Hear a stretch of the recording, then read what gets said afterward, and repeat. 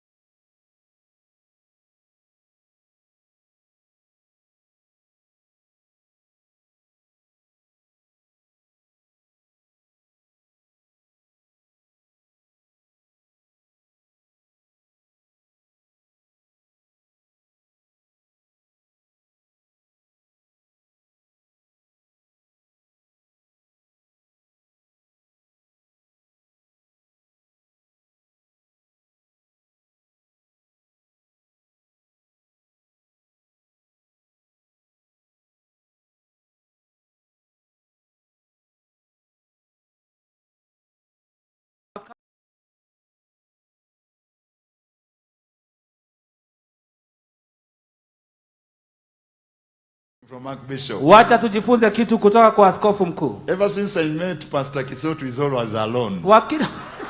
Tangu siku ya kwanza nilikutana na mchungaji askofu Kisotu anakuwa peke yake. Pastors, our pastors here. Wachungaji, tuko na wachungaji hapa. Can we borrow from Archbishop? Tunaweza omba hiyo kutoka kwa askofu mkuu. There is even a time I met them in Dubai. You were going to Israel. Kuna wakati nilikutana nao Dubai, walikuwa wanaenda Israeli. Na bado hata Israeli hiyo walikuwa pamoja. Sasa hapo shetani atatobolea wapi? No, the enemy has no loophole there. Hata ule mtu anataka kuchukua Archbishop. Even if somebody want to take over, Mama Archbishop. ako watchman pale 24/7. Lakini wengine we are experts in kutembea peke yetu. We celebrate you, Archbishop. Tutakusherehekea askofu mkuu. Let me request all my friends, the men of God here, Apostle Andrew, Prophetess Winnie, all of you just stand up, please. I wanna watumishi wa Mungu ambao wako hapa. All the servants of God, just stand up wherever you Watumishi are. wote wa Mungu mahali popote huko, naomba tusimame. Come on, let's celebrate the men of God in the house. Tusherehekee watumishi wa Mungu katika nyumba.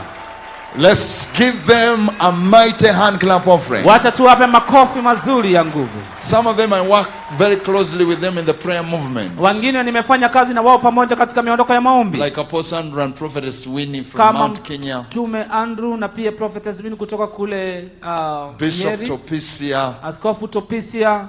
God bless you, people of God. Bwana wabariki watu wa Mungu. Our assistant chair lady for the Heavens Fire, Bishop Ruth, we appreciate you. Msaidizi Pastor Kamau, we love you. Lankisa, we love you. Apostle Martin Isunda, God bless you, we celebrate you. Amen. And all the pastors, the bishops, Apostle Biegon from Italy, God bless you from Italy. Prophetess Ruth, God bless you. And Bishop Mellitus. Let's go to the Word of God. I'm going to share briefly, and then we are going to get into, this, as Pastor Sylvia said, kama vile mchungaji Sylvia amesema, let's celebrate wacha tusherehekee the first lady of our nation, mama yetu, bi wa kwanza wa nchi yetu, the mother of our nation, mama wa nchi yetu. Come on. Ndio. Where have you ever seen a first lady who comes to attend prayer meetings? Utaona wapi bi wa kwanza akikuja kuhudhuria mkutano wa maombi and praise the whole day, na anaomba nanyi kila siku la siku nzima? And when we were in Marigat, wakati tulikuwa Marigat, we had about 7 hours of praying in tongues. Tulikuwa na kama masaa 7 ya kunena kwa lugha. 7 hours of zaga zaga zaga. Askofu, masaa 7 ya kuzaga zaga. And you know what? Na unajua nini? Mama was there praying for all those hours. Mama alikuwa pale anaomba haya masaa yote. And then pia one pastor, mchungaji mmoja, who is interpreting for me, bali ninamtafsiria hapa, told me, nikamwambia, nilikuwa nimechoka na maombi. I was tired that day. And I was feeling like now stopping to pray. Na nilikuwa nasikia kama ni sasa sitaomba tena. Lakini nilipoona Mama Ruto anaendelea. But when I saw Mama Ruto going ahead praying. Na mimi niko na mashida kumuliko. And I have so many problems. Nikasema hata mimi nitaendelea. And I said I have to continue. Please take your seats. Tafadhali wacha tuketi. Amen. Amina. So we thank the Lord. Tunashukuru Mungu. Wow, I'm so excited. Ninafurahia sana. What a day. Siku gani? What a morning. Asubuhi njema na what a week. Na wiki imekuwa ya ajabu that we have had. Ambao tumekuwa nayo. That many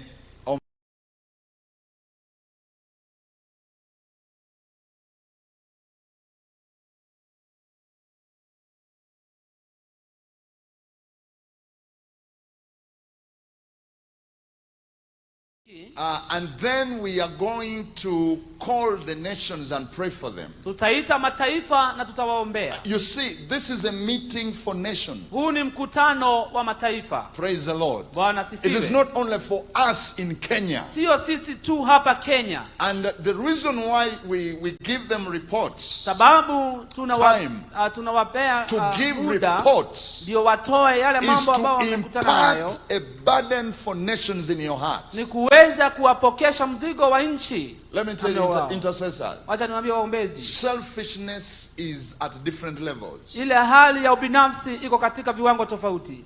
There is a selfishness, kuna ubinafsi where you only pray for yourself. Mahali tu wewe unajiombea. Only yourself. Wewe tu peke yako. And many people are still at that level. Na watu wengi wako kwa ile kiwango. They pray for themselves, pray for their children, for their husband, for their families. Unaombea jamii yako. I love leading prayer more than preaching. Napenda kuongoza maombi kuliko kuhubiri. And many times, mara nyingi, I tell people, naambia watu, let's pray. Wacha tuombe for our children. Tuombee watoto wetu. The women jump through the roof. Wamama wanaomba kwa sauti kubwa, wanaruka. The frequency is too powerful. Ile hali ya maombi yao inaenda juu. Then you say, wafu nasema, now it is time to contend for our businesses. Sasa ni wakati wa kupigania biashara zetu. The men jump through the roof. Wanaume nao ndio hao wanachukulia. Then you say, labu nawaambia, it is now time, ni wakati sasa, to pray for Kenya. Kuombea nchi yetu ya Kenya.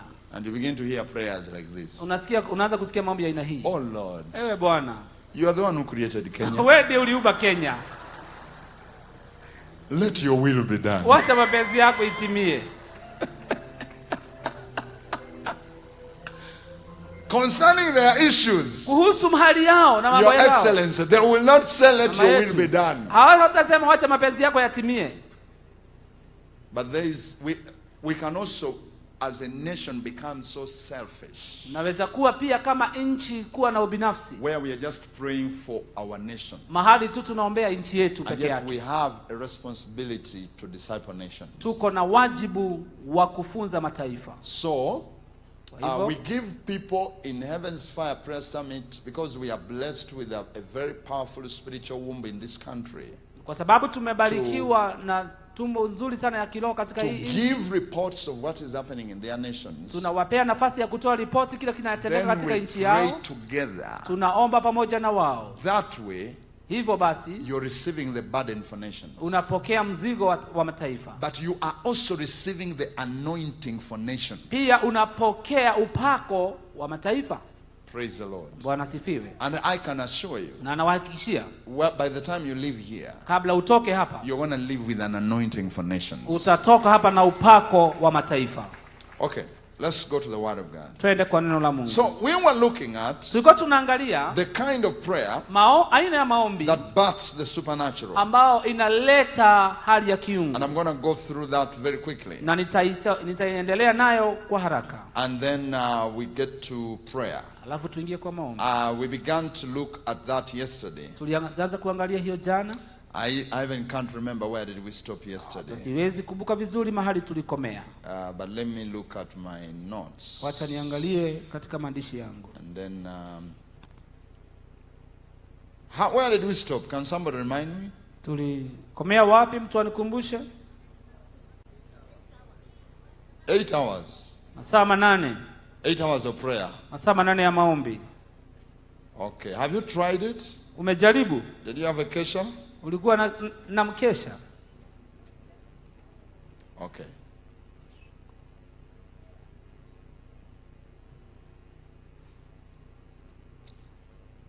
Okay, so, yeah, fantastic, thank you. So, we looked at 2 points yesterday. Tuliangalia dokezo mbili jana. We looked at the aroma of the prayer. Tuliangalia manukato ya maombi. We were looking at essentials of the prayer that births the supernatural. That's the title of my message. Umuhimu wa maombi ambayo inaleta of the prayer that births the supernatural. Aina ya maombi ambayo inaleta hali ya kiungu. Because the theme, kwa sababu mada for this conference ya huu mkutano is a new wave of the supernatural. Ni mfumo mpya wa hali ya kiungu. But we know, lakini tunajua, that though the supernatural is available, it just doesn't happen. Ingawaji hali ya kiungu iko, haitendeki tu. We must activate it. Lazima tuweze kuichochea. There are spiritual transactions that we need to carry out. Kuna mabadilishano ya kiroho lazima tuweze kuiendesha. In order to trigger the supernatural. Ndio tuweze kufungulia hali ya kiungu. So we looked at point number 1 was the aroma of the prayer. Tukaangalia dokezo la kwanza ilikuwa ni manukato ya maombi. And we said, na tukasema hivi, that every prayer ya kwamba kila maombi has an aroma. Iko na manukato yake. And secondly, na ya pili, we said, tukasema the what was it? The second point was the magnitude of the prayer. Ile wingi wa maombi yako. Let's go to the third point. Wacha twende ya tatu. The depth of the prayer. Kilindi cha maombi yako. The ama depth undani of the prayer. Undani wa maombi yako. Psalms 42:7. Zaburi 42:7. Deep calleth unto deep. Kilindi chaita kilindi. At the noise of thy water spouts, all thy waves and thy billows are gone over me. So,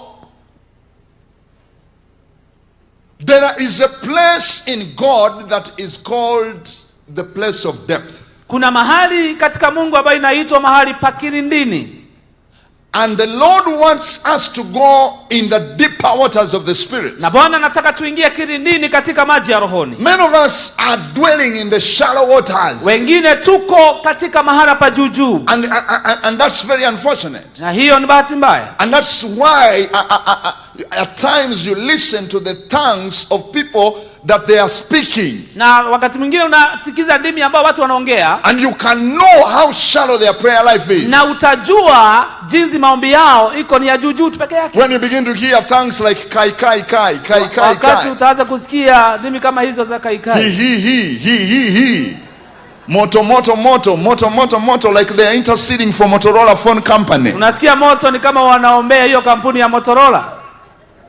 I mean shallow tongues. Ndimi ambazo hazina undani. Because of a shallow prayer lifestyle. Kwa sababu ya mtindo wao wa maombi haujaingia kilindini. Those kind of prayers. Hayo maombi ya aina hiyo. They cannot trigger the supernatural. Haiwezi chochea hali ya kiungu.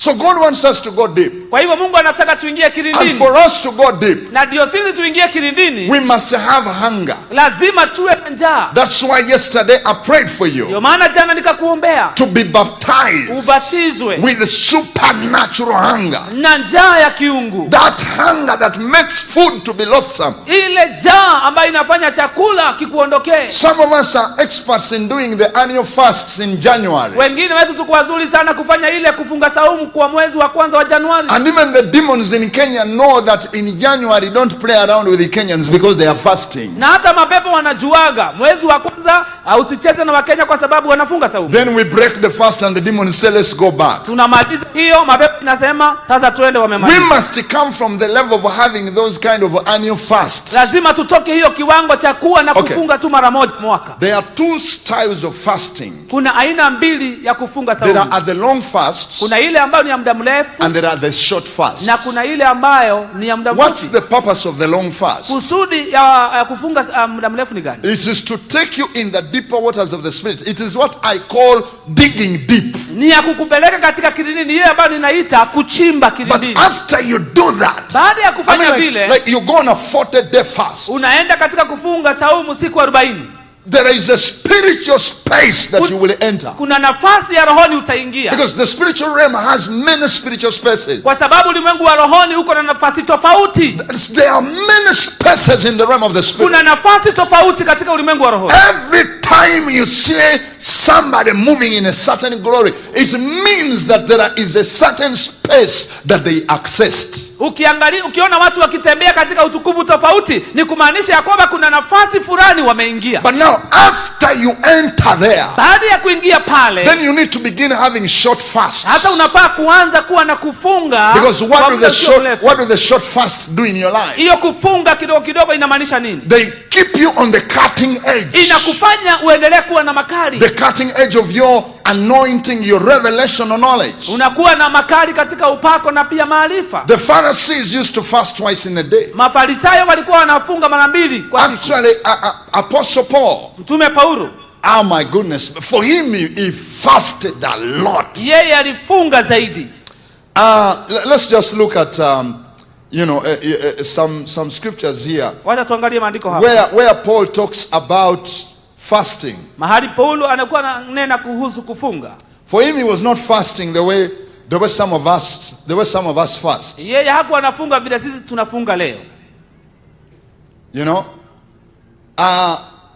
Look at 2 Corinthians. Wakorintho wa pili Chapter 11 and verse 26 to verse 27. 11:26 hadi 27. In journeyings often, in perils of waters, in perils of robbers, in perils by my own countrymen, in perils by the heathen, in perils in the city, in perils in the wilderness, in perils in the sea, in perils among the false brethren, in weariness and painfulness, in watchings, often in hunger and thirst. That is when there was no food to eat. Then he says, in fastings often. Anasema pia kwa kufunga mara nyingi. In fastings often. Katika kufunga mara nyingi. So Paul was living a fasted lifestyle. Paulo alikuwa anaishi katika ule mtindo wa kufunga saumu. And that is one of the reasons. Na ndio maana hiyo ni sababu moja. He accessed a very unusual supernatural revelational space. Aliweza kupatana na nafasi ya ufunuo ambayo iko na undani mwingi. Oh my goodness me. He brought us vocabularies akatuletea misemo that we never knew about. ambayo hatukujua. He's the one who taught us about principalities. Yeye ndiye alitufunza kuhusu ngome. Rulers of darkness. Watawala wa giza. The powers in the heavenly places. Nguvu katika maeneo ya juu. That are controlling nations. Ambayo inatawala mataifa. It is Paul who taught us. Ni Paulo alitufundisha. That we are wrestling. Ya kwamba tunamenyana. We are not fighting. Hatupigani. But we are wrestling. Lakini tunamenyana. With the powers of darkness. Na nguvu za giza. He had, and every child of God needs to be like that. Na kila mwana wa Mungu anafaa kuwa na. You know, the word of God is a double-edged sword. Neno la Mungu ni upanga ukatao kuwili. You need to have so much revelational knowledge. Lazima upatane na maarifa mengi na ufunuo on God. Kuhusu Mungu. And then also you need to understand the devil. Pia lazima uelewe shetani. Because Paul understood both. Paulo alielewa wote wawili. You know, there are people who say, kuna watu wanasema, don't even talk about the devil. Hata usinene kuhusu shetani. You know, just talk about Jesus. Wewe niambie tu kuhusu Yesu. Don't even be concerned. Hata usishughulike. But Paul had revelation in both of those dimensions. Lakini Paulo alikuwa na ufunuo kati ya hao wote wawili. He understood about the kingdom of God and the kingdom of darkness. Alielewa kuhusu ufalme wa Mungu na ufalme wa giza. So, kwa hivyo, I believe naamini that one of the reasons sababu moja why Paul's ministry was on the cutting edge, huduma yake iliinuliwa na ikakuwa katika ile hali ya kutiwa makali, was because of the lifestyle of fasting often and speaking in tongues so much. Ni katika ile mtindo wa kufunga saumu mara kwa mara na pia kunena kwa lugha zaidi. Because you know, as we saw yesterday, he says that I thank God that I speak in tongues more than all of you. Tuliona jana akiwaambia kwamba ninanena kwa lugha zaidi yenu wote. Now, child of God, mwana wa Mungu, deep calls unto deep. Kilindi chaita kilindi. Which means inamaanisha that until you go in the deep waters of the spirit, hadi uingie katika kilindini, katika maji ya rohoni, there are certain demonic structures that you don't qualify to uproot. Kuna majengo ya kipepo ambao hautaweza kung'oa. Because some of us are standing in the shallow waters. Wengine tumesimama katika maji ya juju. But we are expecting to uproot things that are so deep in our family, in our nation, in our cities. Lakini tunatarajiwa kung'oa vitu ambazo zimeenda kilindini katika jamii na katika nchi na katika watoto wetu. Shallow calls unto shallow. Hivyo basi hali ya kuelea juju, but deep haita ya juju, lakini ya kilindi calls unto deep. inaitia kilindi. I pray for you. Na kuombea leo, You will go deep. utaingia kilindi. You will go deep. Utaingia kilindi. That by the time you come out of this summit, unapotoka mkutano you are huu, gonna be so deep utakuwa umeizama that those deep demonic structures and the configurations that the devil has constructed for years in your family, as you go back, you are going to uproot them in the name of Jesus. Hiyo majengo ambayo shetani yamejenga katika jamii yako kwa muda mrefu, ukirudi pale utaingoa kwa jina la Yesu. Now, sasa one of the things jambo moja that will help you to quickly get deep ambayo itakusaidia kuzama ama kuingia kilindini is the prayer of separation. Ni maombi ya kujitenga. Separation. Maombi ya kujitenga. Mungu wangu. Separation. Maombi ambayo umejitenga. You know, many of us, we don't go deep in the things of God. Katika mambo ya Mungu. Because we are too busy. Kwa sababu tuko na shughuli nyingi. And we are so distracted. Na tunaondoshwa na mambo mengi. Everybody. Kila mtu. You need to have times. Unahitaji kuwa na nyakati in your life. Katika maisha yako. When you shut down everything. Mahali unazima kila kitu. And close yourself. Na unajifungia. In a prayer closet. Katika mahali pa maombi. Maybe for 7 days. Labda kwa siku 7. I mean, all of us here are working. Wote hapa tunafanya kazi. Once in a year. Mara moja kwa mwaka. You get leave. Unapata ile unapewa ruhusa ya kutoka kazini. I have seen it. Nimeiona. If you fast for 21 days. Ukifunga saumu siku 21. And you are talking to people. Na bado unaongea na watu. You are working. Unafanya kazi. But you are fasting. Lakini unafunga. But you are talking with people. Lakini uko kila mahali na watu. Somebody who goes for 5 days. Mtu ambaye ataenda siku zake 5. Only 5. 5. And they close themselves. Na amejifungia mahali. In a prayer closet. Katika mahali pa maombi. And they shut down everything. Na anazima kila kitu.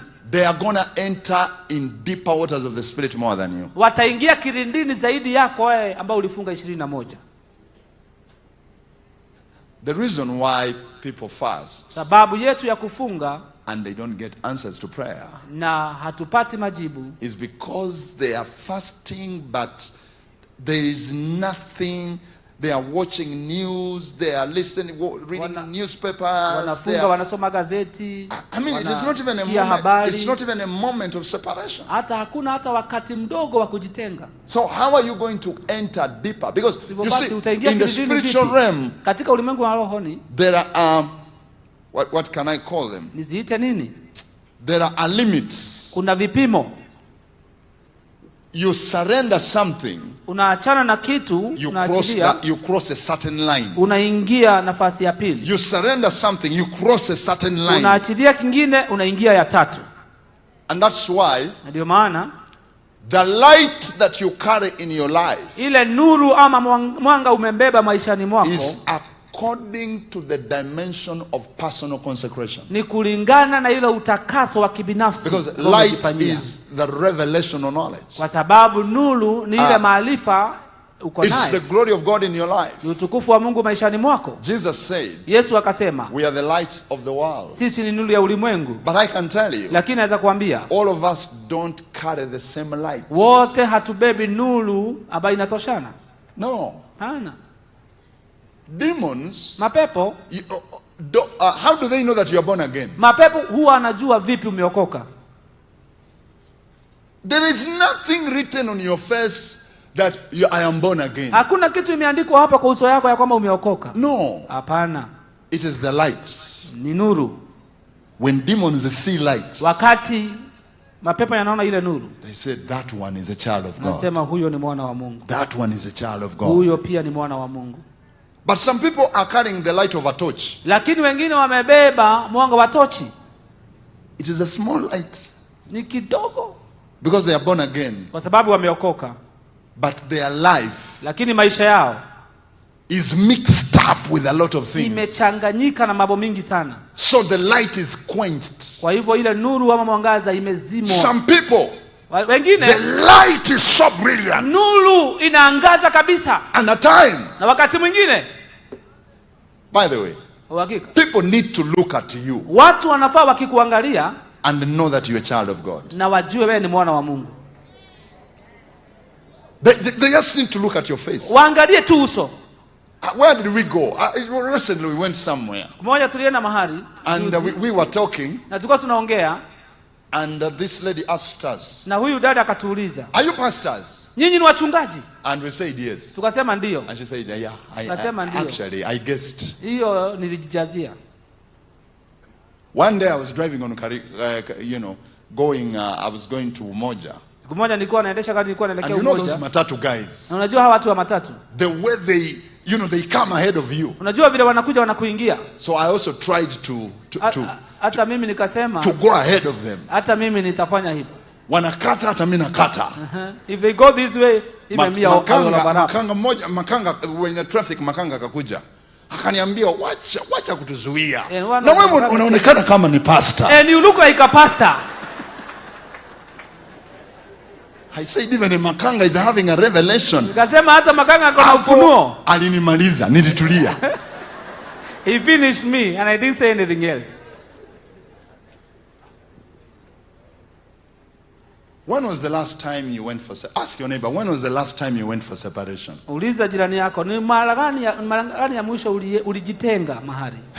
When you shut down everything, you don't talk to anybody. Hauongei na mtu. By the way, some of you can fall sick not to talk to anybody for the whole day. Wengine hata mnaweza konjeka ati kama hutaongelesha mtu. You talk like radio. Unaongea kama radio.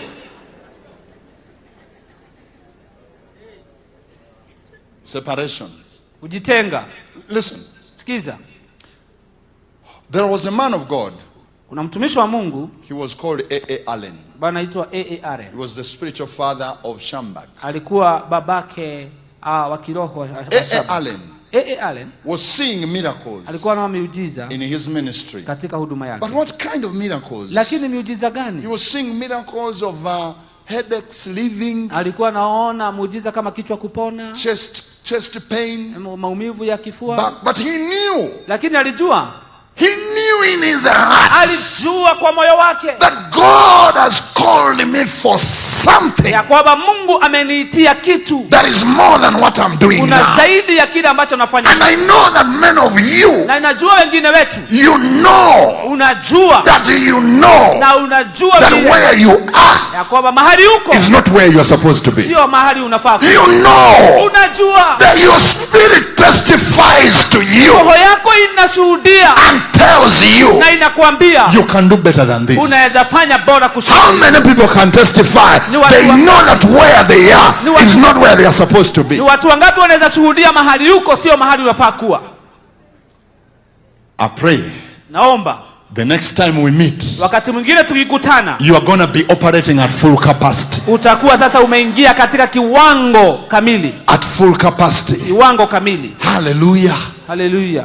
So A.A. Allen. A.A. Allen went into the prayer closet. Akaenda akajifungia katika mara pa maombi. Several times. Mara nyingi. He went for separation. Alikuwa anajitenga. But lakini he had a problem. Alikuwa na shida. He loved the food. Alipenda chakula sana. You know, some of us have a covenant with the food. Unajua wengi wetu hapa tuko na agano na chakula. And I'm here to break that covenant in the name of Jesus. Hapa kuvunja hiyo maagano. Today you have to resign. Leo lazima uachane. From eating from January to December. Kutoka Januari hadi December. Hey, you are becoming annoyed. Nimeanza kunikasirikia. But listen. So one day, siku moja, oh my God, people of God. Watu wa Mungu. It is not good for you to live below your capacity. Sio vyema kukaa chini ya kiwango chako. He entered the prayer closet. Akaingia katika mahali pa maombi. To pray. Kuomba. Closed himself. Akajifungia. He began to pray. Akaanza kuomba. Seeking God. Kutafuta Mungu. His wife was cooking in the kitchen. Mke wake alikuwa anapika jikoni. The smell of the food. Ile harufu ya chakula was demonically projected to the prayer room. Kazi ya kipepo ilikuwa inaingia katika chumba. He opened the room and came out. Akatoka katika ile chumba na akatoka. And he went to the kitchen. Kaenda katika jikoni. Got the food. Akachukua chakula.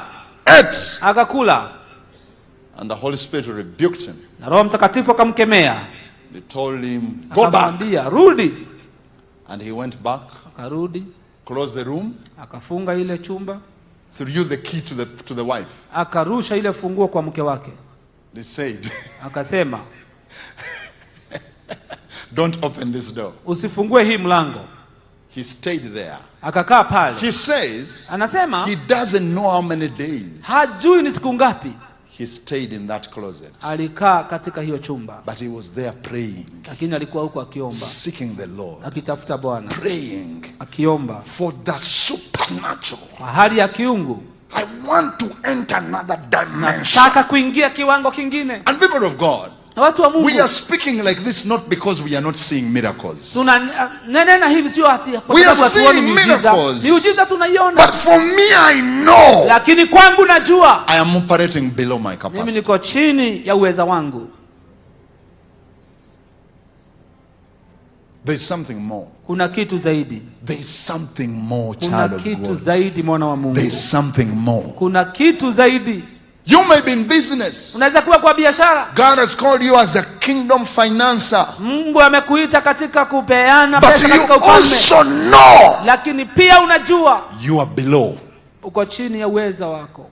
What you're receiving today kile unapokea leo is going to catapult you. Itakulusha, kukusukuma. I am saying it is going to catapult you. Nasema itakusukuma. Are we together? Tuko pamoja. So when A.A. Allen was praying, wakati A.A. Allen alikuwa naomba, the room was dark. Ile chumba kilikuwa na giza. A light came in that room. Na mwanga ukaingia katika ile chumba. And he wondered. Na kashangaa. What is happening? Nini inaendelea? It has been dark. Kumekuwa na giza. What is happening? Nini inaendelea?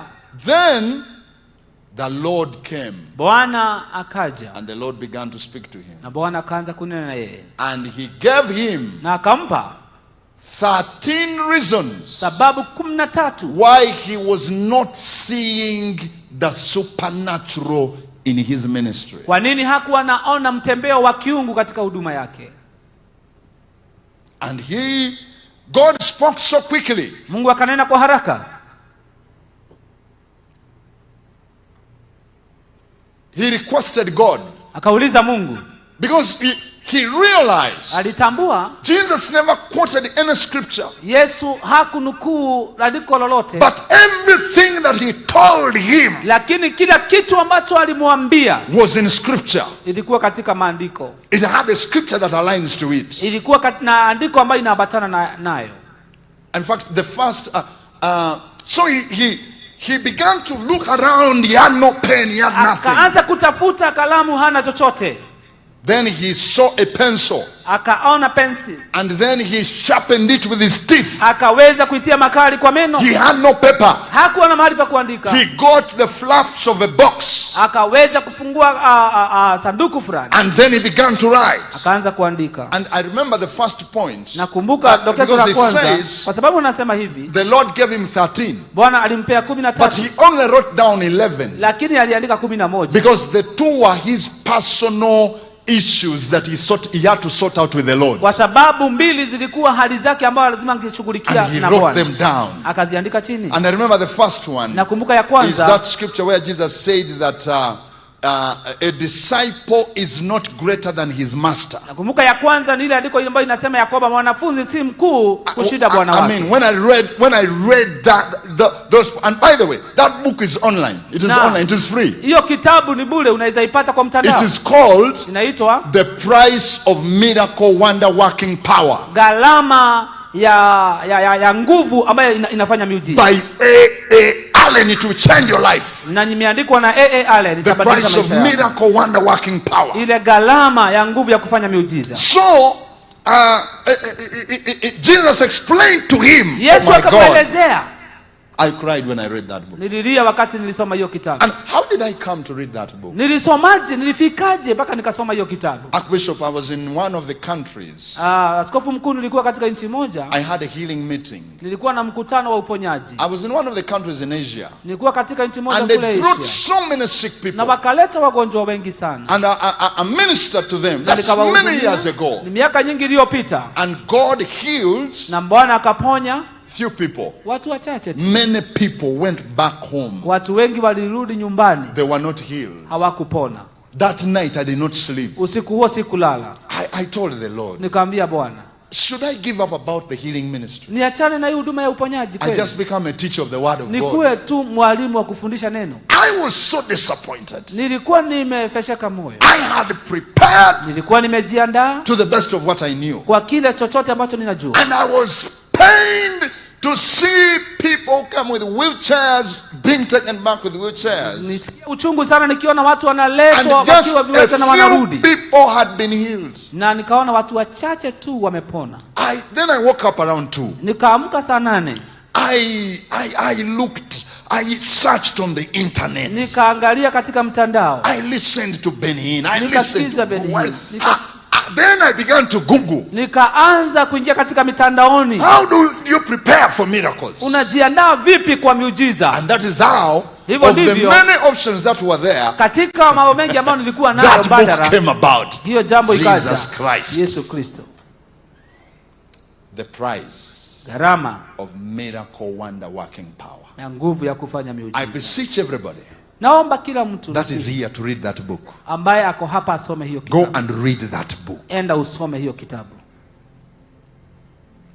So is in the first point, katika dokezo lake la kwanza, where he was saying, mahali alikuwa anasema a disciple is not greater than his master. Mwanafunzi hako juu. Jesus told him, Yesu akamwambia, when he was on earth, wakati alikuwa duniani, he was a son of God. Yeye alikuwa mwana wa Mungu. But he paid the price for the miracles that used to take place every day in his ministry. Lakini alilipia gharama ile miujiza ilikuwa inatendeka kila siku katika huduma yake. He woke up early in the morning. Aliamka asubuhi na mapema to pray. Kuomba. He denied himself. Akajinyima. He went for the 40 days of prayer and fasting. Akaingia katika saumu ya siku 40. He lived the life of holiness. Akaishi maisha matakatifu pia.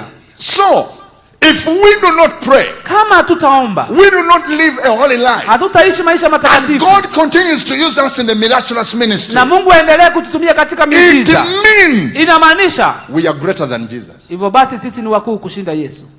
A disciple is not greater than his master. Mwanafunzi sio mkuu kushinda mwalimu wake. So, kwa hivyo we have to sacrifice. Lazima tujitoe dhabihu. You read it for yourself. Utajisomea. And I pray, as you read, unaposoma, may you receive an anointing. Pokea upako. May you receive an anointing. Pokea upako. May you be fired up. Uweze kuchochewa. How many of you want to see miracles you have never seen? Ni wangapi wangetaka kuona miujiza hujawahi ona? How many of you want to see blind eyes? We saw Pastor Robert Kayanja opening a blind eye here, which has been blind for the last 36 years. Tuliona mchungaji Kayanja mtu akifunguka macho hapa ambaye alikuwa amekaa hivyo kwa miaka 36. But there is a price. Lakini kuna gharama. There is a price. Na gharama ndio. Then he came out. Akatoka from the room. Kwa ile chumba. And so he knocked on the door. The wife came. Akabisha, and when the wife saw his face, na wakati mke wake aliona uso wake, she said, darling, kamwambia mpenzi wangu, I know you met with the Lord. Najua ulikutana na Bwana. Wachana nao watu wanasema nilikutana na Yesu asubuhi, nikakutana na yeye jioni. I saw the Lord in the morning. Lakini maisha haibadiliki. And their lives are not changing.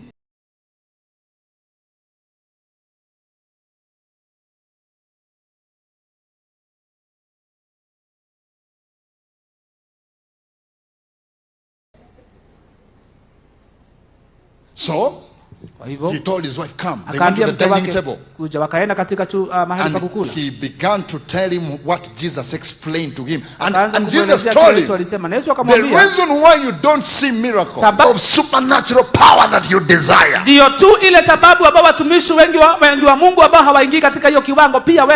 And listen to me, children of God. This is not for pastors. This is not for apostles. This is not for evangelists. We are in the age where God is raising up a powerful saints movement. And you are part of that. An accountant full of the Holy Ghost. At your place of work, you will cast out devils out of the people. A journalist full of the Holy Ghost. You are casting out devils in media. You are opening blind eyes. You are giving prophetic direction. That is going to be your portion. hiyo itakuwa sehemu yako. Then he began to. Then God told him. Mungu akamwambia. The Lord told him. Bwana akamwambia. After you have worked on these things. Baada ya kufanyia kazi haya mambo. And you have put these things. Na umeiweka haya mambo. On the altar of sacrifice. Katika madhabahu ya dhabihu. You are going to heal cancers. Open the blind eyes, the deaf ears. Hata viziwi watafunguliwa masikio yao. And he began working on that. Na akaanza kuifanyisha kazi. My goodness, wangu. A.A. Allen. A.A. Allen. The miracles he saw in his ministry. Ile miujiza aliona kwa huduma yake. Cancers began to disappear without struggle. Saratani zinatoka bila kung'ang'ana. Vipofu wanaona. I will never forget a testimony. Sitawahi sahau ushuhuda. I read it. Nilisoma. I was in Malaysia. Nilikuwa kule Malaysia. I was hit by the power of God. I fell on the ground. Niliongwa na nguvu za Mungu na nikashuka chini. Of a child ya mtoto that was healed of 26 sicknesses in one service, ambaye aliponywa magonjwa 26 kwa ibada moja in A.A. Allen's meetings. Katika mkutano wa A.A. And how did it begin? This woman I think had traveled from Nashville. Huyu mama alikuwa ametoka katika ile nchi.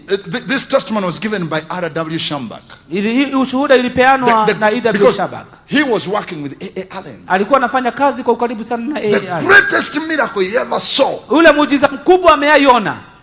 It was a meeting like this. Ni mkutano kama huu. A woman had traveled. Mama alikuwa amesafiri. Brought a child. Kaleta mtoto. That was deaf. Ambaye alikuwa kiziwi. Mute. Ambaye alikuwa haongei. Blind. Ambaye alikuwa haoni. No legs. Hana miguu. No hands. Hana mikono. I don't know the kidneys. I don't know what. There were 26. When that child was born, wakati mtoto alizaliwa, the doctors declared, daktari walitangaza, this child will not see his first birthday. Mtoto hataona mwaka wake wa kwanza. But by the grace of God, lakini kwa neema ya Mungu, the child lived for about 20, I mean it was about 7 years I think. Huyo mtoto alikuwa kama miaka 7 hivi. So in that evening service, which was the last service, jioni hiyo ilikuwa ni ibada ya mwisho. That's why you should not miss out on tonight's evening service. Ndio maana usikose ibada ya leo jioni. This woman has been in the meeting. Huyu mama alikuwa katika hiyo mkutano, hoping for A.A. Allen to pray for her child. Akitumai ya kwamba A.A. Allen ataombea mtoto wake. And A.A. Allen had prayed for others but not that woman. Na alikuwa ameombea wengine lakini hakuwa ameombea huyo. So the last day, siku ya mwisho, she went and talked to Schambach. Akaenda na kana na Schambach. And she told Schambach, na akamwambia, I am only remaining nimebaki with the $20 na $20. This money, hii pesa, if I stay tonight nikikaa and I use it, nikikaa na nitumie, I will not have money for gas. Sitakuwa na pesa ya gesi. To buy, you know, for in the US they use gas, to buy gas to, you know, to go back home. Ndio niweze kurudi nyumbani. So, please, tafadhali, talk to the man of God. Nena na mtumishi wa Mungu when he comes, akikuja, to pray for my son. Aombee mwanangu. So A.A. Allen came. A.A. Allen akaja. After the worship, baada ya kuabudu, he got on the pulpit. Akaingia katika madhabahu. And he said something. Akasema kitu. After the worship he said, baada ya kuabudu, akasema leo we are going to take, tutaenda kuchukua a faith offering. Tutaenda kupokea sadaka ya imani. It a faith offering. Kaita sadaka ya imani. Schambach said he had never had him begin a meeting like that. Schambach akasema ya kwamba hajawahi sikia akianza mkutano namna hiyo. Then the first woman to run to the altar, mtu wa kwanza kukimbia katika ile madhabahu, to give the money, kupeana ile pesa, was that lady who she brought the $20. Huyo mama alikatoa ile dola alikuwa nayo. Schambach was standing there at the pulpit. Schambach alikuwa amesimama pale katika madhabahu, because he was an usher. Kwa sababu alikuwa shamanzi. He moved closer to look in the basket. Akakaribia aangalie kwa kikapu. It was the $20 the lady had told her. Ni ile dola 20 yule dada alikuwa amemwambia. He began to weep. Akaanza kulia. He said, Lord, akasema Bwana, Lord, remember this woman. Mungu kumbuka huyu mama. Speak to your servant. Nena na mtumishi wako. Then after people had given, wakati watu wametoa, when Pastor Robert came here, wakati mchungaji Robert alikuja hapa, and he stepped on the pulpit, na akasimama hapo kwa madhabahu, And he spoke about people giving seeds. Na kanena kuhusu watu kutoa mbegu. That testimony I had many years ago came back to me. Ile ushuhuda ambao nilisikia miaka nyingi iliyopita nikakuja kwangu. Nikaanza kulia. Then A.A. Allen stopped. Akakoma and he kidogo. began to enter into the prophetic. Na akaanza kuingia katika and he said, na akasema hivi, the Lord is leading me somewhere. Bwana ananiongoza mahali. It is a white building. Na ni jengo ambalo ni nyeupe. Yes, it is a white building. Ni jengo nyeupe.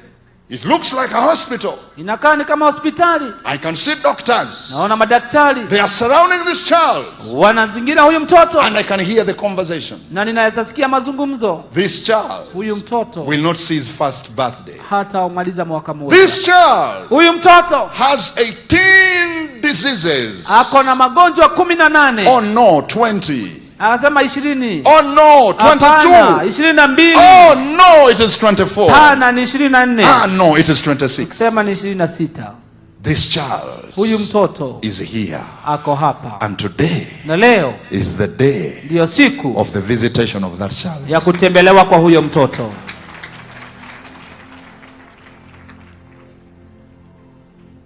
The woman, yule mama, ran with the child, akakimbia na yule mtoto to the altar, kwa madhabahu, before the eyes of everybody. Mbele ya macho ya kila mtu akiona. And A.A. Allen began to minister to this child. Akaanza kuhudumia huyu mtoto. The eyes were created. Macho ikaumbika. Shambach says, I saw every miracle. Shambach akasema nimeona kila muujiza. The child was mute, the mouth was opened. Mtoto ambaye alikuwa haongei, the ears were opened. Masikio yakafunguka. He had no legs. Hakuwa na miguu. The legs grew. Miguu ikamea. In the presence of everybody. Katika kila mtu akiona. And on that day, na siku hiyo, God performed 26 miracles on one person. Supernatural. Mungu akatenda miujiza 26 kwa mtu mmoja. Supernatural. Hali ya kiungu. These are the miracles we are talking about. Hivyo miujiza tunanena kuhusu. We want to enter another dimension. Tunataka kuingia kiwango kingine. We want to enter another way. Tunataka kuingia katika mfumo. That is my cry. Hiyo ndio kilio changu. We are seeing miracles. Tumeona miujiza. But is that all that God can do? Hiyo ndio tu Mungu anaweza fanya. The child got whole. Huyu mtoto akapona. And the whole congregation, na kundi nzima, kanisa nzima, it went wild. It went wild. Ikaweza people were healed from everywhere. Watu wakapona kutoka kila mahali. Where is the God of A.A. Allen? Wapi Mungu wa A.A. Allen? Where is the God of Catherine Coleman? Wapi Mungu wa Catherine Coleman? Where is the God of Amy Simple McPherson? Wapi Mungu wa Amy Simple McPherson? Recently we were in Azusa. Juzi tulikuwa kule Azusa. We were in Azusa. Tulikuwa Azusa. With excellence, and we went to the church of Amy Simple McPherson. Na tukaenda katika hiyo kanisa lake. A woman who operated in power in the 40s. Mwanamke ambaye alifanya kazi kwa nguvu kwa 1940s. Miaka ya 40. She had built an auditorium of 5,000 people, Bishop, by the 1940s. Alikuwa amejenga kanisa ya watu 5,000 katika hiyo miaka. We were in that auditorium. And we saw the testimony of the miracles that had taken place in our ministry. Where is the God of Smith Wigglesworth? Where is the God of Benson Idahosa? Where is the God of Margaret Wangari that used her in the 1970s? Where is the God of Mama Teresia Wairimu? The miracles that were done at Uhuru Park. Church of Christ, we cannot settle for less. We cannot settle for less. We must go in the deep waters of the Spirit. I am tired of small miracles. I am tired of small miracles. The people in the world are sick. People have cancer. People are blind. People are stuck in generational curses. And we are not able to help them. Lift your hands and say, oh Father, Sema Baba. The God of our fathers. Mungu wa baba zetu. The God of miracles. Mungu wa miujiza. The God of signs and wonders. Mungu wa ishara na miujiza. We call upon you today. Twakuita leo. We call upon you today. Twakuita leo. Oh, revive us again. Bwana tuhuisha tena. We want to see your works. Tungetaka kuona kazi. We want to see your wonders. Tungetaka kuona maajabu. God of A.A. Allen. Mungu wa A.A. Allen. Calm down. Shuka. Calm down. Shuka. Calm down. Shuka. Zayata ya, somebody open your mouth. Mtu fungua kinywa chako. Yeah, open your mouth. Fungua kinywa chako. Let's pray, people of God. Wacha tuombe watu wa Mungu. Let's not comfort ourselves. Wacha tusiweze kujitia There is moyo. more. Kuna zaidi. There is more. Kuna zaidi. There is more. Kuna zaidi. There is more. Kuna zaidi. Yes, God is using you. Mungu ndiye But anakutumia. there is more. Lakini kuna zaidi. Ndio. Ndio. Where is the supernatural God? Wapi Mungu ambaye anafanya mambo ya kiungu? Why are we losing people to cancer? Kwa nini watu wetu wanakufa na Why are we kansa? losing people to HIV? Kwa nini watu wanakufa na ukimwi? Zayata yata. Barosandia mataya. Bayata la bazandia bakabo zandia taya. Barosata yata yata. Bamate zantayata. Ramashana makatoza taya.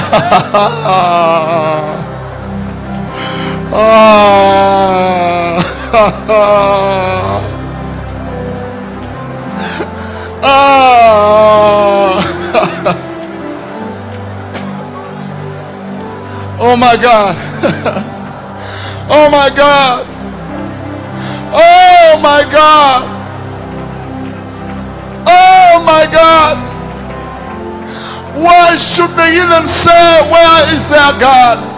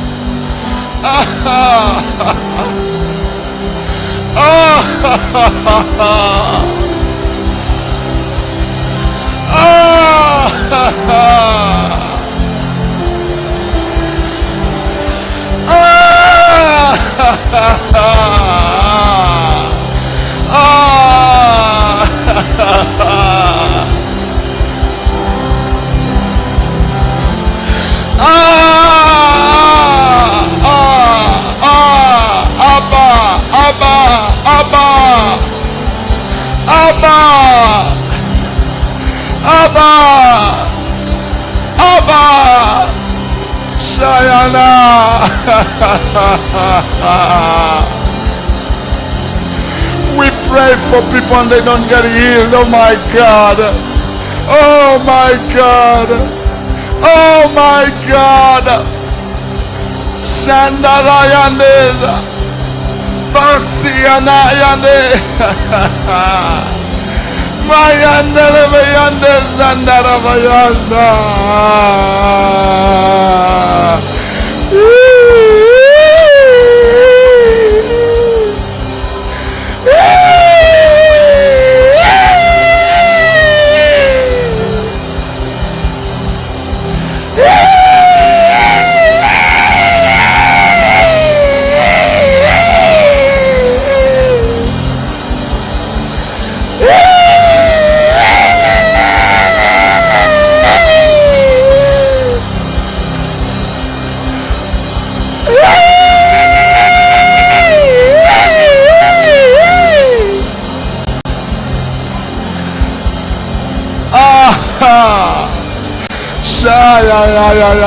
Randere Ramayana Ramashana Maramashana Ramashana Maramashana Ramashana Baba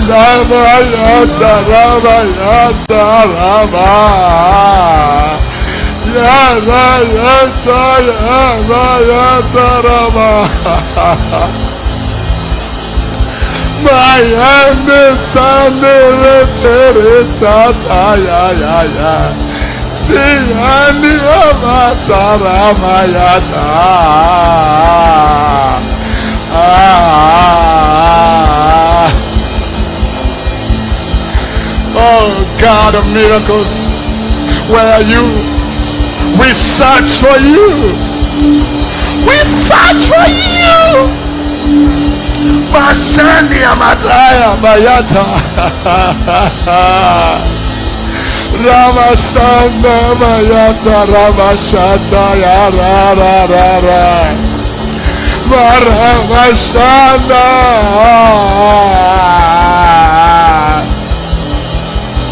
Paramasana Ramayane.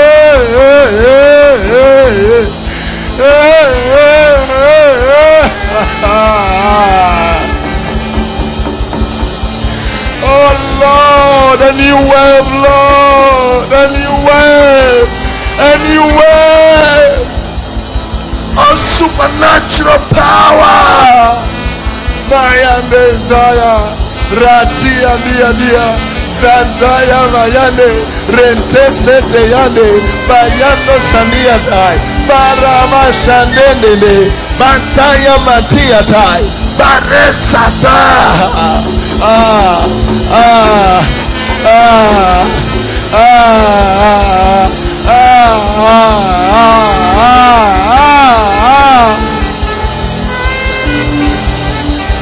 Oh my God. Where is the power to change nations, my God? Where is the power to change nations, my God? Where is the power to change cities, my God? Oh, oh, oh, oh, oh. Mashanda Makata Rosa Ramayane Shani Ramayane.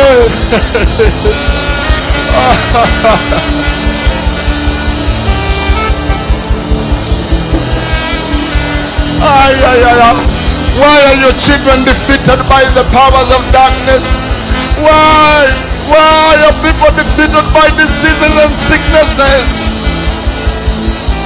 Ayamayate Mashanderebe Santa Mayate Mareseteme Bayandiatia Zamate Sete Marendelevezai.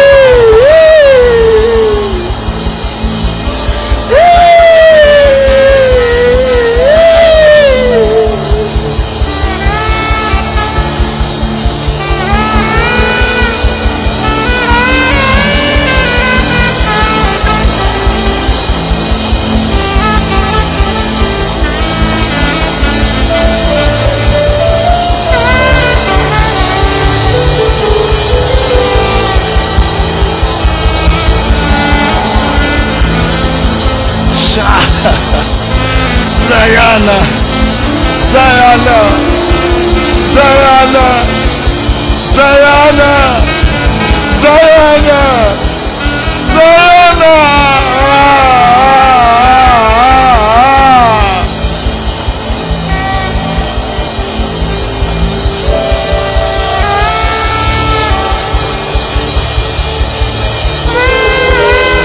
Shaniana. Shaniana, Rande, Shaniana, Shaniana, Shaniana, Shaniana, Shaniana, Shaniana,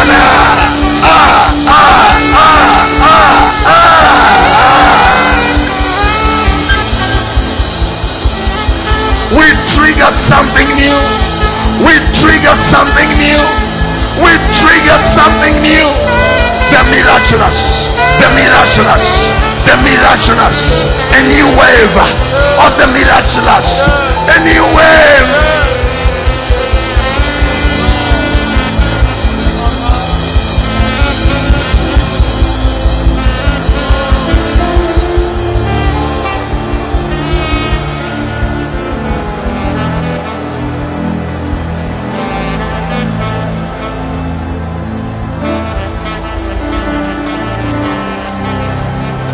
Mashianahai, Zantaya Mataya. God can use you. Marasatayataya, Lakasania Makataya, Remaseta. Whether you've gone to school or not, God can use you.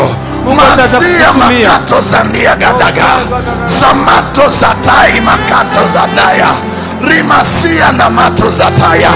There is more that God wants to do through you. There is more that He wants to do through you. Masani anaya, Zamatuna nahaya, Maresa tia kataya, Ramando samani adaya, Rekato zabunda katuza, Kamrania nahaya, Rekato sataya. Let's not settle for less. Mayande samakataya. Let's not settle for less. Mayani amakabozania. Basani ataya. Marriages are falling apart. Where is the power to restore marriages? Our children are afflicted. Where is the power to deliver them?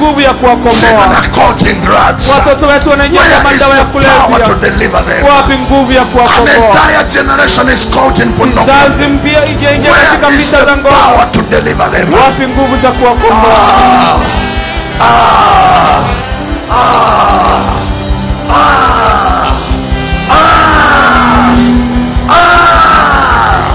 Whether you are online, whether you are in the village, God is a respecter of nobody.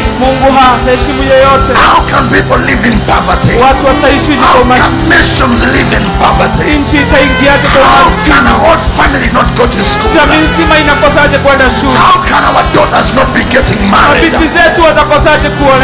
are getting old. They are getting old. They are getting old. Where is that power? Where is that power to break those limitations? How can witches and sorcerers be controlling our cities? How can they be controlling our cities? Where is the God of Elijah? Where is the God of David? Where is the God of David? Where is the God of Apostle Paul? Shayatayataya Bamato Sania Katoza Where is the God of T.L. Osborne? Masia Makato Zakataya. Bando Sataya. Where is the God of Robert Kayanja? Masandia Makapo Zandaya. Remato Sakapo Sekataya. Where is the God of Benson in Dahosa? Oh my God. Oh my God. There is a generation rising up here. There is a generation rising up here. They want to see the works of God. We want to see the power of God. Zamayata yataya. Ramato zamania kataya. Bakabo seke brekatoza ta.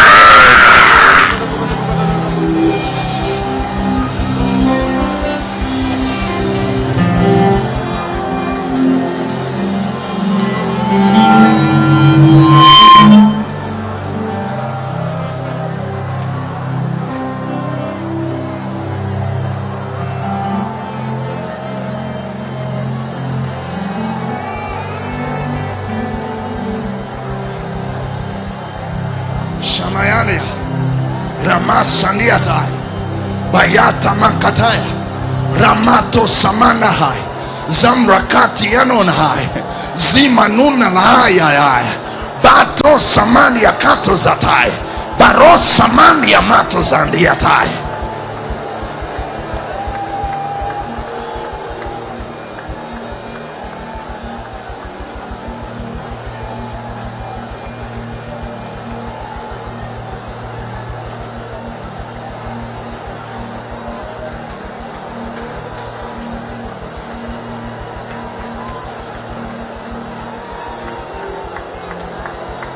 The Lord is moving. The Lord is releasing the gifts of healing in people's lives here today. Mashantama kaposatamandiatai. Marashandia katozama patita. Makasa kataya. How can we be defeated? We have our beloved ones who are sick. They are sick. You prayed for them over and over, but they are still sick. Where is that power? Where is that power?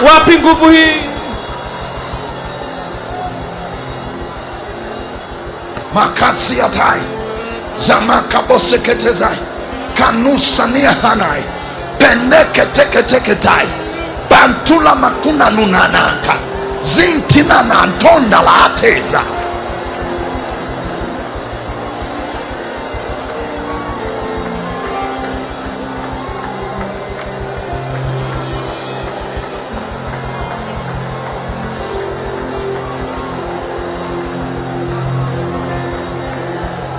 How can we be talking about miracles and we are not seeing miracles? How can we be talking about a God of signs and wonders and we are not seeing those things in our nations? There is a birthing of the supernatural. There is a grace that has been released to birth the supernatural. There is a grace. There is a grace. There is a grace. There is a grace. Healing evangelists are being born again today.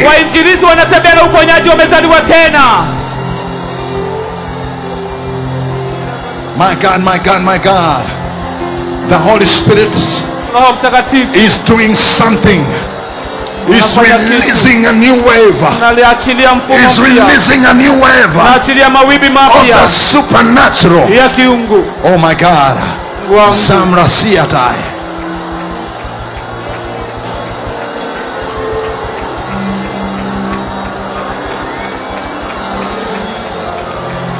Come on, come on, come on, come on. I see gifts being distributed. I see gifts being distributed. I see a new level of the prophetic ministry. I see a new dimension of the prophetic. I see seers being released. I see seers. I see seers. Marosatatai. Barosania makabre kataya. Bayato samania katia makataya. Makosaka, Remasiataya, Ramatea. Seers are being born. Seers are being born. Ayamato Zatai, Barossa Kutanarai, Bamatia Kando Zakatai, Barossa Tia Manoza Mania, Bayate Keteke Zakuta Butai, Barossa Mania Bakata Labazandia, Remato Sakato Zakata Labazanda. Oh my God. Wante Teke Matuna Tulatu, Siana Mantele Mendele Besatai, Baton Zakatai.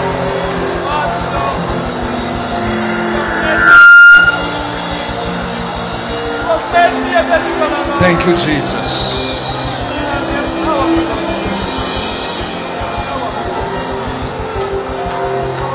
Everybody, listen, people of God. Sikizeni watu wa Mungu.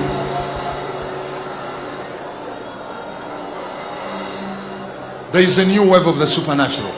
Kuna mawimbi mapya ya hali ya The kiungu. Lord has released the grace to birth Bwana ameachilia neema ya a kuzalisha new wave of supernatural power. mawimbi mapya ya nguvu za kiungu.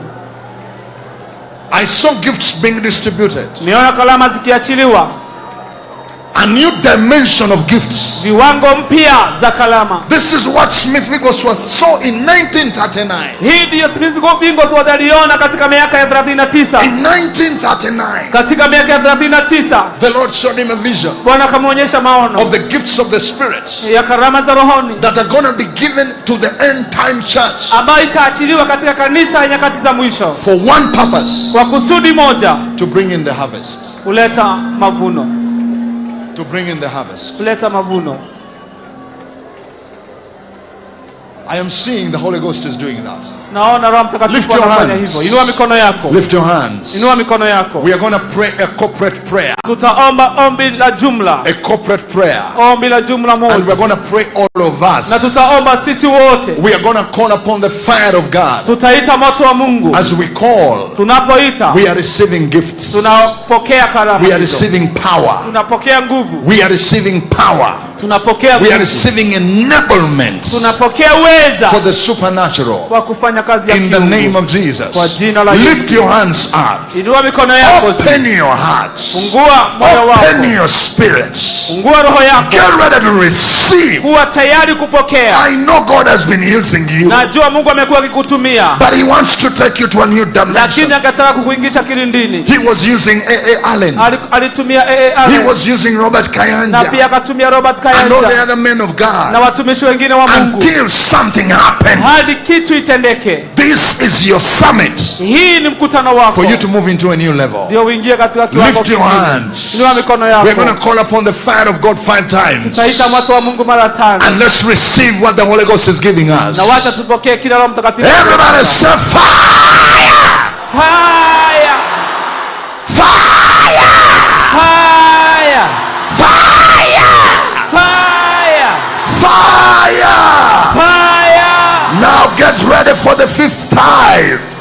Call with all your hearts and receive what the Holy Spirit gives Wita to na you. moyo wako wote na upokea kila Roho anataka. Receive that gift.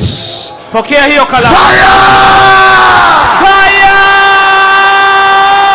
Now receive that gift. Pokea hiyo kalamu. Receive that impartation. Pokea hiyo kupokea. Receive the power of Pokea miracles. nguvu ya miujiza. Receive the supernatural. Pokea hali ya kiungu. Receive the anointing to Pokea back. upako. Receive. Pokea. Receive. Pokea. The power of God is everywhere. Nguvu za Mungu ziko The kila power mahali. of God is everywhere. Nguvu za Mungu ziko The kila power mahali. of God is everywhere. Nguvu za Mungu The ziko kila power of mahali. God is everywhere. Nguvu za Mungu ziko The kila mahali. power of God is everywhere. Nguvu za Mungu ziko kila mahali. Sayata. Yes. Barosata. New prophets are being born. Manabii wapya wanazaliwa. Healing apostles.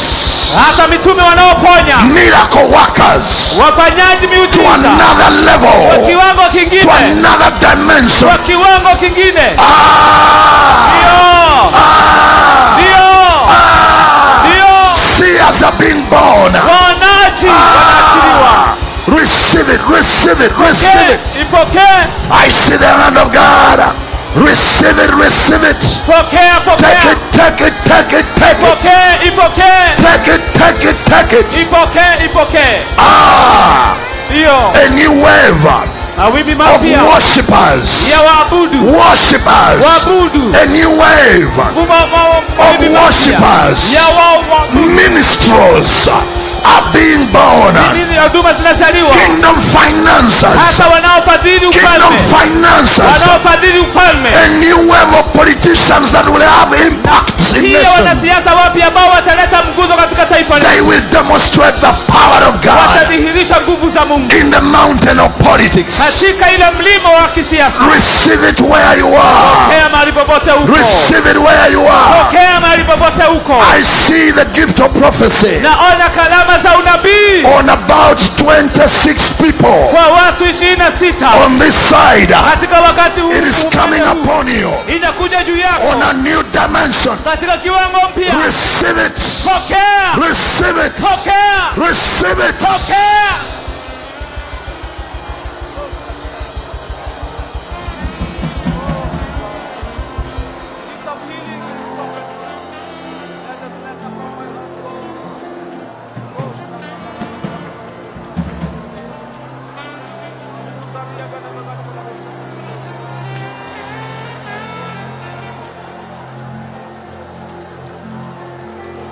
Thank you, Holy Spirit.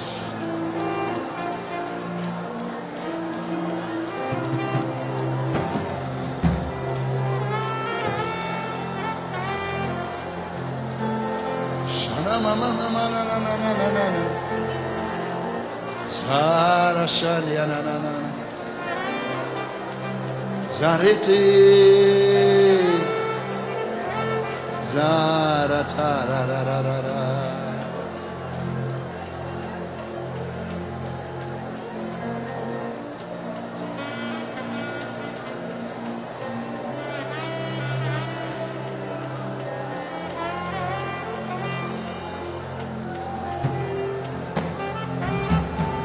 I speak Jesus. Zamare Shara Sanda ra ra ra ra. People are getting healed. Watu wanapona. You're getting healed right now. Tunapona sasa. From every sickness. Kutoka kwa kila magonjwa. Every devil kila pepo that has been in your back, ambayo imekuwa katika I mgongo wako. command it to get out. Na iamrisha itoke.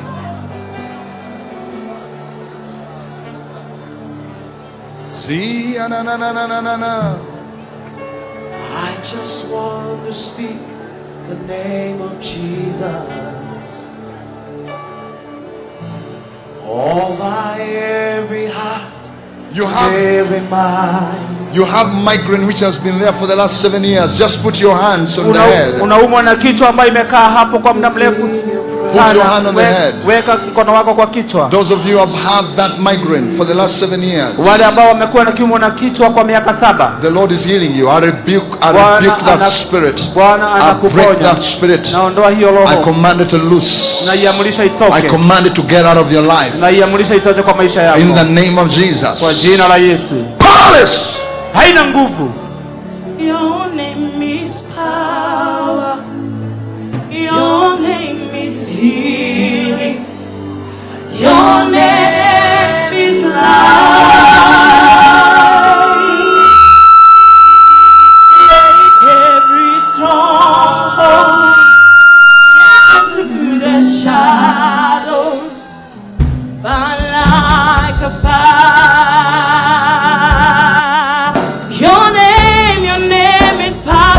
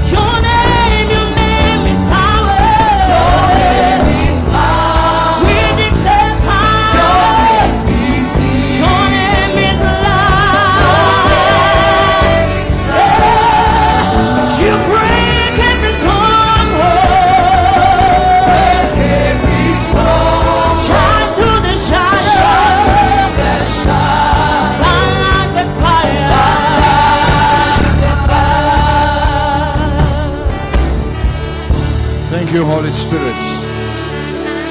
Thank you, Holy Ghost. Let's give the Lord a hand clap. Now listen, our time is gone, and we want to use a few minutes to pray for nations. We want to pray for some nations which are here, but there's something I want to pray for right now. There are people here. You are believing God for babies. You know, every man of God is graced in different areas. I see many miracles. But one of the areas that God has graced me by His grace, I see many barren wombs.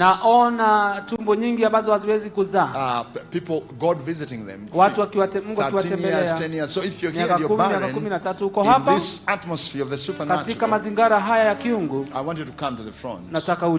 Just run quickly so that I can pray for you. I want to take this opportunity. I want to take this opportunity.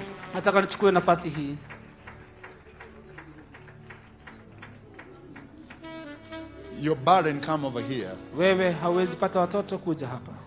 I've seen ladies who had even tried IVF and things failed. And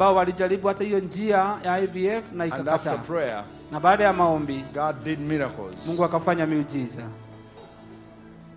One lady, the ovaries were totally burnt by chemotherapy.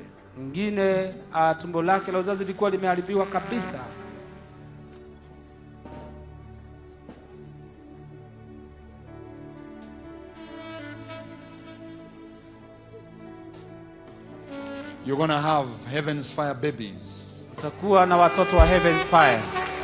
let me tell you, some of the conceptions took place the same night we prayed.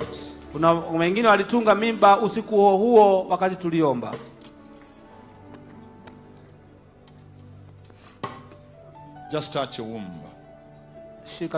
Touch your womb. If you're a man,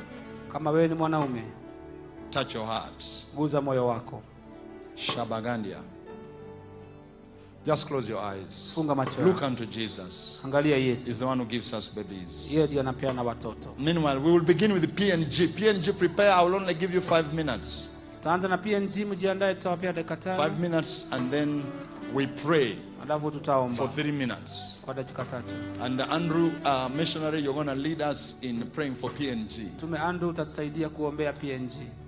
Everybody, I request you, stretch your hand. Do you know what it means not to have a baby? Do you know the pain that these people go through? Children of God that don't have children. It is so painful. Father, in the name of Jesus, Christ, the Son of the living God, I pray for your people. Right now, I take authority that you've given me to break the spirit of barrenness. Barrenness, I rebuke you. I crush you right now. I command you, come out. Whatever had blocked your fallopian tubes, I command the false spirit, come out right now. Come out right now. Come out right now. Come out right now. Come out right now. Devils, come out. Come out right now. I bind every spirit. I bind every false spirit. I break your power. I break your power. I command you right now, loose the men, loose the women, whatever is in your ovary, I command it right now. Come out, come out, devil, come out, come out now. Barrenness, go. Witchcraft, come out. Sorcery, come out. Fire of the Holy Ghost, fire of the Holy Ghost, fire of the Holy Ghost, fire of the Holy Ghost, fire of the Holy Ghost, fire of the Holy Ghost. Makasontaya tai, makabo sakatia, That spirit that visits you. Hiyo roho ambayo inakutembelea. Every time you're having your cycles. Kila wakati ambao uko na hali yako ya mwezi. I break it. Na ivunja. I bind it. Na ifunga. You devils, you can hear my voice. Ewe mapepo mnasikia sauti yangu. Come out of the people of God. Toka kwa watu wa Mungu. Loose their lives. Achilia maisha yao. Come out now. Toka sasa.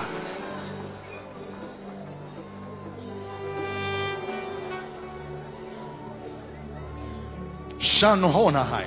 I release children right now. Naachilia watoto sasa. I release Naachilia twins right now. mapacha sasa. I release twins right now. Mapacha sasa. I release baby boys right now. Naachilia watoto vijana. I release baby girls right now. Naachilia watoto wasichana. I release them right Na now. waachilia sasa. By this time next year, Katika kama huu mwaka unaokuja. may your pops be breastfeeding a baby. Na matiti yako iweze kunyonyesha watoto. I bless your pops. Nina bariki matiti yako. They get ready, get ready. Uwe tayari. Makasataya, Makabozandia, Ramandia Katoza Kataya, Zamakaboseketezaya, Mandesa Matia Kataya, Ramakoseketea. Father, we thank you for the children you've given. We thank you because you've done it. Even those who are online, receive children. Receive children. Receive in Jesus' mighty name. Let's appreciate the Holy Ghost. Come on, celebrate. You have the babies. You have the babies.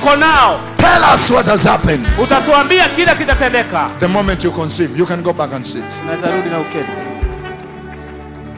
Holy Spirit, we thank you. Shabagadai.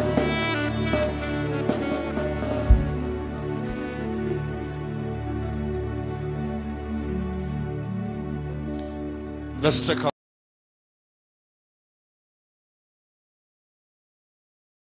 seats. Tunaweza keti. I want to thank the Lord. Nataka kushukuru Bwana. PNG, please get ready. Worship team, you can sit. We want to take some few minutes to pray for PNG. Representative, the three of you can come on the altar with your Wote flag. watatu mnaweza kuja hapa mbele. Pray for Na in just mtatuambia 5 tuombe minutes. nini. We don't have time. Kwa dakika 5 hatuna wakati.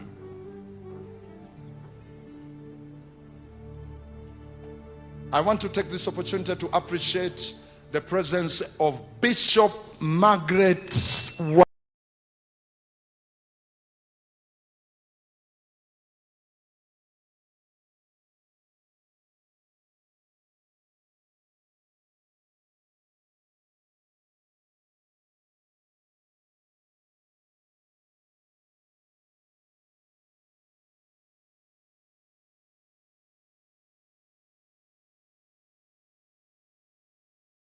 Njiro, Nataka group leader. She's there. Stand up, alikuwa please, my katika dear. ushirika moja ya kanisa yako. Can you please go and greet your bishop? Enda usalimie askofu wako.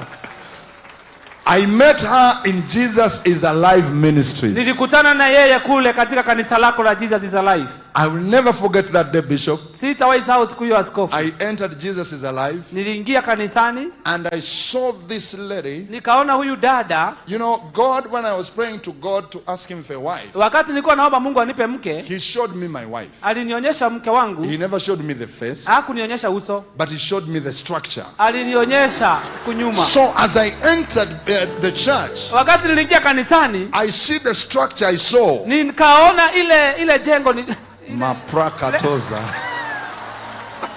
And the Lord told me, that is your wife. nikaona huyu, Mungu akaniambia huyu ndiye mke wangu. Thank you so much, Bishop. Asante sana askofu. You did a good work. She's taking care of me very well. Ananishughulikia vizuri. Once again, let's appreciate Bishop. Mara tena wacha tumfurahie. Okay, so we have the nation of PNG. Tuko na taifa la PNG. Is Papua New Guinea. PNG It's in the Papua New Pacific Guinea. Island. Iko katika kule ubari katika bahari. Next to Australia. Iko karibu na Australia. I was there about 3 months ago. 2 months, I think. Miezi miwili iliyopita. Yes, please. Give us your, in 5 minutes, and then Apostle Andrew will come and pray. Amishona ndio atakuja na aombe. Thank you, man of God, Apostle Subi. Asante watumishi wa Mungu Apostle Subi.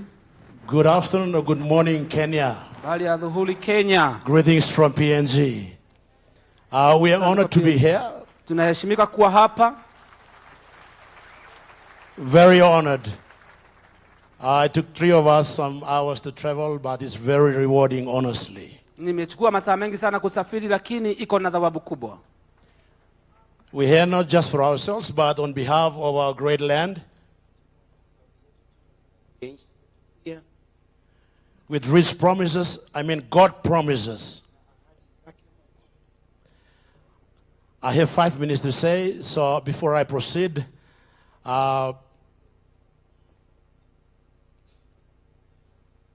Kabla sijaendelea, dakika 5 nimepewa. Your Excellency Mama Ruth, Rachel, Mama Taifa, thank you for giving PNG this stage to stand before your honor. Asante sana kwa kupatia PNG nafasi hii ya kusimama hapa.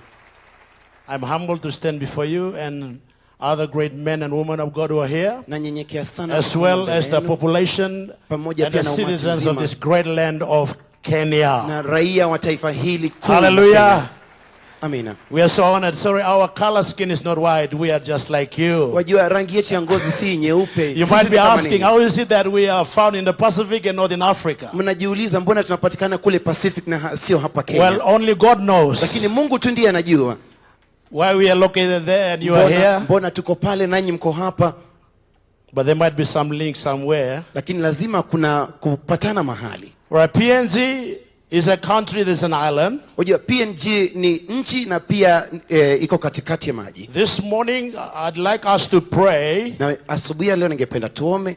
The main thing is that like any other nations of the world, na pia kama vile mataifa mengine ya ulimwengu, PNG has God promises and purposes. PNG ina ahadi na makusudi ya Mungu. And that must never be hijacked by the enemy in any way whatsoever. Haipaswi kuibiwa na adui kwa njia yoyote ile.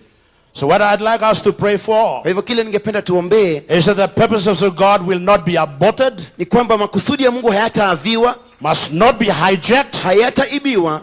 And PNG, God's purpose for PNG, na makusudi ya Mungu kwa PNG must come to pass, lazima yatimie, in the fullness katika utimilifu of God's timing. wa wakati wake Mungu. And I believe na naamini that God's timing kwamba wakati wa Mungu today. Ni leo. When you hear, wewe ukisikia, harden not your heart. Usifanye moyo wako kwa mgumu. This is the moment. Ni wakati wako sasa. This is the time. Huu ndio wakati for PNG. Wa PNG. Just why I would ask. Na ndio maana nitaomba that Kenya, watu Kenya, will pray for PNG, kwa ajili ya PNG, so that the purposes of God ili makusudi ya Mungu come to pass yaweze kutimia in our time. Katika wakati wetu. Amen. Amina. All right, there are a few prophecies. Apostle Subi, your honor, you were there some 2 to 3 months ago. Kuna ahadi ambazo Mungu aliachilia. He said something when he was preaching. Alisema kitu akihubiri. So you said ukasema that outsiders will come and help build our defense force. Kwamba tutaomba kwamba jeshi letu litajengwa. Not too long after you left. Na sio tu muda mrefu baada ya kuondoka. United States of America, taifa la Marekani, went into PNG, kaja kule PNG, and signed an agreement. Na likaandika makubaliano. And today, right now, na leo sasa hivi, they are building PNG's defense force. Na ni nguvu kubwa. There's no lie in a true servant of God. Hakuna uongo katika mtumishi wa Mungu wa kweli. Whenever wakati wote an authentic na uhalisia man of God mtu wa Mungu prophesies, akitabiri, always kila wakati come to pass, itatimia. And you'll witness the hand of God. Mkono wa Mungu. Hallelujah. Amina. Sir, I honor you. Thank you for coming to PNG. It was an honor. Ni heshima kubwa. Secondly, jambo la pili, you preach about altars. Unahubiri katika madhabahu. And this is something I would ask us, that as we pray, we're going to pray that it's going to go like wildfire. Alihubiri kuhusu madhabahu na hiki kitembea kama moto mkubwa. It will burn the whole nation. Ikaweza kuteketeza taifa nzima. It's going to affect our neighbors. Itaweza kuathiri majirani zetu. And our very closest neighbor is Indonesia, in which we border. Jirani zetu wa karibu ni Indonesia. Solomon Islands. Na kwa hivyo Australia, New Zealand. You preach about altars. Ulihubiri kuhusu madhabahu. Sir, it's now going like wildfire. Baba anakuambia inatembea kama moto mkubwa. You talked about personal altar, ulizungumzia madhabahu ya church altar, madhabahu ya malango, territorial altar, madhabahu ya kimaeneo, marketplace and national. It's picked up. Yanaendelea kufanyika. Thank you, Kenya, for sending the men of God to PNG. Asante Kenya kwa kutuma mtumishi wa Mungu kule. Hallelujah. Amina. Thank you, Kenya, for sending this man of God. Asante Kenya kwa He is kumtuma mtumishi wa truly Mungu. an honorable man of God Yeye ni mtu wa who Mungu carries the mheshimiwa. word of the season. Anayependa neno la wakati. Altars are being built everywhere. Churches are praying on Fridays. Madhabahu yanajengwa kila mahali, makanisa yanaomba kila Ijumaa. 6 to 6. Saa 12 hadi saa 12. 12 hours straight. Masaa 12. They clock it governmental. Ya kiserikali. They make sure it's 12 hours. Wanahakikisha ni masaa 12. So it's going across the city, and that's what I'd like to ask for, to pray, so that will spread all across the nation, and we will see the result of those prayers. Ningependa tuombe hiyo kwamba itatambaa katika taifa nzima. Prophet Cindy, when we were here, she called us up. Nabii Cindy tulipokuwa hapa alituita, and what she said about PNG, na alichokisema kuhusu PNG was that what she said was that alisema haya, PNG will have World Heritage status. Kwamba PNG itakuwa na hali ya ukuu. As we are here 2 weeks ago, na tukiwa hapa majuma mawili yameisha, the president of France, rais wa Ufaransa, Macron, is it? Yeah, all right.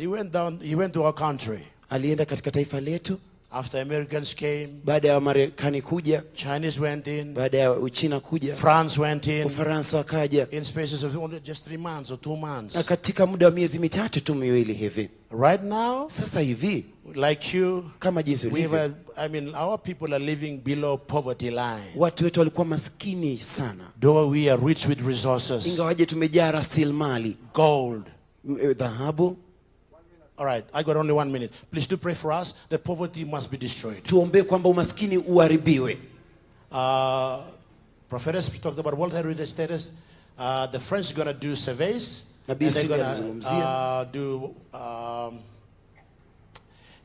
in our seas and our land as well, to discover what's in the sea and as well as the animals on the land. Watakuja kufanya utafiti wa yale yaliyo katika maji yetu na katika nchi yetu. And yes, we have new fish and new animals. Na bila shaka tuna samaki wageni na wanyama wageni.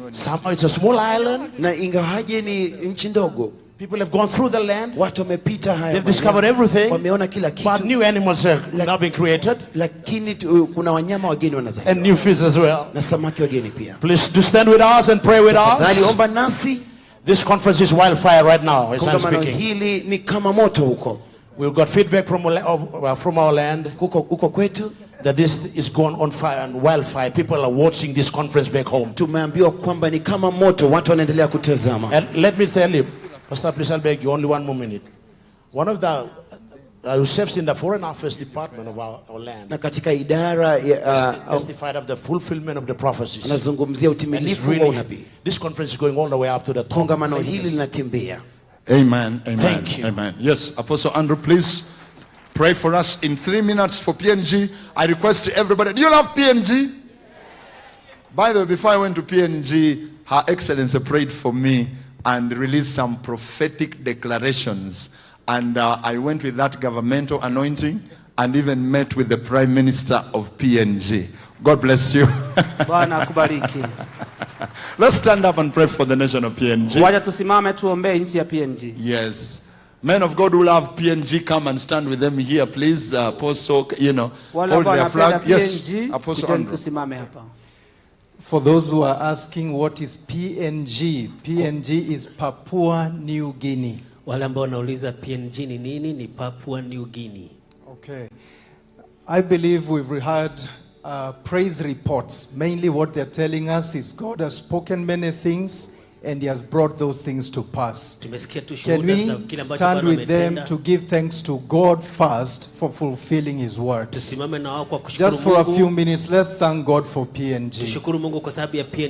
We thank you, Lord. We thank you for this nation, Lord. We thank you for Papua New Guinea. Thank you for speaking great things about this country. Thank you for every prophetic word, Lord, you've released over this nation. And thank you for following that word. Thank you for bringing that word to pass. It's clear, Lord, you are at work in Papua New Guinea. It's clear, Lord, you are doing a great work in Papua Guinea. And together in this conference, we say thank you. Thank you for every fulfilled word. Thank you for every word that has come to pass. We give you praise. We give you praise. Let's continue praying that God will fulfill everything God has said over their lives. Father, we continue to pray together. The things you have spoken, none of them will fail to come to pass. We pray there shall be no delay. We pray every purpose of God will be fulfilled for PNG in the name of the Lord Jesus Christ. We also pray because of the prayer movement, the building of altars that we have heard has begun. We pray that it will continue. We pray that you will touch many servants of God, touch the body of Christ, touch the churches in Papua New Guinea. Lord, we pray for increased grace, increased grace, the grace of prayer, the grace of intercession. They will take responsibility for their own nation, for their own land, to pray, to seek your face until everything you've said comes to pass. And from Kenya, Lord, we pray, let there be a move of God in Papua New Guinea. A move of God. A move of God that will affect the church, that will affect the government, that will affect the economy, that will affect the marketplace.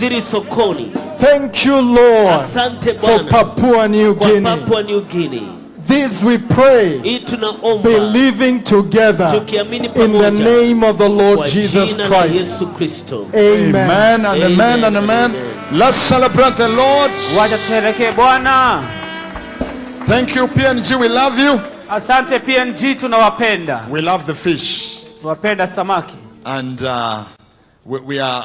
your nation will be connected to Kenya. Taifa lenu itaunganika na Kenya. Amen. Amina. Your Prime Minister gave me his contacts. I already handed over. So there's a connection. Okay. We have Malaysia. Tuko na Malaysia. Please, Malaysia, give us your report. You can take your seats. And I want to ask Prophetess Kyoko, you will come and pray for Malaysia. Just in 2 minutes. Good morning. I feel so honored. Malaysia. And, oh, you're from Malaysia?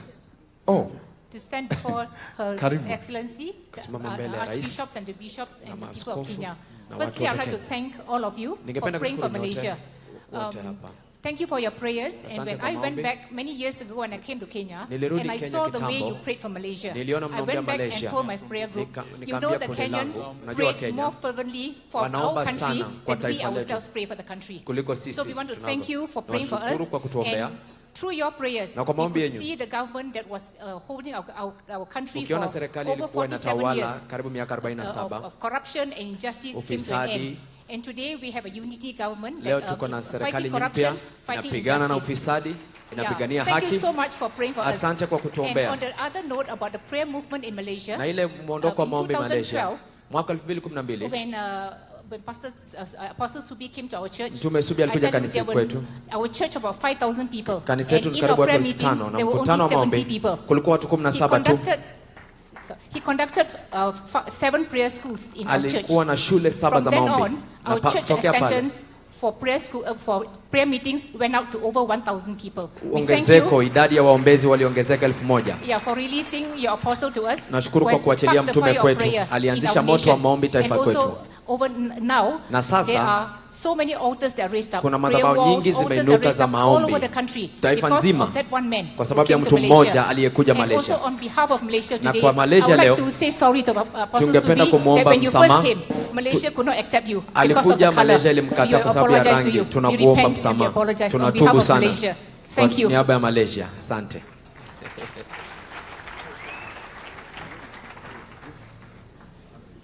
Shalom. I bring greetings Naleta from salamu Your Excellency. kwa Rais, mama wa taifa. We are so honored today to stand before you and talk about what God has done in our nation. Tumefurahia kusimama mbele yenu kuongelea Mungu anafanya taifani kwetu. Malaysia is a country that has 14 states. Malaysia ina gatuzi 14. We have 11 states in West Malaysia and 2 in East Malaysia. 11 ziko upande wa mashariki na 2 ziko upande wa magharibi. In the island of Borneo. Katika kisiwa hicho cha Borneo. Just in case you don't know where we are, because when Pastor Subi was told by the Lord to come to us, he didn't know where we were. Kama ujui tuko wapi, hata mtume Subi alikuwa ajui tuko wapi wakati alitumwa kwetu. So in 2010 the Lord spoke to him to come to Malaysia. Mwaka 2001 Mungu alimuongelesha aje Malaysia. And we are so grateful to the Lord for sending him, because through his ministry of prayer, tunamshukuru kwa kuja kwetu kwa maana huduma yake ya maombi, the bride in our nation is awakened. Tumeinuka kama kanisa la Malaysia. So as I stand before you, kingdom movers and shakers, nikisimama mbele yenu mnaosukuma ufalme na mnaotikisa ufalme, I believe that after this conference you will be moving and shaking for the kingdom of God. Naamini mtatikisa na msongeze kwa ufalme wa Mungu. Yeah. I also believe that God has called us after this ministry to conscript soldiers into his end time army. Naamini kwamba Mungu ametuita kuitisha maskari kwa ufalme kwa sababu ya kazi hii siku za mwisho. And each and every one of us here, we are already trained, and as soon as we get home, that's what we should do. Na sote tumeandaliwa na tukifika nyumbani Please, hivyo ndio tutafanya. Pastor Grace, please Sorry, just give the points of what we need to pray for, because time is really going. Okay.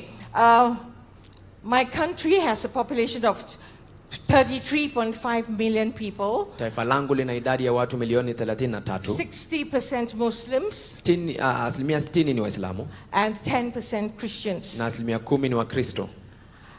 The spirit of deception is very, very pervasive and strong. Roho ya uongo imejaa sana kule. And I need you to pray with me today to kill that giant that has deceived our nation for so many years. Naomba munisaidie kuombea jitu ambaye amedanganya taifa kwa miaka mingi.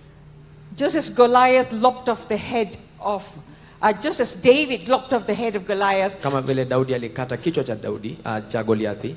Today I want to invite you to help me lop off that head of deception in my country. Leo naomba munisaidie kukata kichwa cha uongo kwa taifa letu.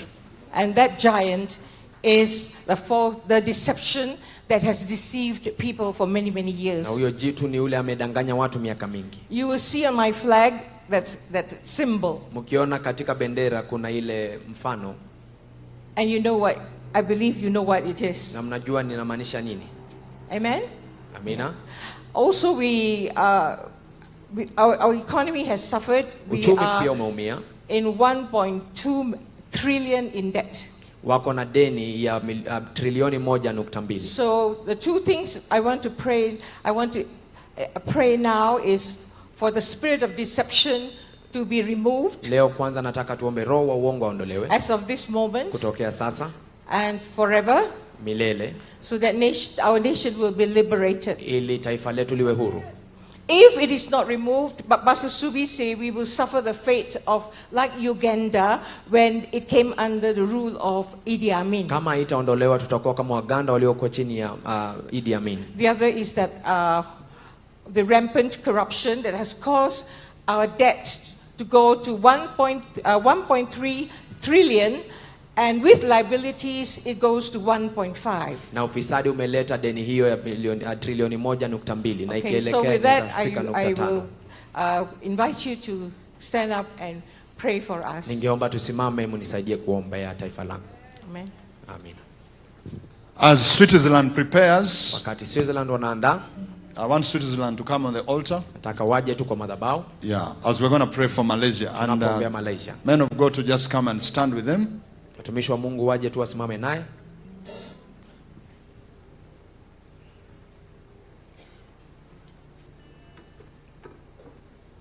Thank you, Jesus. I want us to start by thanking God for the new government.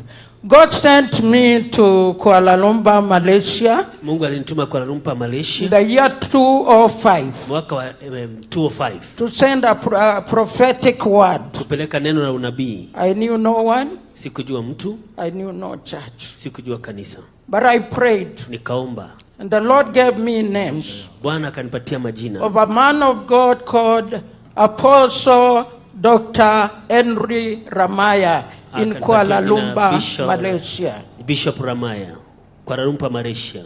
And I got his contact in the internet. Nikapata anwani zake kutokea kwa internet. And I told him I had a word for the country. Nikamwambia niko na neno kwa sababu ya taifa. Thank God he was a prophet. Nashukuru Mungu alikuwa ni nabii. After a week he wrote me. Baada ya juma moja akaniandikia. Because I wanted one to be hosted for 2 weeks. Nilikuwa nataka mahali ambapo nitaweza kupokelewa kwa majuma mawili. And to speak about prayer for 2 weeks. Na ninene kuhusu maombi kwa majuma mawili. And God confirmed. Na Bwana akadhibitisha. I was talking to her yesterday. Nilikuwa namnenea jana. So let's thank God for the change. Tushukuru Mungu kwa sababu ya kanisa. I hear the prayer is like bushfire now is spreading. Nasikia sasa maombi. Because when I went there was a lot of idolatry. Even now. Na ibada ya sanamu nyingi hata and we need to deal with that principality. Na tukabiliane na hiyo ngome. It is an hindrance to the gospel. Ni kizuizi kikubwa kwa injili. So open your mouth and thank God. Shukuru Mungu basi inua mikono yako. For the transformation.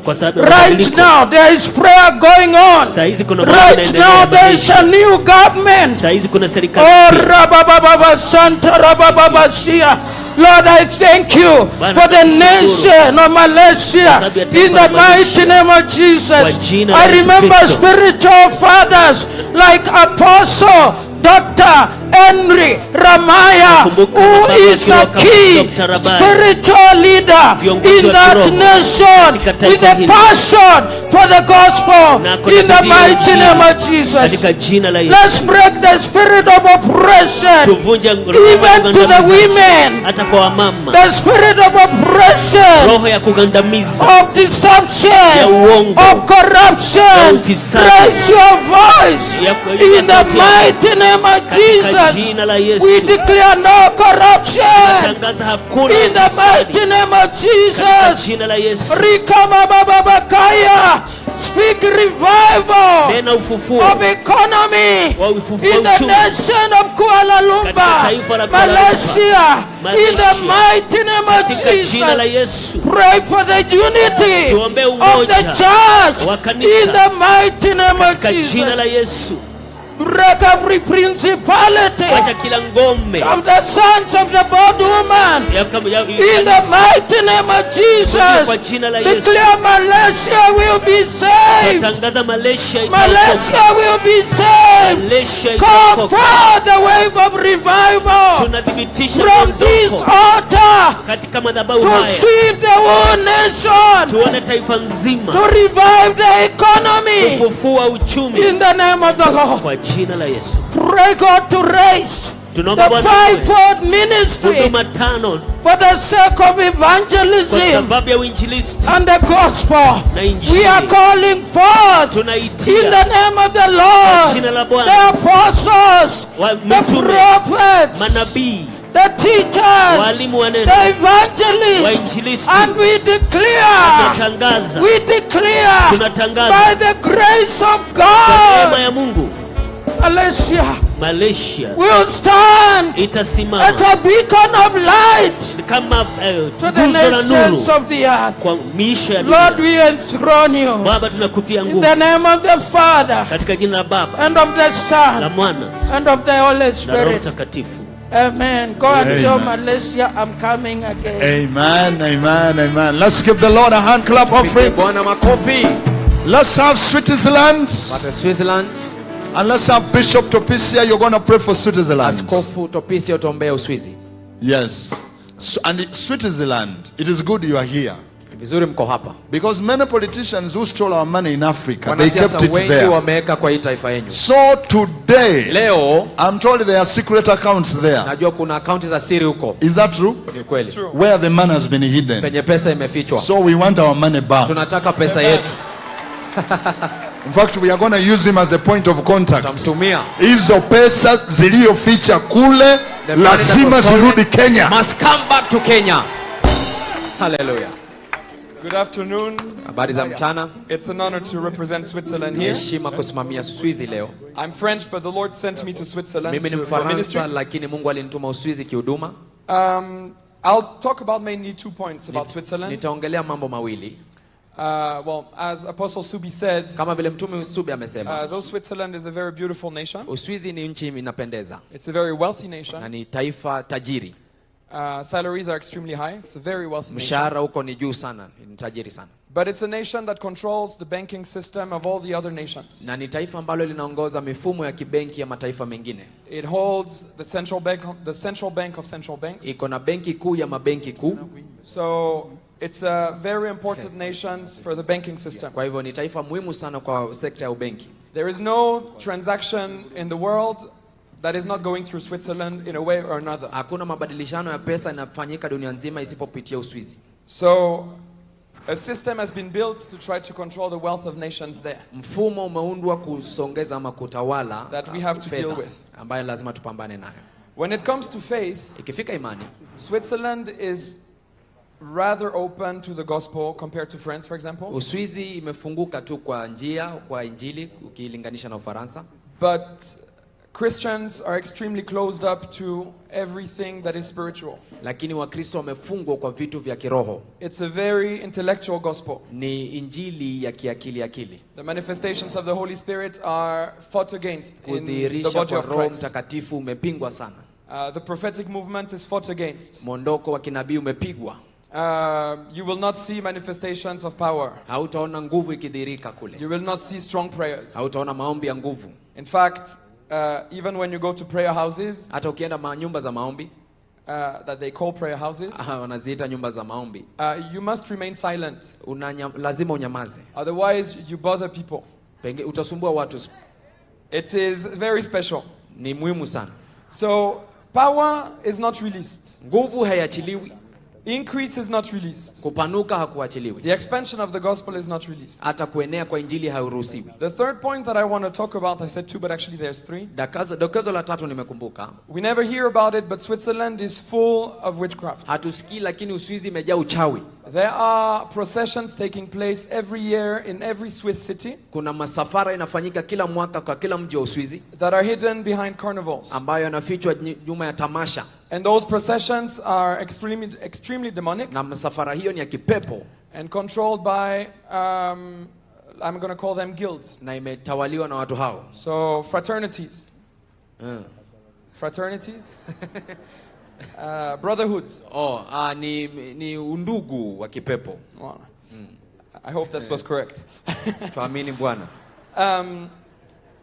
For example, in my city, kwa mji wangu, just to give you an idea, kuwapa tu mfano, they start playing the drums at 4 a.m. Wanacheza ngoma kuanzia saa 10 asubuhi. And all the lights of the city are turned off. Na taa zote za mji zinazimwa. And only the lights of the carnival are lit up. Ni taa za tamasha tu ndo zinawashwa. And they walk around for 3 full days and nights. Wanatembea siku 3 nzima, usiku na mchana. Around the city playing music. Wakizunguka wakicheza muziki. To try to control the atmosphere of the city. Kutawala anga ya mji. And arise the spirit of the dragon. Na wanainua roho yule wa joka. So that's just one example out of the thousands of cities in Switzerland. Na ni mfano mmoja wa mji tu kwa miji mingi kule Uswizi. So everything is very turned off because of kila kitu kimezimwa kwa sababu ya hiyo. And obviously everything is very much under control. Na kila kitu kimetawaliwa kwa nguvu. So as you pray for Switzerland, unapoombea Uswizi, please pray.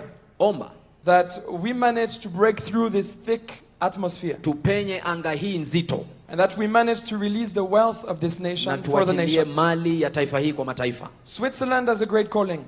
Uswizi una mwito. Though it's a small nation in Europe, licha ya kuwa taifa ndogo Europa, it has the ability to lift up the standard of living in nations. Inaweza inua kiwango cha maisha kwa mataifa. That wealth must be released. Hiyo mali lazima iachiliwe. Hapo sema amina. Amen. That's all I'm going to say. Thank you. Amina. Which one is this? This is Austria. This is Austria. Praise the Lord. Bwana asifiwe. Let's all be up standing as we agree together. Tusimame tu tunaposimama. In Jesus' name. Kwa jina la Yesu. We've had the prayer items. Tumesikia awamu ama vidokezo vya maombi. We're going to agree with the plan and purposes of God for that great nation. Kukubaliana na kusudi ya Mungu na kuomba kwa taifa hilo. God is the one who ordains the boundaries of nations. Mungu ndiye anayeamuru mipaka ya mataifa. God has a great purpose and a great plan for that nation.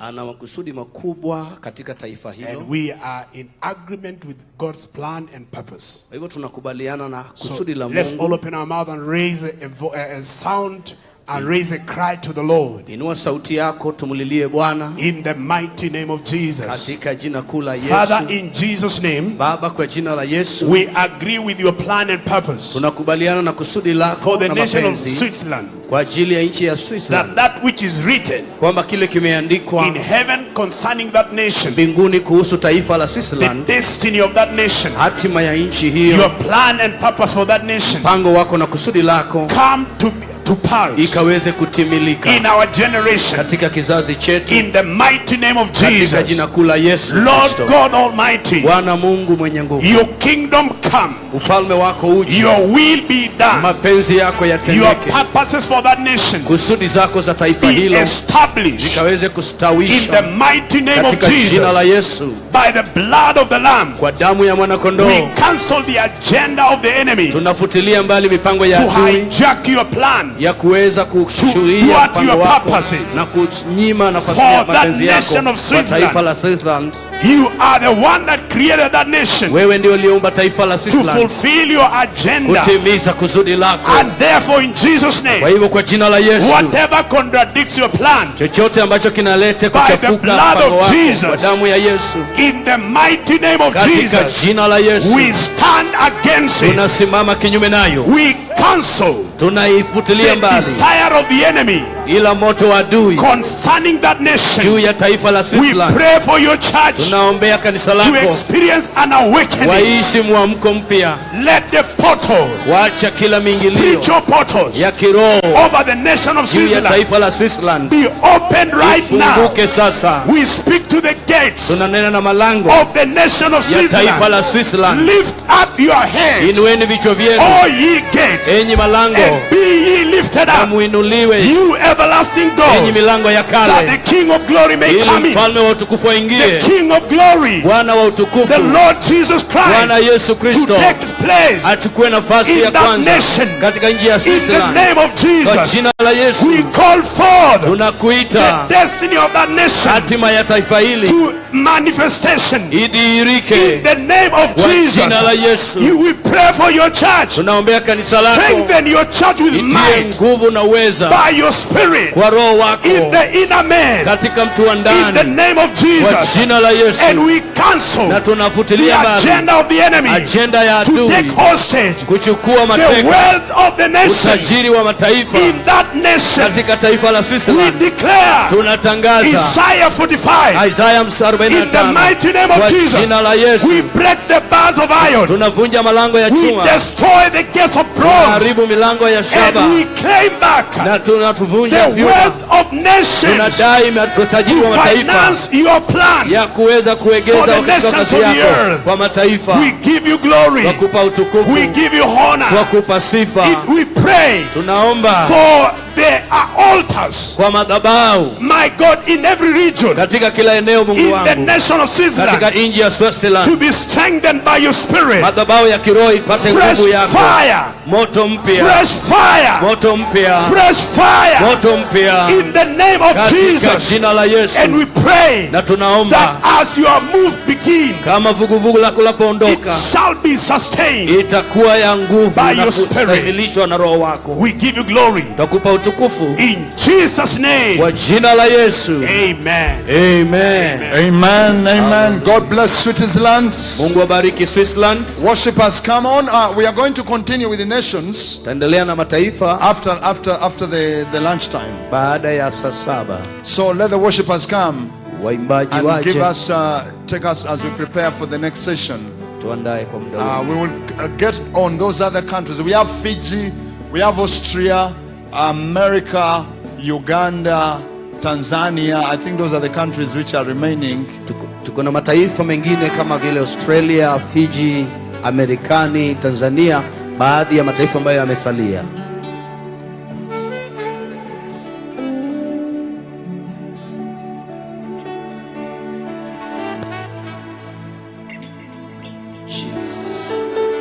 Amen. Let's lift our hands and bless the Lord for the nations. Let's thank the Lord for the nations. Let's thank Him for the nations. Father, we bless your name. Father, we give you praise. We give you glory. Kweli wewe ni Mungu, kweli wewe wastahili, umeketi juu sana kwenye kiti cha enzi, umejivika utukufu, wewe ni Mungu. Kweli wewe ni Mungu, kweli wewe wastahili, umeketi juu sana kwenye kiti cha enzi, umejivika utukufu. Everyone bless the Lord. Wewe ni Mungu, kweli wewe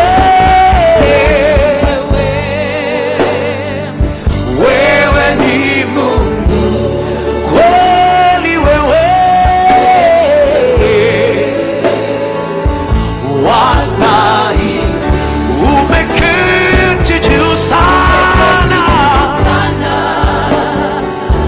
kwenye kiti cha enzi, yela na masana nane.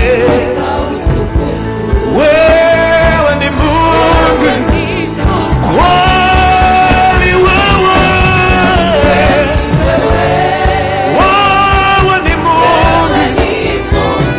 kweli wewe wastahili, umeketi juu sana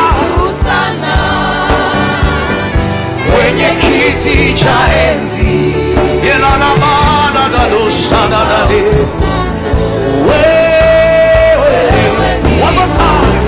Kweli wewe na mashe, yela dosana na na de. Wewe ni Mungu, wastahili sifa zote, yela na dosana na de. Kwenye kiti cha enzi, yela na mana na na de. Wewe ni Mungu, vizazi hadi vizazi, vizazi hadi vizazi vya kufahamu wewe uliye Mungu wa kale na uliye Mungu wa leo. kazi zako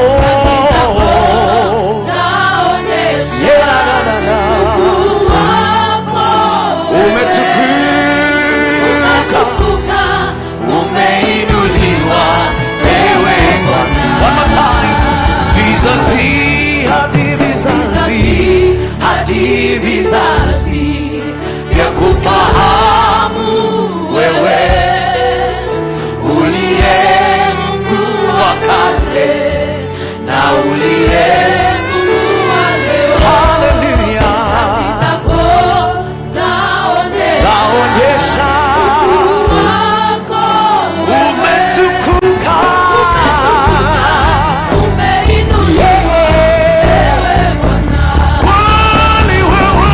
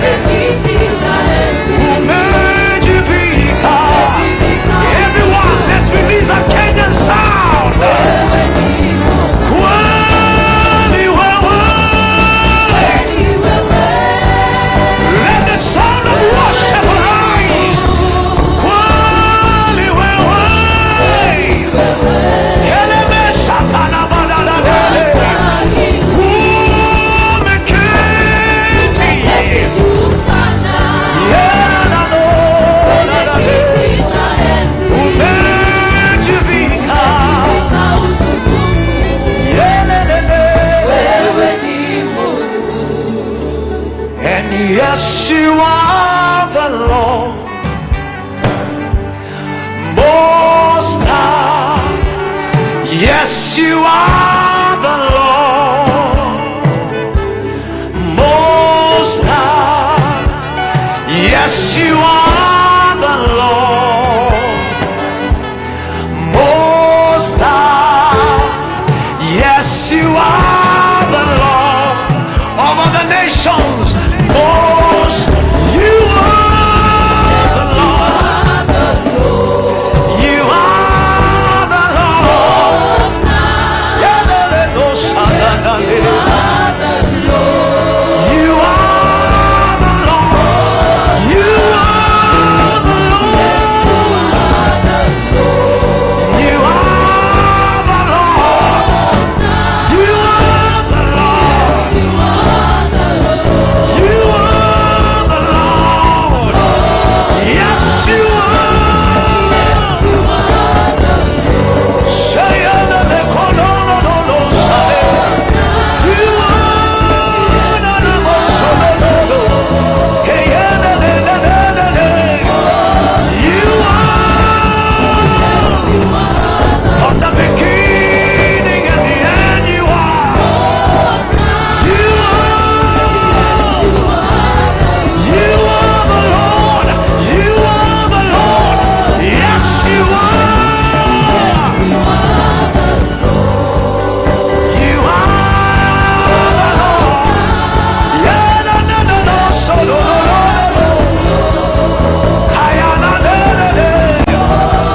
In a few seconds, open your mouth and bless him in the Holy Ghost. Bless him in the Spirit, whatever you are. Declare that he's the Lord in your family. He's the Lord in your nation. He's the Lord in your nation. He's the Lord. Say mano kosonodo. Ligina maneshe peya de kosoye. La sonde de konila na hase. Kie mano sonodo. Reke de besina na maneke.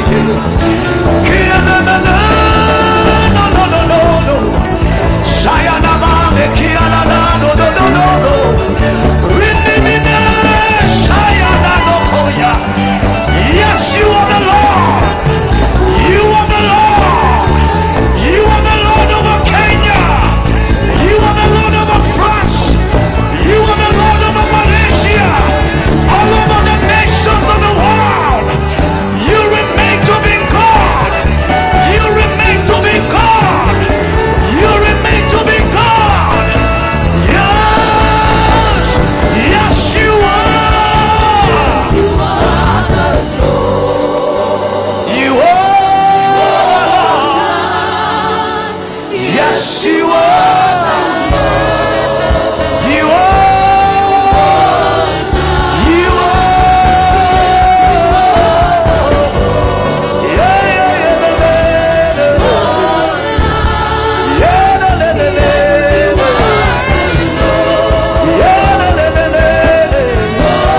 you are the Lord. You are the Lord. Yes, you are the Lord. Most High. Hallelujah, hallelujah. We bless your holy name. We worship and we adore you, Jehovah Lord. Thank you, Holy Spirit. Thank you, Holy Spirit. Amen. Praise God. Hello. Hello. Praise God. Amen. Amen. Something is good is happening. Kuna kitu kizuri kinatendeka. But tell somebody next to you there is more. Ambia jirani kuna zaidi. There is more. Kuna zaidi. There is more in store for us today in Jesus' mighty holy name. Amen. Let's just have our seats. Tunaweza keti. We are entering into another session. Tunaingia awamu nyingine. And I thank God because nashukuru Mungu kwa sababu one day Apostle told us of the spirit of elasticity. When your spirit becomes elastic, so more it enlarges. We have to get more. Lazima tupokee zaidi. More and more and more. Zaidi na zaidi na zaidi. And I thank God for all the graces. Sometimes when you stand here, nashukuru Mungu kwa neema you just zote need the grace of God to stand before. Unahitaji neema ya Mungu kusimama mbele. The graces, the people of God here. But watu wa Mungu. I thank the Holy Ghost. Nashukuru Roho Mtakatifu. Because when it takes over, akichukua, ingine inaisha. Amen. Amen. We are entering to another session. Tunaingia awamu nyingine. But I will humbly request, because I don't want to usher the man of God. I'll request Apostle to come at least and usher Papa. For me, let me not usher Bishop Harrison Nganga. I'll humbly request my Papa at least just to welcome him. As we enter into the next session. Amen. Let's all put our hands together. And clap unto the Lord. Amen. Hallelujah. Amen. Amina.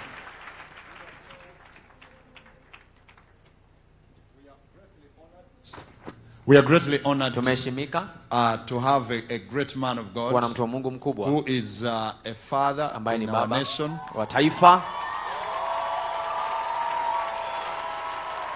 Is doing an amazing work. Anafanya kazi nzuri. His ministry is so much characterized with miracles, signs and wonders. Huduma yake imejaa ishara, miujiza na maajabu. And chains of discouragement, sorrow, gloominess, depression are broken. Nyororo zinavunjika. Because he carries kwa sababu anabeba a supernatural tank of laughter and ulimi humor. wa kuchekesha. And in the midst of that, people are getting healed. Na watu wanapona kati ya hiyo. Archbishop, I want to say we honor you. Askofu, tunakuheshimu. We respect you. Tunakuheshimu sana. And we thank God na tunashukuru Mungu that he raised you in our nation. Baba Mungu alikuinua kwa taifa letu. You are a man of integrity. Mtu wa heshima. And so we celebrate you. Tunakusherekea. Please play the video. Cheza hiyo video.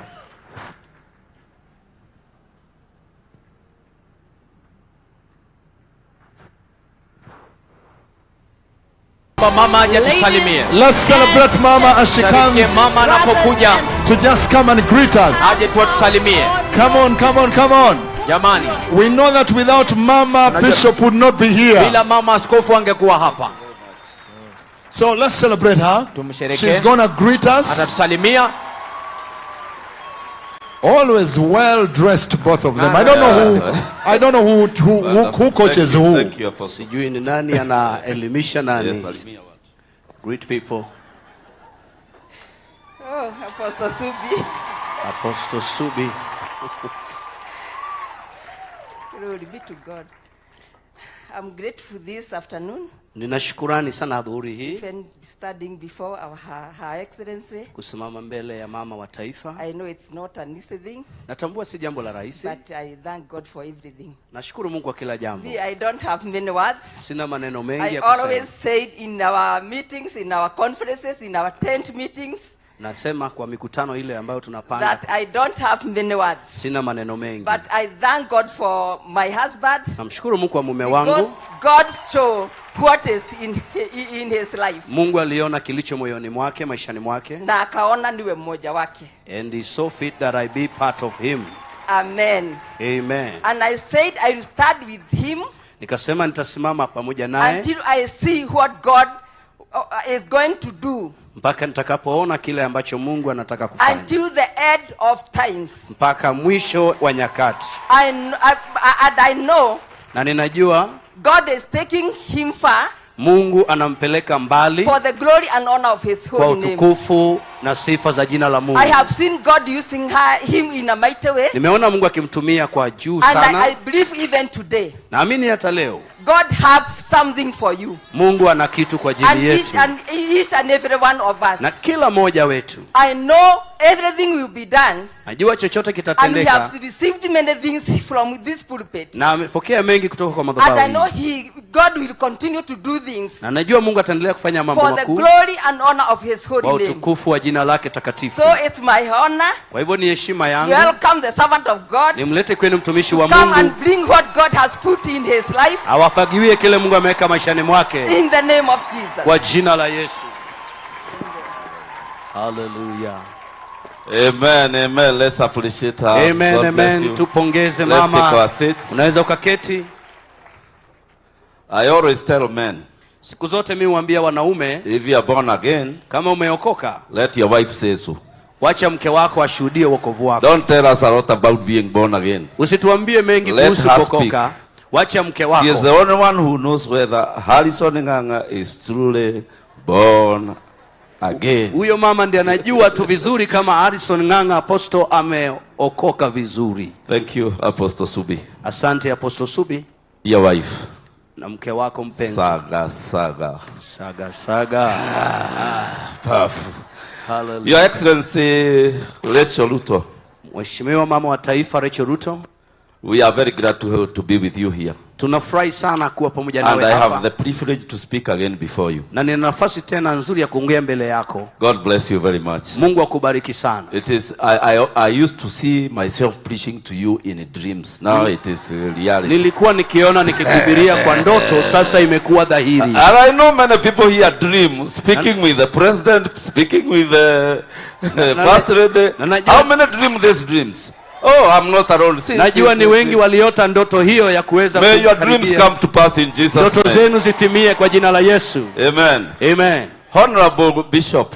Mheshimiwa Askofu Margaret Wanjiru, our bishop in the city. Askofu wa mji wetu. The first woman who became a bishop here against all conditions. Mama wa kwanza kufanyika askofu kinyume na mapingamizi yote. And now our honorable CAS. Na sasa yeye ndiyo CAS ameheshimika. God bless you very much. Mungu akubariki. I came to your office in 1997. Nilikuja kwa ofisi yako mwaka wa 97. I was brought there by Mr. Murigo. Nililetwa hapo na Mr. Murigo. I came to borrow you a speaker. Nilikuja kuazima speaker. So that I can preach in the city. Ili nihubiri mjini. You gave me two options. Ukanipa mambo mawili, njia mbili. I found your table full of money. People had given a lot of money. Mesa yako imejaa pesa, watu walitoa fedha nyingi. You taught me faith by holding an envelope that was having 70,000 shillings. Ulinifunza imani kwa kuwa umeshika bahasha ya shilingi 70,000. And you told me about faith. Ukaniambia juu ya imani. And you told me that if I believe, ukaniambia nikiamini, the same will happen to me in Nairobi. Hivyo itafanyika kwangu Nairobi. You gave me the second option. Jambo la pili uliloniambia,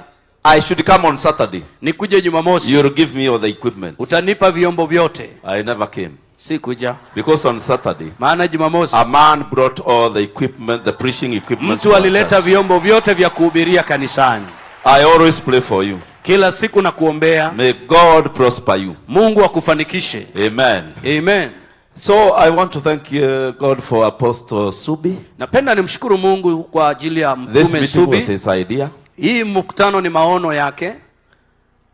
And he is a very good man of God to work with. Na Subi ni mtumishi wa Mungu mzuri sana kufanya kazi naye. We have worked with him here smoothly. Tumefanya kazi na yeye na kuna nyoka tumtiririko. And I was introduced to him by Apostle Suna. Nilitambulishwa kwake na Mtume Suna.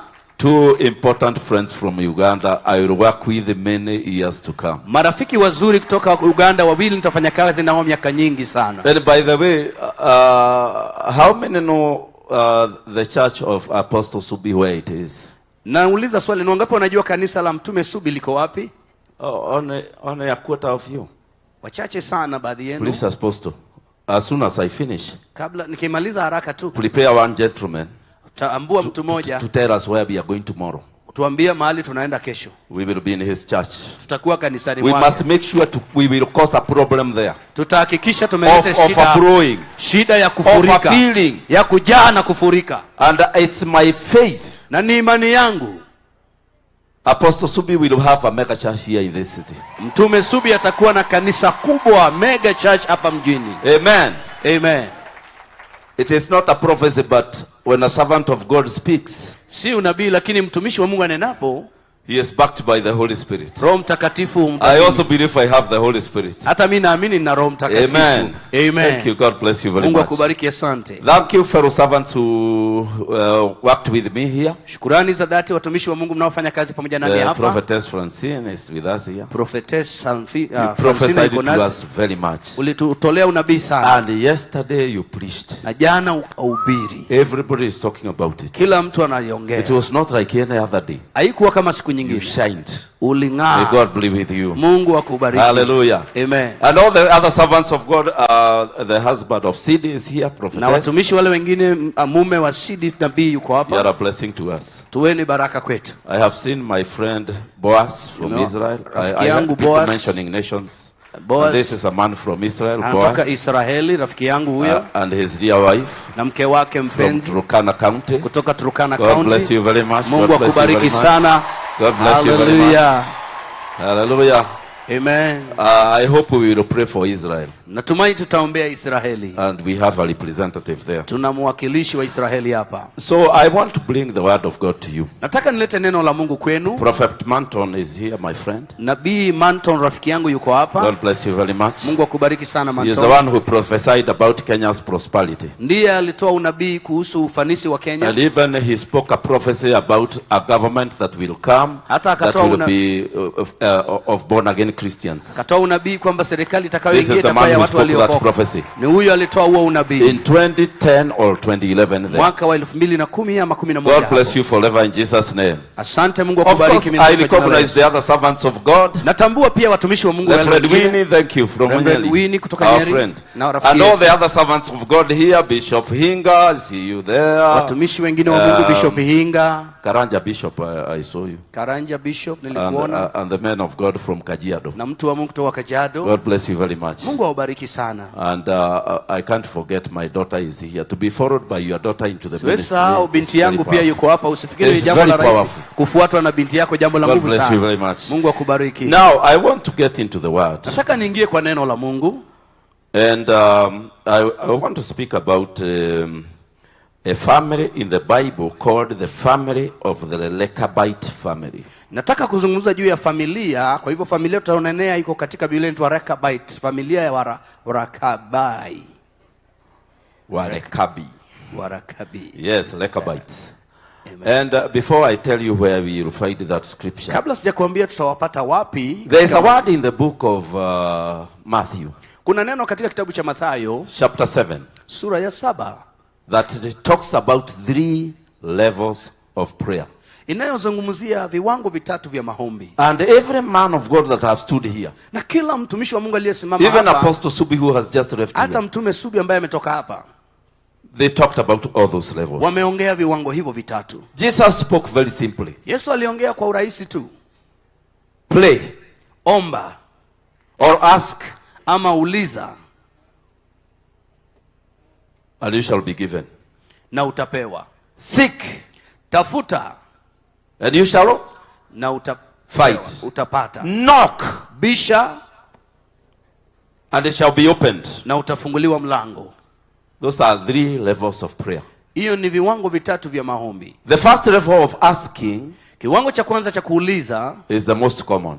Ndiyo ya karibu nasi sana tumeizoea. When you ask something for 3 times, ukiuliza jambo mara 3, and you get no response from heaven, na usipate jawabu mbingu kuitikia, you are recommended to go to the second level. Unaulizwa uende hatua ya pili. Jesus asked 3 times. Yesu aliuliza mara 3, Father, take away the cup from me. Baba, ondoa kikombe hiki kiniondokee. Paul the apostle prayed 3 times. Mtume Paulo aliomba mara 3 about a thorn in his flesh. Juu ya mwiba katika mwili wake. And so when we pray for one thing for a long time, we get tired, discouraged and frustrated. Kwa hivyo tunapoombea jambo moja muda mrefu, sisi hufika kiwango tunachoka, tunakata tamaa. That is why Jesus said seek. Ndio maana Yesu akasema tafuta. What is to seek? Kutafuta ni kufanya nini? It is look for something that is missing. Ni kutia bidii kutafuta kitu ambacho kimekosekana ama kimepotea. Missing information. Umekosa ufahamu ama habari. Let me do an example. Nitumie mfano. Father, I want to be married. Baba, nataka kuolewa. In Jesus name. Kwa jina la Yesu. You are supposed to be married after that. Unapaswa kuolewa baada ya hiyo maombi.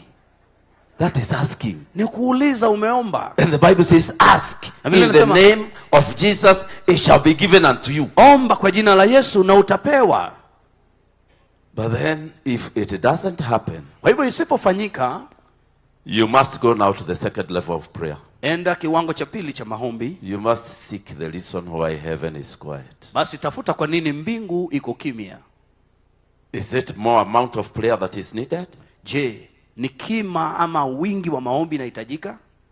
And you ask yourself such, questions like, unajiuliza maswali kama, my name is Mary. Jina langu ni Maria. All the Marys in my family, Maria wote katika familia yangu, do they get easily married? Wanaolewa rahisi. And this name of mine, na hii jina la kwangu, the surname, jina la baba, what does it mean? Ina maana gani? Will it allow me to be married? Je, itaniruhusu niolewe? Now you are seeking. Sasa umeanza kutafuta. Now you are seeking. Unatafuta. Now you are looking for the reason. Unatafuta visababu. Could there be a demon that is hindering me? Je, kunaweza kuwa pepo ambalo linanizuia? And something very important about what I'm going to speak today. Na kitu cha muhimu ambacho nitaongelelea sana leo. Have I ever spoken against marriage? Je, nimewahi ongea kinyume cha Could there be a word kunaweza kuwa neno that I spoke nililonena that is hindering my answered prayer? Inayozuia maombi yangu kujibiwa? Do you remember Simon Peter? Unamkumbuka Simoni Petero? He said, I don't know Jesus, I don't know Jesus, I don't know Jesus. Alikana mara 3, mimi simjui Yesu, simjui Yesu, simjui Yesu. When Jesus rose again from the dead, Yesu alipofufuka kutoka kwa wafu, he told Mary Magdalene, akamwambia Maria Magdalene, go and tell my disciples, nenda kawaambie wanafunzi wangu. And Peter, na Peter, he did not call him disciple. Na Petero hakumuita mwanafunzi. He said Peter. Akasema mwambie na Peter, to meet me in Galilee. Tukutane Galilaya, nimewatangulia. Jesus did a deliverance service for Simon Peter. Yesu alifanya maombi ya ukombozi kwa Simoni Petero. To deliver his mouth. Akomboe kinywa chake. He told him, Simon Peter, come here. Akamwambia Simoni Petro, njoo hapa. Do you love me? Wewe wanipenda?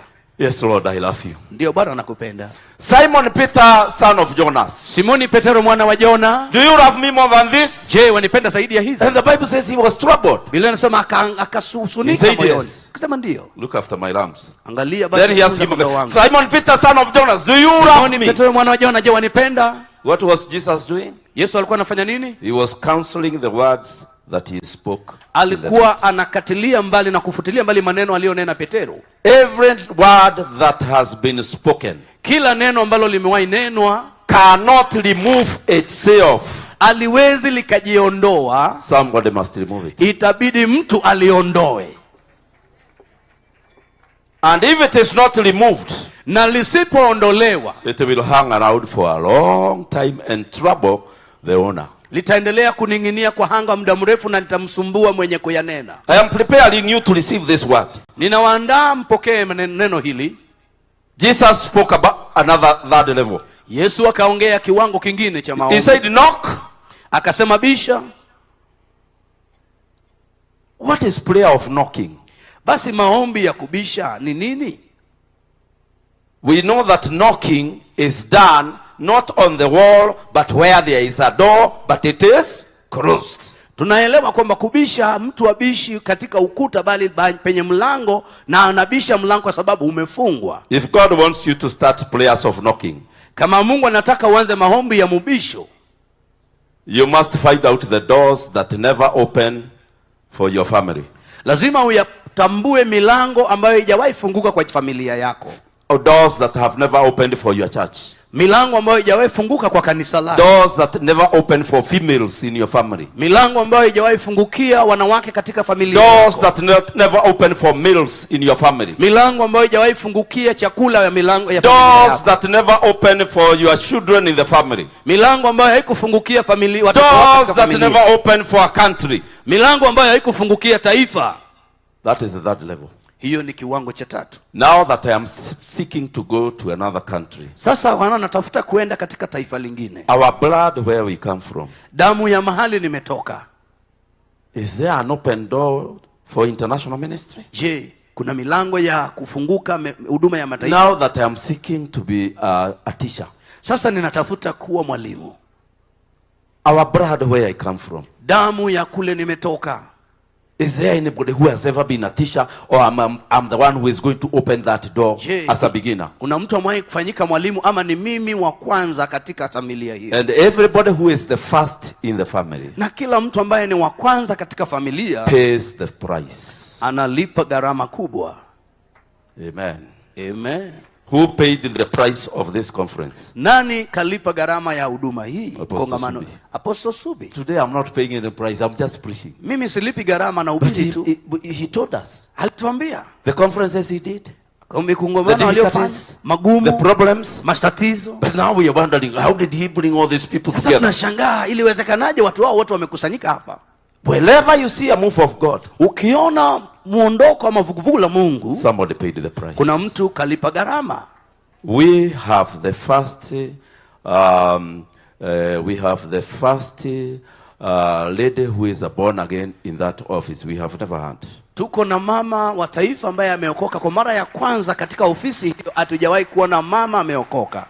When she breaks that door, atakapofunja huo mlango, we will have others in the future. Tutakuwa na wengine baada yake. Everybody who is the first, kila mtu aliye wa kwanza, is not understood easily. Aeleweki mara nyingi kwa rahisi. And people criticize history. Watu umkashifu mara nyingi kwa rahisi. That is how we know doors. Hivyo ndivyo tunajua milango. And I know you are getting it now. Sasa naelewa unapata. Could you be praying about something that is behind a closed door? Je, unaweza kuwa unaomba na kitu iko nyuma ya mlango umefungwa? Could you be asking God to provide something and there are words that were spoken over your life, of other people's lives, that cannot allow that thing to come your way? Nawezekana unaomba Mungu jambo na jambo hilo kuna maneno yalitamkwa ya kuzuia ili isiwahi kutimia mahali fulani. Let me speak a bit about that level. Kidogo kwa kiwango hicho. When Jesus called his 12 disciples, Yesu alipowaita wanafunzi wake 12, the Bible is very clear. Biblia iko dhahiri. He changed surname of some people. Alibadilisha majina ya baba ya wengine. Why? Kwa nini? Because their names could not fit in the kind of work he wanted them to do. Kisa na maana ni kwa sababu majina yao hayakusi. People that are called by God. Tuna watu wazuri ambao wameitwa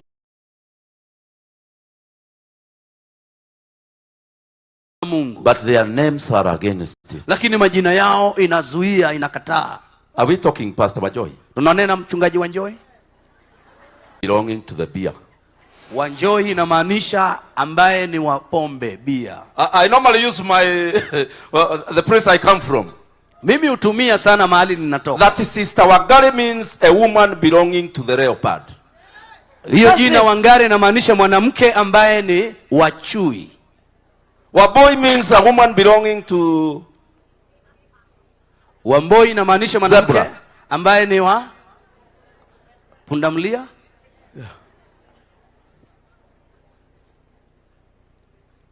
God was struggling with Abraham. Mungu akawa nang'ang'ana na Abraham. For him to have a son and to have families. Ili hawe na mwana na vizazi. What did he do first? Alifanya nini kwanza? He changed his name. Alibadilisha jina lake. Sarah kadhalika was called Sarai. Aliitwa Sarai. That name brought trouble to her. Jina hilo lilimvika taabu. She is married and some men want her. Ameolewa lakini kuna baadhi ya wanaume wanamtaka. And she has a ring. Hata ana pete. And the men that wanted her, na wanaume wanaomtaka, are very senior men in the world. Ni wanaume maarufu. Pharaoh himself. Farao mwenyewe. Pharaoh himself. Until Abraham said, baka Ibrahimu kamwambia, tell him you're my sister, don't let me be killed. Mwambie wewe dadangu ya mamangu mwingine usiache ni uwawe. When it happened the second time with Abimelech, ikafanyika mara ya pili pia na Abimelech, the king wanted her. Mfalme Abimelech alimtaka. God came.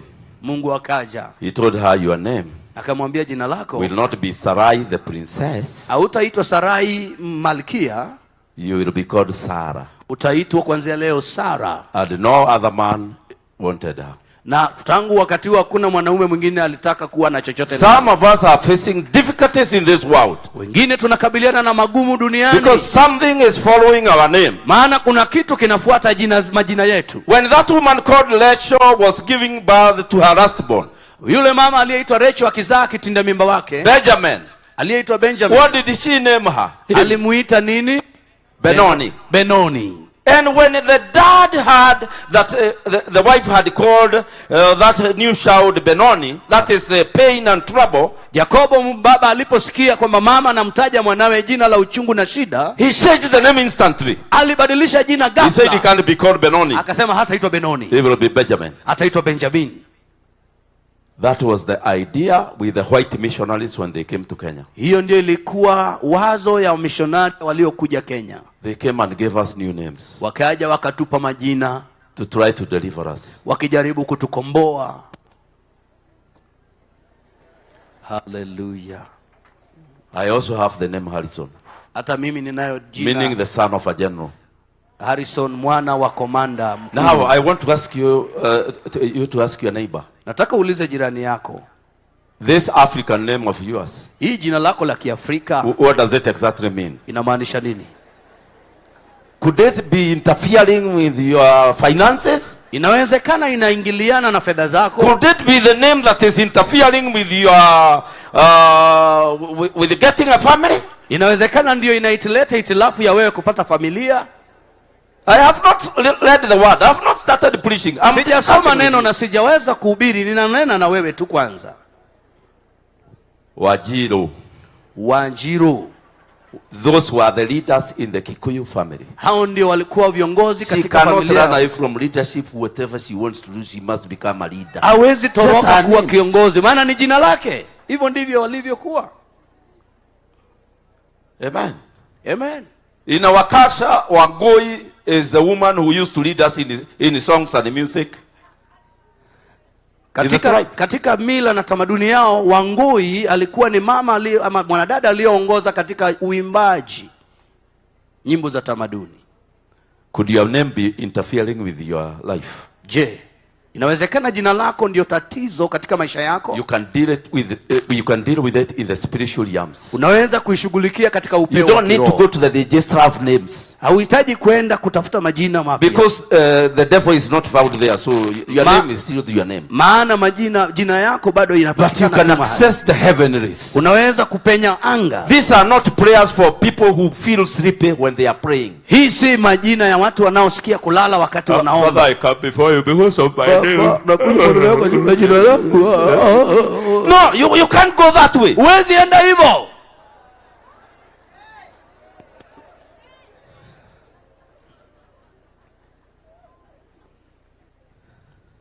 The kingdom of God is like a big house. Ufalme wa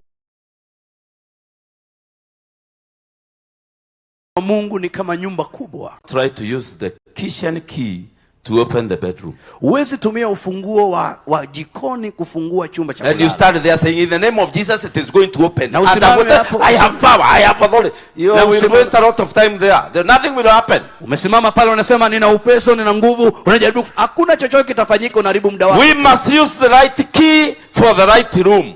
Tumia ufunguo unaofaa kwa mlango unaofanana na ufunguo wake. Amen. And Jacob wrestled with God. Yakobo akamenyana na Mungu. He said to the angel, akamwambia malaika, bless me. Nibariki. What did he do? Alifanya nini? He changed his name. Alibadilisha jina lake. Because his name was bringing all these problems in his life. Maana jina lake lilikuwa sababu ya malumbano haya yote maishani mwake. His name was a thief. Jina lake lilikuwa mwizi.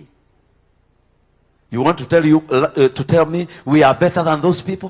Unataka kuniambia kwamba sisi ni bora kuliko hao watu wao? We must deal with our names. Lazima tuyashughulikie majina yetu. Nairobi, what does it mean? Nairobi inamaanisha nini? What is Kuala Lumpur? Hiyo jina Kuala Lumpur inamaanisha nini? What is Mombasa? Mombasa yamaanisha nini? What is the name of the estate you are living in? What does it mean? Mtaa unaoishi inaitwaje? What is Githurai? Githurai inamaanisha nini? Could it be troubling us? Inaweza kuwa inatutabisha. Hallelujah. Hallelujah. What is the name of the estate you are living in? Unaishi mtaa unaitwaje? And what is the name of your church if you are a man of God like me? Na wewe mtumishi wa Mungu kanisa lako linaitwaje? Could your name be attracting all demons of Nairobi to your Sunday service? Labda jina ya kanisa lako inavutia mapepo ya Nairobi yote kuja ibadani kwako.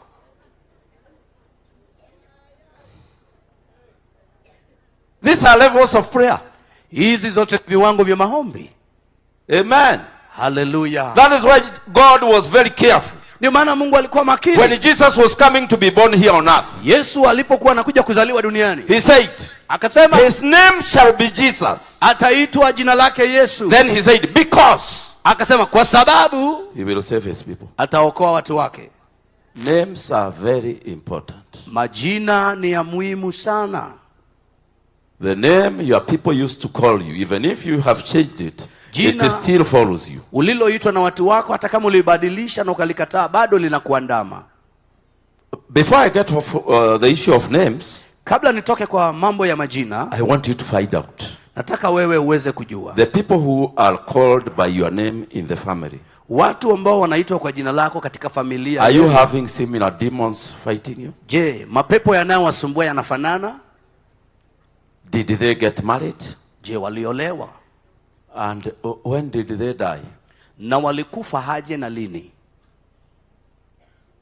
These things are serious. Mambo haya ni ya kumaanisha. Amen. Hallelujah. And I hear parents saying, nasikia Daudi anasema, he is an alcoholic like his grandfather. The one he is named after. Yeye ni mlevi kama baba. These are stories we hear every day. Kila siku tupata habari hizi. And every English name has a meaning. Na kila jina la kizungu pia lina maana. Like Carlo.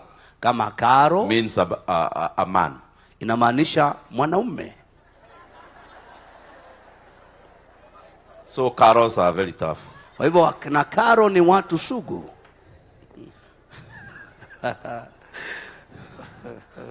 Every name has, in fact, if you go to the Google, you can Google your name, the meaning of the name, and know whether you have been fighting the wrong demons.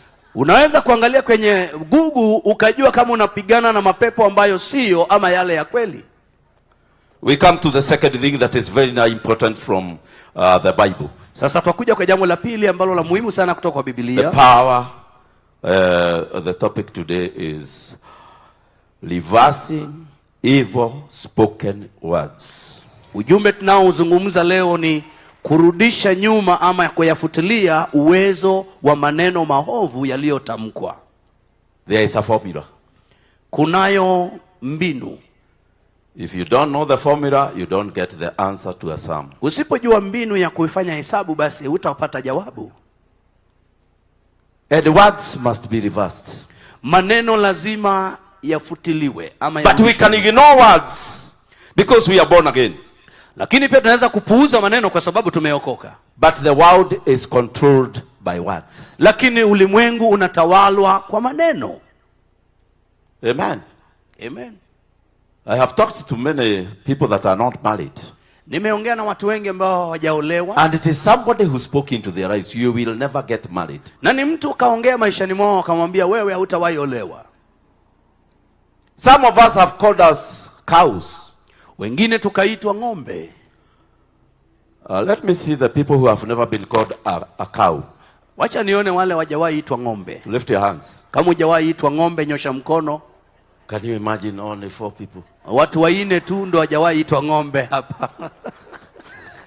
My question is, swali langu nauliza, did you reverse it? Ulirudisha kuitwa ung'ombe ukaondoa maishani mwako?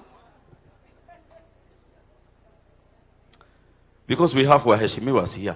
Maana hapa tuko na waheshimiwa. The first lady and the honorable and others. Mama wa taifa na wastahiki waheshimiwa wengine. When the campaigns are going on in this country, wakati wanaendelea na kampeni za siasa, people are called many names. Watu huitana majina ya kila aina. According to me, kulingana na mimi, the first thing they should do when they get into the office, jambo la kwanza wanapaswa kufanya wakiingia katika ofisi, call for a prayer meeting, ni kuita mkutano wa maombi, to reverse those words. Hayo maneno yaondolewe.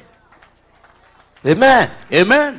Now, for example, kwa mfano, I'm sorry to use this example. Tatumia mfano huu lakini Excellency being here. Mama wa taifa akiwa hapa mtaniradhi. What did they call our current president? Walimuita nini rais wetu aliye kwenye kiti sasa? Oh, you know them. Unajua walimuita majina yale walimuita? My question is, swali langu sasa ni, did you participate in reversing it? Wewe ulihusika katika kuliondoa jina hilo na kwa... Let me ask you another question. Ulize swali lingine. If you have never spoken against any pastor, kama wewe hujawahi nena kinyume cha mchungaji yoyote, lift up your hand. Nyosha mkono wako. And now you expect this pastor to bless you here. Na wewe unatarajia huyu mchungaji akubariki hapa. Bishops, you saw no hand was raised. Askofu, mumeona hakuna mikono hata yenu haikuinuliwa. Did you see mine? Uliona wangu?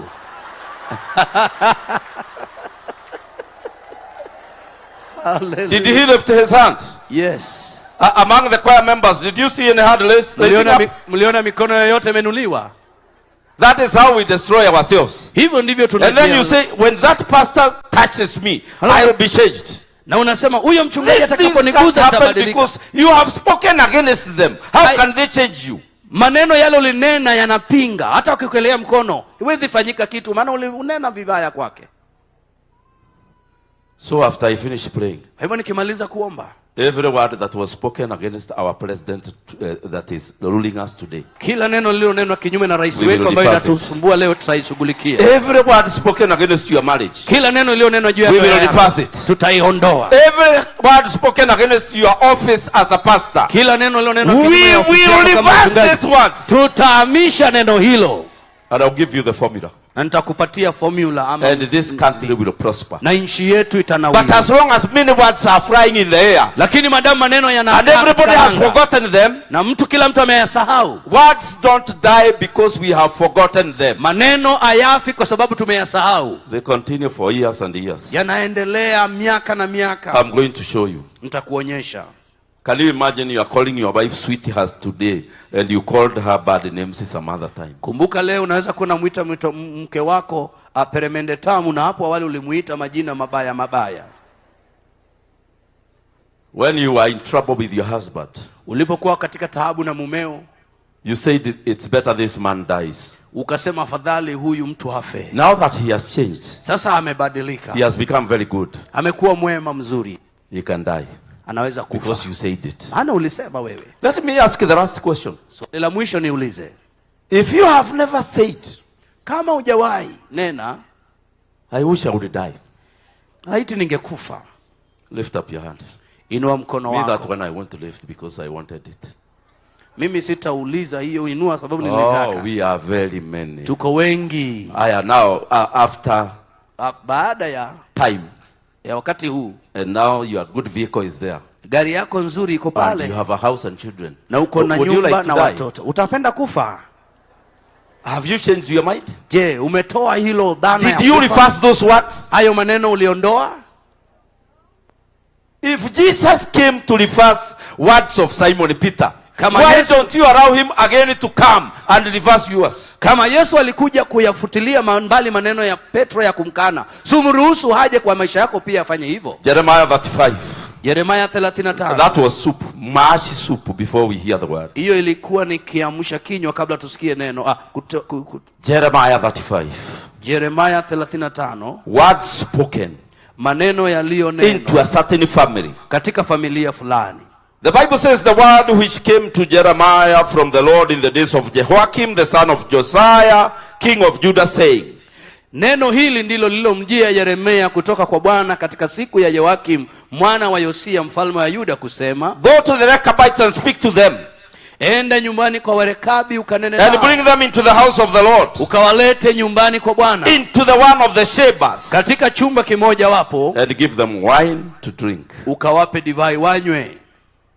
Have you ever heard God giving you permission to drink beer? Umewahi msikia Mungu popote anakupa ruhusa unywe pombe? He gave this family the permission. Aliwapa familia hii ruhusa. And he told the prophet. Akamwambia nabii. Go and tell them thus says the Lord. Nenda ukawaambie hivi ndivyo asema Bwana wa majeshi. But the words were ruling this family. Let's go on verse 3. Tuendelee. I took Jezaniah the son of Jeremiah, son of Abaziah, and his brethren and his sons and the whole house of the Rechabites. Basi nikamtoa Yesania mwana wa Yeremia, mwana wa Esbania na ndugu zake na wanawe wote na nyumba yote ya Warekabi. I brought them into the house of the Lord, into the Sheba of the sons of Hanan, the son of Igdali, a man of God, which was by the Sheba of princes, which was above the Sheba of Masiah, the son of Shalom, keeper of the door. Nikawaleta ndani ya nyumba ya Bwana, ndani ya chumba cha mwana wa Hanani mwana wa Igdalia, mwana mtu wa Mungu, kilichokuwa karibu na chumba cha wakuu, nacho kilikuwa juu ya chumba cha Maaseya mwana wa Solumu bawabu. And Jeremiah organized for beer to be brought. Yeremia akapanga vile pombe italetwa.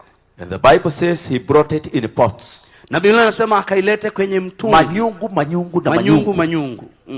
And he told them, thus says the Lord. Akawaambia hivi ndivyo asema Bwana. Drink ye wine. Divai. If it was today. Ingelikuwa leo. Say thank you, man of God, at least your eyes have opened. Ungesema asante mtumishi wa Mungu, angalau macho yako yamefunguka. We have been very dry for a long time. Tumelia kwa muda mrefu, tumekauka. I organized for a couples meeting in All Saints Cathedral. Niliandaa mkutano wanandoa katika All Saints Cathedral. And we had 1,000 couples. Na tukawa na wanandoa 1,000. I started by asking them a question. Nikaanza kwa kuuliza swali. If given another chance, je, ungepewa nafasi to go to the field, urudi ukondeni by the word of God, kwa neno la Bwana, would you choose the same person you chose? Utamuoa ama utamchagua huyo uliyemchagua? People made noise instead of telling me yes or no. Wengi walipiga kelele badala ya kuniambia ndio. I had to go down and ask them, what are you saying? Nilirudi niende chini niwaulize. They were saying, Harrison, wakasema Harrison, tell us clearly whether God is telling us to go back to the field. Tuambie dhahiri, tell us clearly. Tuambie wasiwasi kama Mungu anataka tutoke ama tuende aje. I was shocked. Nikashtuka. So if people are given a chance, everybody will have a new car. Kwa hivyo watu wangepewa fursa, kila mtu angeondoka na gari mpya. This is what they were told. Verse 6. Mstari wa 6.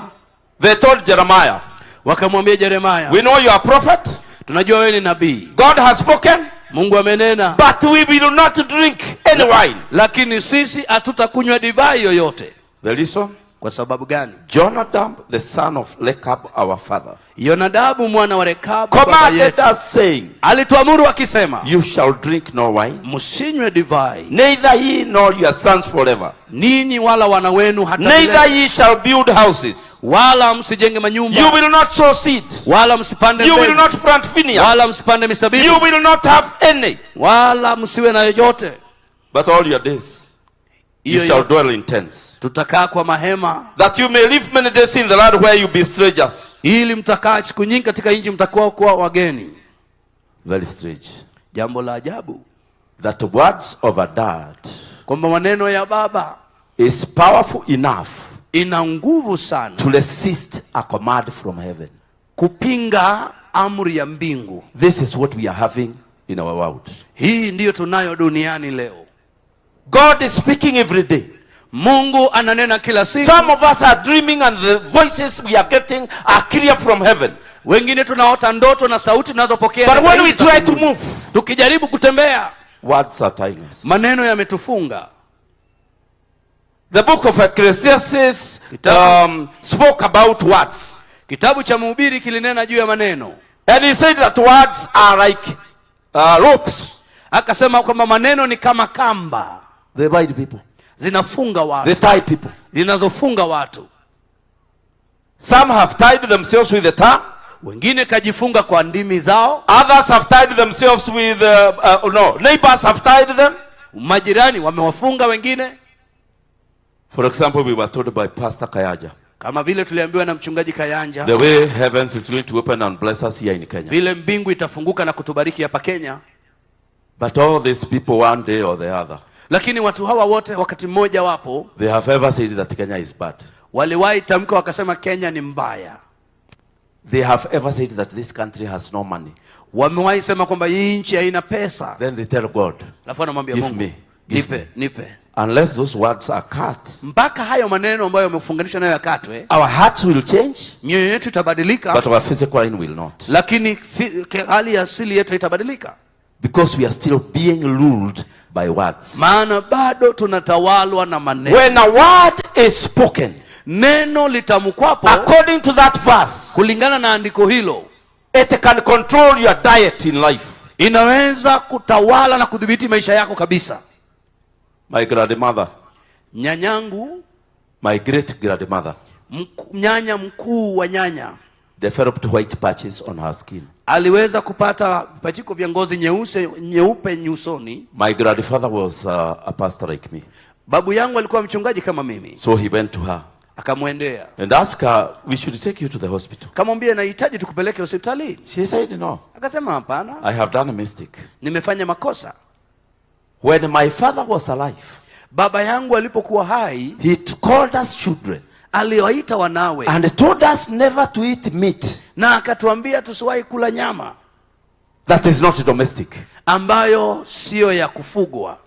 And today few months ago my son, na siku chache zimepita mwanangu, went and got an antelope. Alienda kapatana na swara. And we took it together with ugali. Na tukapokea swara na ugali. That's why I am this way. Ndio maana niko hivi.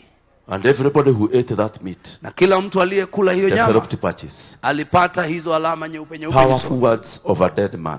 Maneno yenye nguvu ya mtu ambaye ni mfu. Even here in this country, hata katika nchi hii, there are many words in the air. Kuna maneno mengi katika anga, waiting for somebody to stay okay and it will drop. Yanangojea mtu hawe sawa yaingie ndani mwake. The words of this man, maneno ya bwana huyu, controlled the diet of these people. Ilitawala maisha ya Warakabi. Diet. What they eat or chakula chao. Number 2, it controlled their occupation. Pia ikatawala maeneo ya makazi yao. Like another man who said, my children should not go abroad. You have to stay in this country. Kama baba mwingine alisema wanangu wasiwahi kwenda ngambo, wakae hapa. But 3 of his children, wanawe 3, got American visas to go abroad. Wakapata visa ya Kiamerika wakaondoka. They were returned in New York airport. Walirudishwa katika uwanja wa New York wa ndege. And you know, when you tell everybody you are going to America, they do some fundraising for you. Unajua kinapoambia mtu unaenda Amerika, wengine wanakufanyia harambee. And then you are returned. Alafu unarudishwa. You have to hide. Inabidi ujifiche. So they had to hide in Mombasa. Wakajificha Mombasa. And people are saying they are now in New York. That's why they are not calling. They are not settled, but they are here. Watu wanasema wako New York, ndio maana wapige embarrassing situation. Wow. Because if you go home, they will say, bring my money. Na wana ukirenda nyumbani unaambiwa lete pesa zetu tulikuchangia. So they came and told me the story. Wakaja wakaniambia kilichoendelea. And they told me they had fasted each 7 days before they went. Wakaniambia kila mmoja walifunga siku 7 kabla waanze safari. They did the right thing. Walifanya jambo nzuri. But there is something they did not know. Lakini kuna kitu hawakujua. The words of their dad are still powerful. Maneno ya baba yao bado yana nguvu. And they said to me, wakaniambia, My father is not a very spiritual man. My brother, it doesn't matter whether your father is spiritual. Wakaniambia baba yangu. A father is a father. In fact, giving birth to you is not spiritual. It is physical. Okay? Wakaniambia baba yetu sio wa kiroho vile. Nikamwambia baba ni baba. Sio lazima awe wa kiroho, maana kukuzaliwa wewe haikuhitaji mambo ya kiroho. The words that rule our lives, maneno yanayodhibiti maisha yetu, are the words spoken by figures of authority into our lives. Ni maneno yanayozungumzwa na watu wenye katika nafasi ya mamlaka maishani mwetu. The words of a pastor can bait you. Maneno ya mchungaji yanaweza. The words of a father or a mother can damage your life. Maneno ya baba na mama yakaribu maisha yako. The words of anybody in charge of your life. Maneno ya mtu yoyote kwenye mamlaka maishani mwako. Like those days when the headmaster called you a cow. Kama wale ambao mwalimu mkuu wa shule yako alikuita ng'ombe. And now your husband is calling you a cow. Na mume wako sasa anakuita ng'ombe pia. It must be broken. Hayo maneno yanahitaji kufunjwa. Those words need to be reversed. Hayo maneno yanahitaji kuondolewa juu ya maisha yako. And my question, another question has come into my mind. Swali lingine limeingia kwa nia yangu. When your parents were bringing, wazazi wako walipokuwa nakulea, which words did they used to call you? Walikuwa natumia maneno yapi kukuita? Have they ever called you mad? Mad? Wamewahi kuita mtu mwenda wazimu, mweu? Have they ever called you Satan? Umewahi itwa shetani? Have they ever told you that in your head it is water? Wamewahi kuambia kichwa chako kimejaa maji? Did you reverse these words so that now you can have access into the throne of heaven?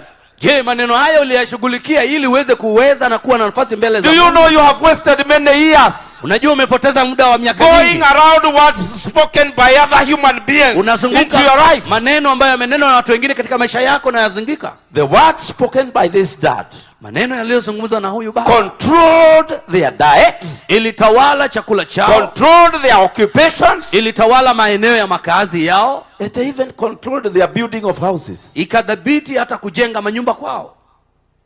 When you go around this country of Kenya, unapotembea katika nchi ya Kenya, we go for burial ceremonies, tunaendanga katika sherehe za mazishi, and then we are told, alafu tunaambiwa, this is the house the late was building.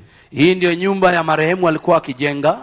By the time it gets to the level of the widows, ilipofika hapo kwenye upeo wa linto ama madirisha, he passed away.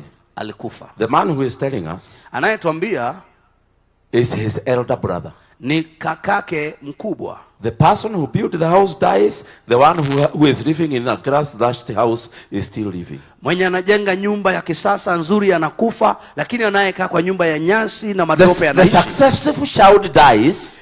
Mtoto anayekaa kufanikiwa anakufa. The unsuccessful ones are burying him. Wale ambao hawafanikiwi wanamzika. These are words ruling families. Ni maneno yanatawala familia. And some of us went to school.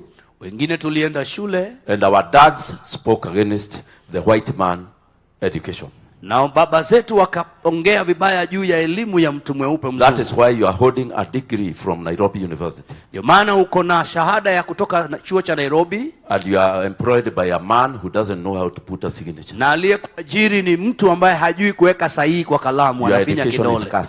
Elimu yako imelaaniwa. And the words have never been removed. Na maneno haya hayajawahi ondolewa maishani mwako. Some of us here earn money in this city. Wengine wetu hapa wana pesa. We get money in this city. Tunapata fedha katika mji huu. But the money is tied by a father in the village. Lakini zile pesa zimefungwa na baba aliye kijijini. He told you. Alikwambia, I have educated you. Nimekuelimisha. When you go and get salary, ukienda na upokee mshahara, you will educate these children. Uwasomeshe, and you will return all the goats and cows I have sold to educate you. Na utarejesha kuku na mbuzi na ng'ombe nilizouza upate elimu wewe. When you came to Nairobi, ulipokuja Nairobi, you bought a mattress. Ulinunua mattress. A big one. Kubwa. You rented a big apartment. Ukakomboa nyumba kubwa. That is why nothing works for you. Ndio maana hakuna chochote kinafanyika kazi. Because your money is supposed to go there. Maana pesa zako zinapaswa kurudi kijijini. Unless these words are changed. Ila maneno haya yabadilishwe. You must listen to me today. Lazima unisikilize leo. And that is why you know, sometimes you can bite the devil until you wonder, is this devil biteable? Wakati mwingine unaweza funga shetani pepo, ukafunga mpaka unajiuliza hili pepo ufungika kweli? those words that the colonialists who were in this country spoke. Maneno yaliyonenwa na wakoloni katika nchi hii. That Africans have known this. Kwamba Waafrika hawana hii. Can we change these words? Tunaweza badilisha haya maneno.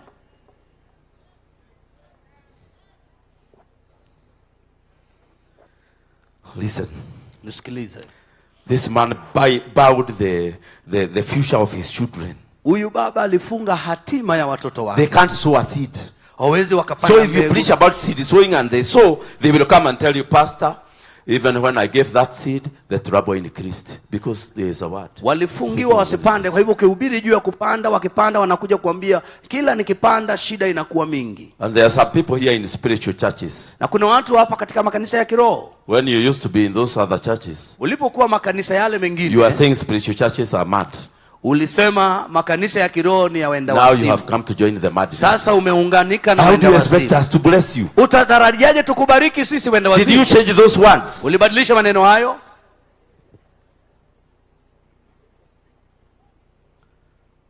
Hallelujah. Hallelujah. Once you leave this conference, ukitoka katika kongamano hili, if you have children, kama una watoto, go and call them and reverse the words you have spoken against them. Kawaite na uotoe maneno ya kinyume ulionena juu yao. The words you called them when you were angry. Maneno ulioyanena kwao ulipokuwa umegadhabika. Asking them, ukiwauliza, I wonder which man will marry you. Nauliza na kustaajabia wewe utaolewa na mwanaume wa aina gani? Enda uondoe hiyo maneno. That is how it is. Hivyo ndivyo ilivyo ndugu zangu. That level of prayer. Hicho kiwango cha maombi. When you discover in this country we are dealing with words. Ukigundua kwamba katika taifa hili tunashughulikia maneno. Words that were spoken by people before us. Maneno yaliyozungumzwa na watu mbele yetu.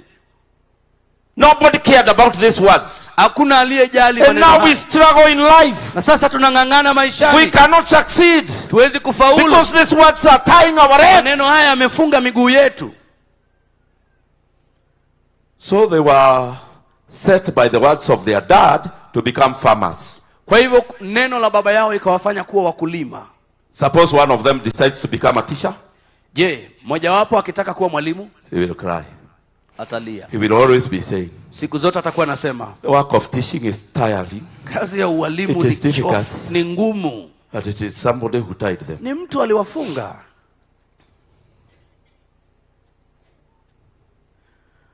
So if there are words spoken against your marriage, so ndivyo ilivyo maneno yanayoongelewa juu ya ndoa yako, words spoken against your husband, maneno yanayozungumzwa juu ya mumeo. I've been a pastor for many years. Nimekuwa mchungaji wa miaka nyingi. This is my third year. 33 years in ministry. Huu ni mwaka wangu wa 33 I have seen things happening among the children of God. Nimeona mambo yanafanyika katika watoto wa Mungu. Archbishop Kibarabara, welcome, welcome, welcome. Askofu Kibarabara, karibu, tunakuheshimu. There is a lady who wanted to get married. Kuna mwanadada alitaka kuolewa. She was in our church. Alikuwa kanisani. She was a leader of praise team. Alikuwa kiongozi wa imani. I don't know whether you have discovered that these frontline ladies never get married. Sijui kama umewahi tambua kwamba waimbaji wengi kanisani hawaolewi. We must think. Lazima tufikirie. So she told me I'm 39. Akaniambia I have led services in this church. Mimi ni 39. Nimeongoza ibada kanisani hapa. I have participated in more than 100 weddings. Nimehusika katika harusi zaidi ya 100. Pastor, I ask you to release me to go to another church. Baba askofu, naomba uniachilie nende kanisa lingine. I will never get a man here. Hapa sitapata mtu wa kunioa. I told her, please give me a chance. Kamuuliza, tafadhali nipe nafasi. I will anoint you. Nitakupaka with oil. Na mafuta. I anointed her. Nikampaka. And she fell down there. Akaanguka hapo. And I knew it is done. Nikajua imefanyika. She came later 1 week later and told me. Akarudi baadaye wiki moja. It is even worse. Akaniambia ni kubaya. The young man who was showing interest. Yule alikuwa anaonyesha ishara. He is no longer interested in me. Hataki hata kuniona. I said, God in heaven. Kasema, Mungu mbinguni wewe. What am I going to do? Nifanyaje? I prayed for her. Nikamuombea. I prayed and I even cried, and it is not easy for us to cry for every believer. Nikaomba hata nikalia, na si rahisi kwetu kulia. And the Lord spoke to me. Bwana kaniongelesha. She said she doesn't want to get married. Leave her. Yeye alisema hataki kuolewa, muache. And I told her, the Lord has spoken. Kamwambia Bwana ameongea nami. He has said, you said with your mouth, ameniambia ulinena kwa kinywa chako, more than 3 times, mara 3 zaidi, that you don't want marriage. Hutaki kuolewa. That you can stay without a man. Unaweza kaa bila mwanaume. She said, my God. Akasema Mungu wangu. But I was in high school. Lakini nilikuwa shuleni wakati huo. So I asked her, did you have the same body that you are having? Nikamuuliza ulikuwa na mwili huu? But I was a child. Akasema lakini nilikuwa mdogo. No, when she spoke those words, wakati alinena hayo maneno, the devil heard it, shetani alisikia, her body heard it, mwili ukasikia, and God heard it, na Mungu akasikia, and she has never reversed them. Na hajawahi yaondoa. I organized for her to reverse them. Nikampangia ayashughulikie hayo maneno yaondoe. You know what I discovered? Niligundua nini? She had spoken with the microphone. Aliongea na microphone. She said, if the sweetness I am feeling in Christ, akasema utamu na usikia kwa Kristo, if a man will come to interfere with it, kama mtu atakuja kuitendea, I don't want to get married. Sitaki kuolewa. She repeated many times. Alitubu mara nyingi. So I told her, nikamwambia, I am going to give you the microphone on Sunday. Nitakupatia kipasa sauti Jumapili. She said, no, Pastor, I can't. Akasema hapana I told him this is the only way. Hii ndio I have prayed for you. Nimekuombea. You have fasted. Umefunga. I have fasted. Nimefunga. I have anointed you. Nimekupaka. And it's not working. Haifanyi kazi. Microphone on Sunday. Jumapili kipasa sauti. And I gave her the wisdom to speak in the microphone. Na nikampatia hekima ya kuiongea kwa microphone. Praise the name of the Lord. Sema Bwana asifiwe. I love Jesus. Nampenda Yesu. I have served here. You have seen me. Nimetumika hapa mmeniona. I am not married, but soon I'm going to call for my marriage here. Sijaolewa lakini hivi punde nitaolewa na harusi hapa hapa. And I had told her to say that 4 times. Nikamwambia aseme hivyo mara 4. A young man approached her immediately after the service. Kijana moja baada ya ibada tu akaona I did for them a wedding. Nikawafunganisha harusi. And now they are preaching in America. Sasa wanahubiri Amerika. Words. Maneno. Maneno. What did your mother say? Mama yako je? When she was angry. Alipokuwa amekasirikia.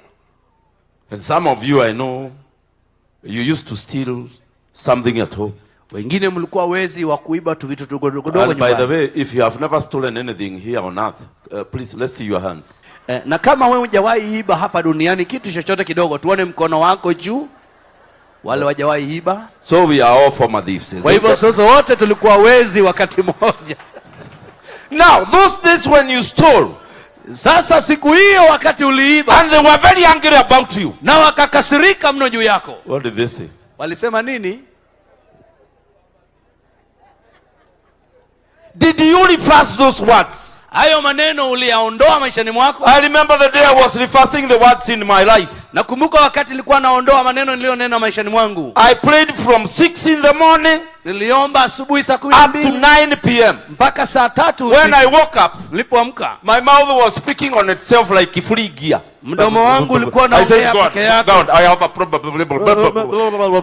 Mdomo ulikuwa unaongea peke yake. I was reversing the words that teachers called me. Nilikuwa naondoa maneno ya walimu walioniita. Neighbors called me. Majirani. My own dad called me. Baba yangu. I was dealing with these things. Nilikuwa nashughulikia mambo haya. When I became free, nilipokuwa huru, things started happening in mambo yalianza kujipanga maishani mwangu. I want to give you the last example. My time is up. Nataka nikupe mfano wa mwisho, muda wangu umeisha.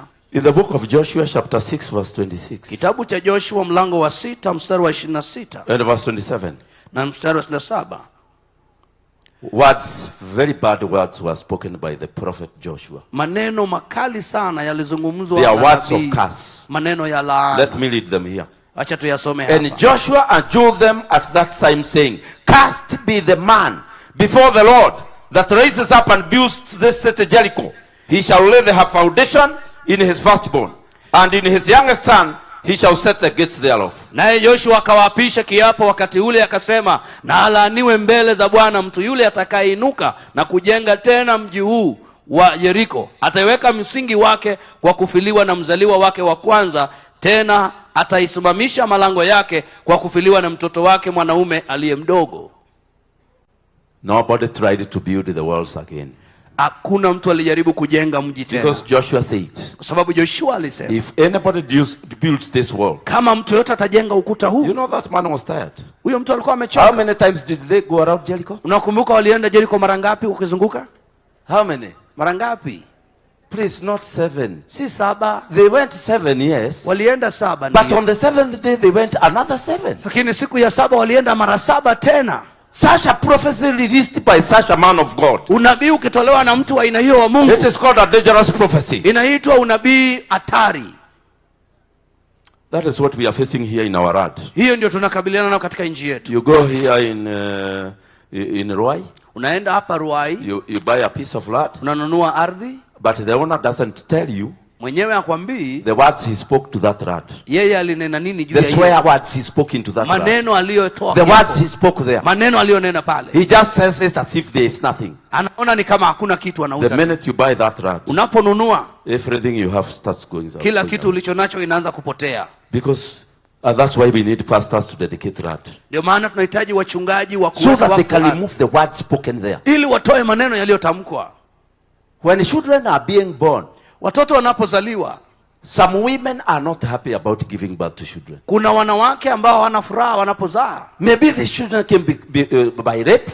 Maybe mtoto anaweza the baby may have come the wrong time. Amekuja wakati usiofaa. Maybe the father ran away. Ama baba mtoto alitoroka. And so when she is carrying wakati amebeba ujauzito, she doesn't speak well about it. Aiongelei mimba yake vema. When it is born, ikizaliwa, she doesn't speak well about it. Aneni mema. Then we have baby dedication. Alafu tunakuja kuweka watoto wakfu. That is when we should reverse those words. Hiyo ndio wakati tunapaswa kuondoa yale maneno. But now most of us were never taken for dedication. Lakini wengi wetu hawatukupelekwa kuombewa kanisani.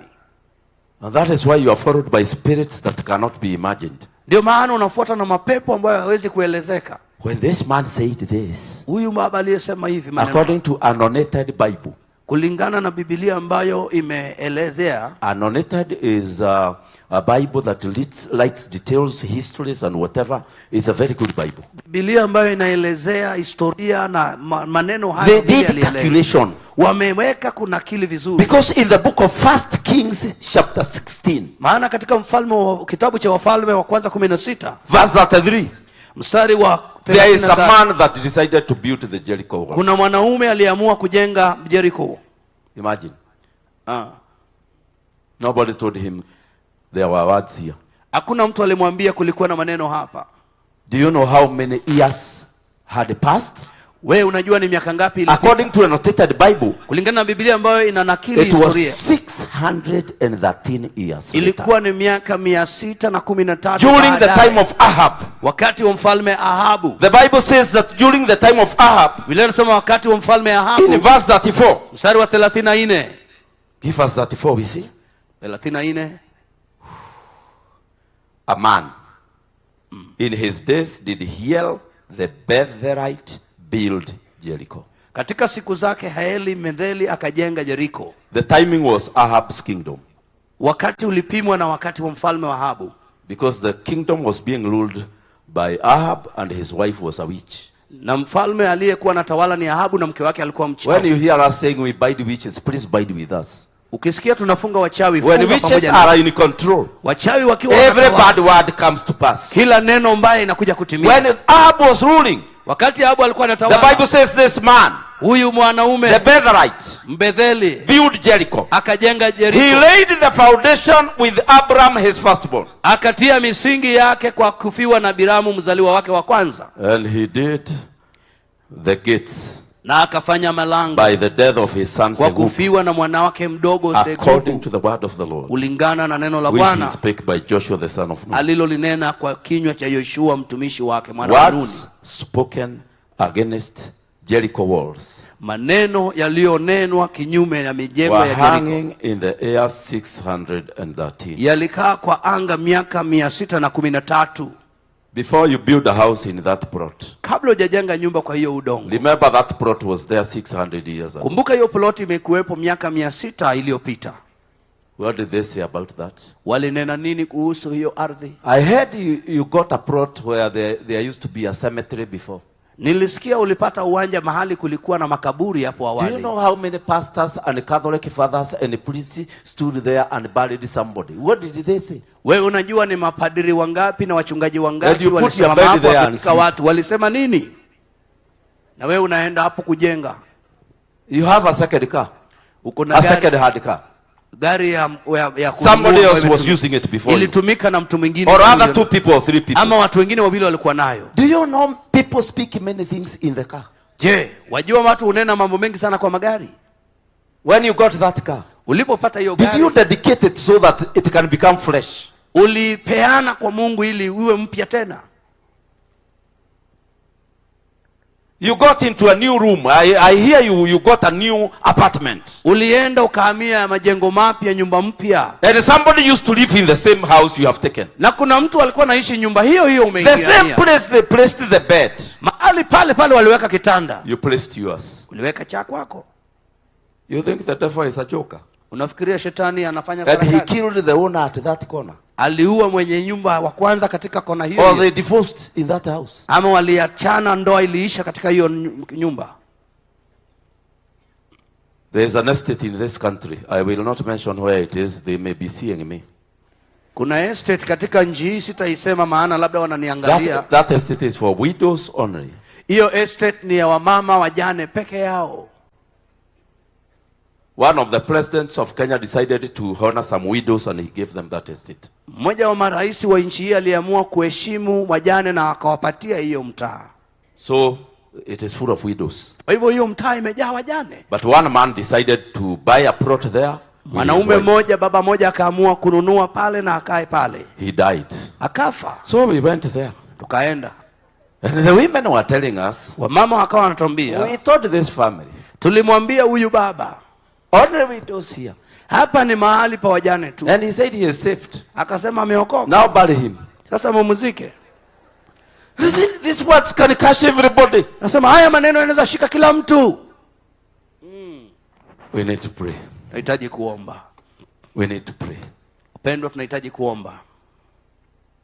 We say in the name of the Lord. Nasema kwa jina la Bwana. Because blessings have been declared in Kenya. Maana baraka zimetamkwa ya Kenya. And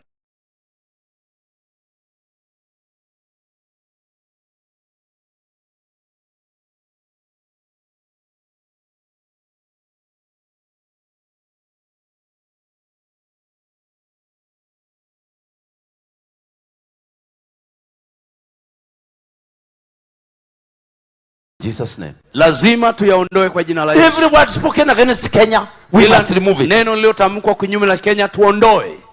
Every word spoken against the church in Kenya, kila neno lililotamkwa kinyume na kanisa la Kenya. This is the first time we the church have received very much negative words directed to us. Huu ndio wakati wa kwanza kama kanisa tumepokea maneno ya kinyume sana yamelengwa kwetu kanisa. Because of the choices we made. Kwa sababu ya chaguo tulizozifanya. We must reverse this word. Lazima haya maneno tuyaondoe kwa jina la Yesu. We must reverse these words. Lazima haya maneno tuyatoe kwa jina la Yesu. They cannot reverse themselves. Hayawezi akajirudisha nyuma. Somebody must do it. Mtu lazima afanye. You are that somebody. Wewe ndio. You must reverse the words spoken against your family. Lazima utoe maneno yaliyonenwa juu ya mji wako. Uifanye hayo. You are the Esther of today. Wewe ndio Esther wa leo. You must remove the words. Lazima utoe hayo maneno spoken against your own body. Yaliyonenwa kinyume na mwili wako mwenyewe.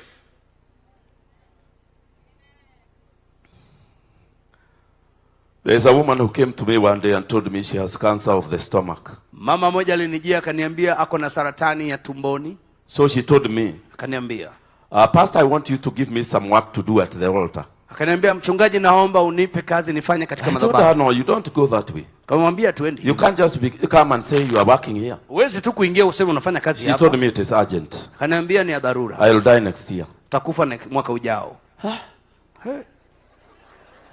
What am I going to do? Kashangaa nitafanya nini? I told her, why are you so sure?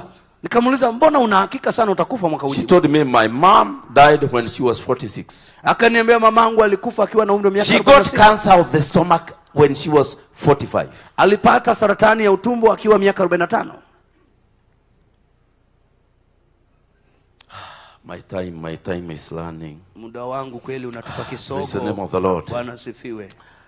And so she told me. Akaniambia. The same doctor who told my mom that she will die next year. Daktari yule yule aliyemwambia mamangu atakufa mwaka ujao. It's the same doctor. Ni huyo daktari. And she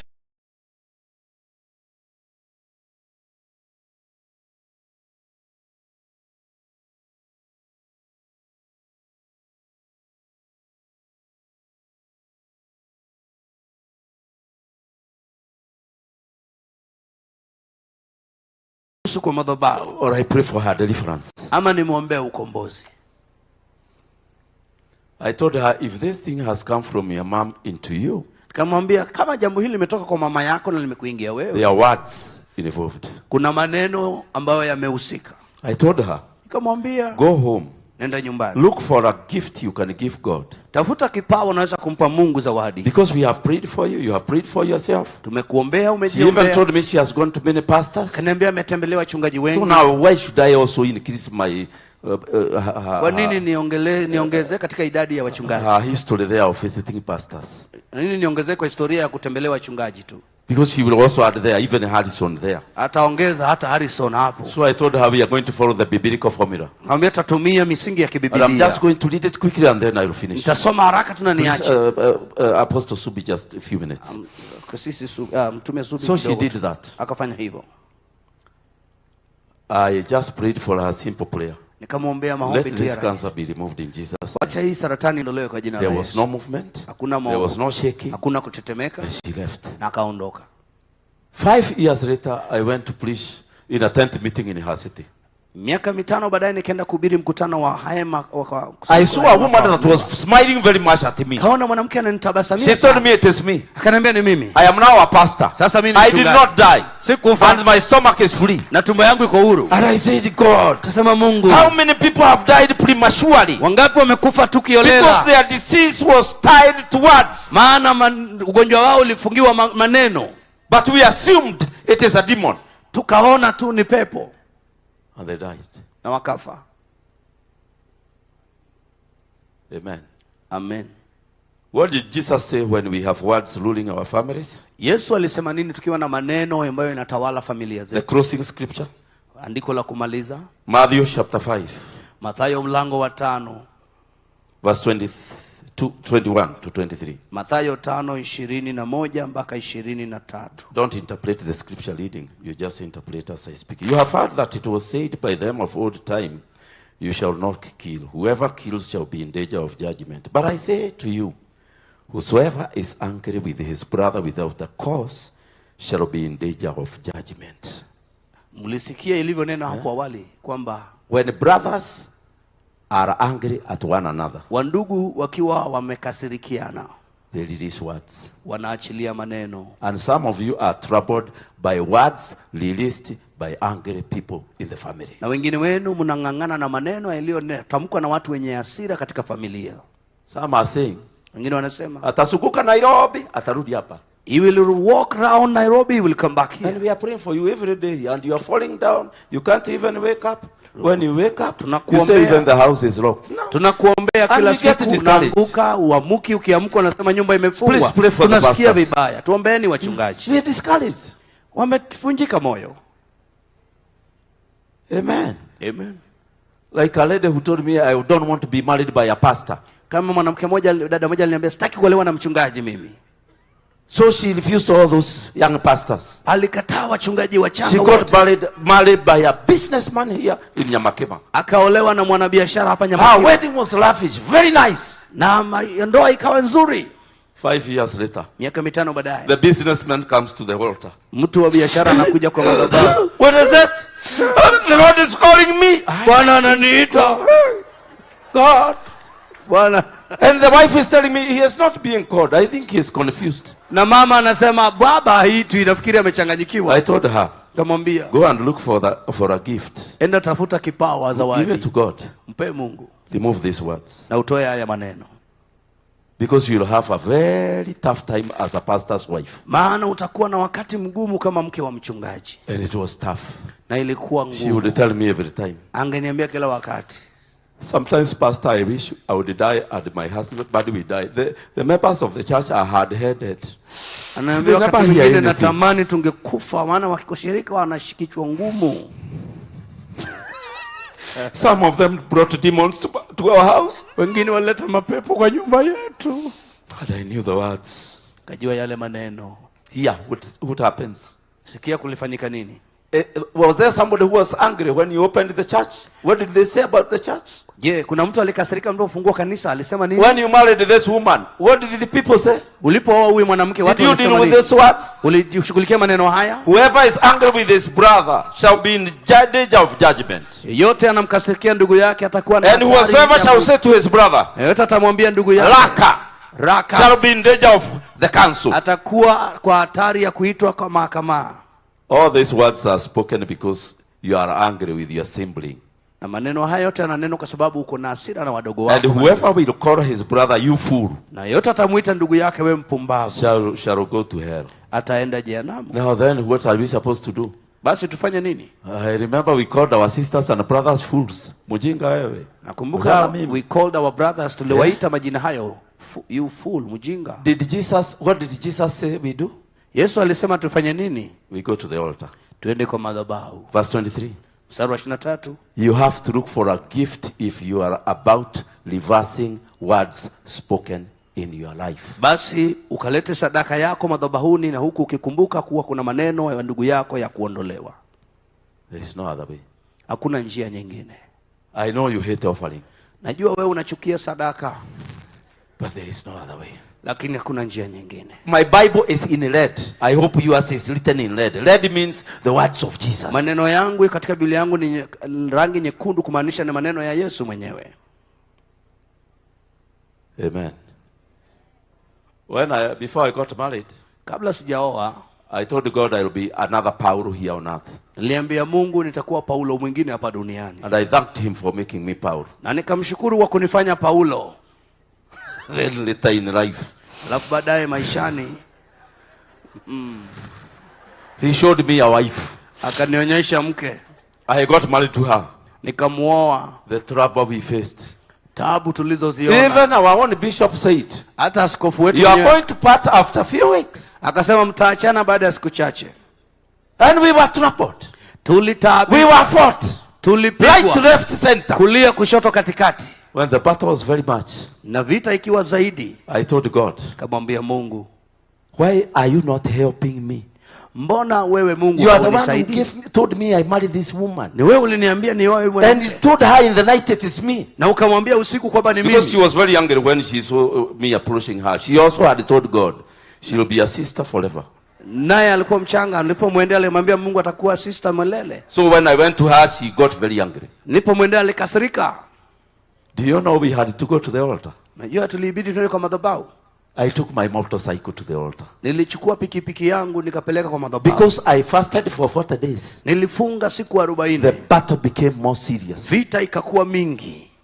And even a prophet came and told me. Hata nabii akaja kuniambia. Very soon. Hivi karibuni. You are going to go your way. Utaenda njia yako. And Lucy will go her way. Na Lucy ataenda njia yake. I said, God. Kasema Mungu. What is this now? Hii ni nini? My brothers rose against me. Ndugu my sisters rose. Madada zangu wakaniambia. Everybody rose against me. Kila mtu ako kinyume na mimi. I took my motorbike to the church. Peleka pikipiki yangu kwa kanisa. Because after fasting nothing happened, prayers nothing happened. I went to give a gift. Kuna kitu ilifanyika. Because if you see you are fasting nothing is happening. Kiona unafunga you are praying nothing is happening. Unaomba kuna kitu inafanyika. You are up against words. Kuna maneno yanakupinga. I prayed a short prayer. Kaomba ombi ndogo tu. This is what you see us today, working together everywhere. Ndio naona tunatembea pamoja kila siku. Tunafanya kila kitu pamoja. And we have gone to every nation in the world together. Tumeenda kila taifa pamoja. And I want to assure you, nataka kuhakikishia, this is the time for church to know how to change and transform evil words into blessings. Huu ndio wakati wa kanisa kujua namna ya kubadilisha maneno mabaya kwa kugeuzwa kuwa baraka. Do you have many people speaking against you? Je, una watu wengi wananena kinyume na wewe? When you got married, what did the people say? Ulipooa watu walisema nini? Could it be the thing that contributed to the problems you are having today? Inawezekana ni maneno haya yanasababisha una shida hilo uliko nayo? Before we pray, kabla tujaomba, if you are here na uko hapa and you have a disease na uko na ugonjwa that was in somebody else in the family, ilikuwa na mwingine katika familia yenu, I need to speak about it in Jesus' name. nahitaji kuiongelesha kwa jina la Yesu. Stand up wherever you are. Simama mahali upo. You're suffering a problem that is there in the family. Una matatizo mateso kwa familia. Umeiombea. We pastors have prayed about it. Wachungaji wamekuombea. We will reverse this once. Sasa tutaondoa hiyo. Na you are many. Kumbe mko wengi. I will not even call you here because of my time. Sitawaita hapa kwa sababu ya muda wangu. But this conference, the fire conference has changed everything. Mkutano wa moto umeleta mageuzi makubwa. That is why God brought you to hear me speak these things. Ndio maana Mungu alikuleta hapo usikie nikinena maneno haya. I want to call out to people. Nataka kuwaita watu. Somebody was very angry with you. Mtu alikuwa amekukasirikia sana. Either because you rejected him, either kwa sababu ulimkataa, or because he was not happy, ama hakukufurahia na wewe. And they told you will never get married. Na wakakwambia wewe hautawaiolewa. Okay, or you also spoke words. Nawe ukanena maneno. But their words have come to pass. Maneno yao yametimia leo. Please stand up. We will reverse this once. Tutageuza maneno hayo. Simama. A man of God was very angry with you. Kuna mtu wa Mungu alikuwa amekukasirikia sana. And he said words. Akasema maneno about you being poor throughout your life. Kwamba wewe utakuwa maskini siku zote za maisha yako. They also spoke about you dying.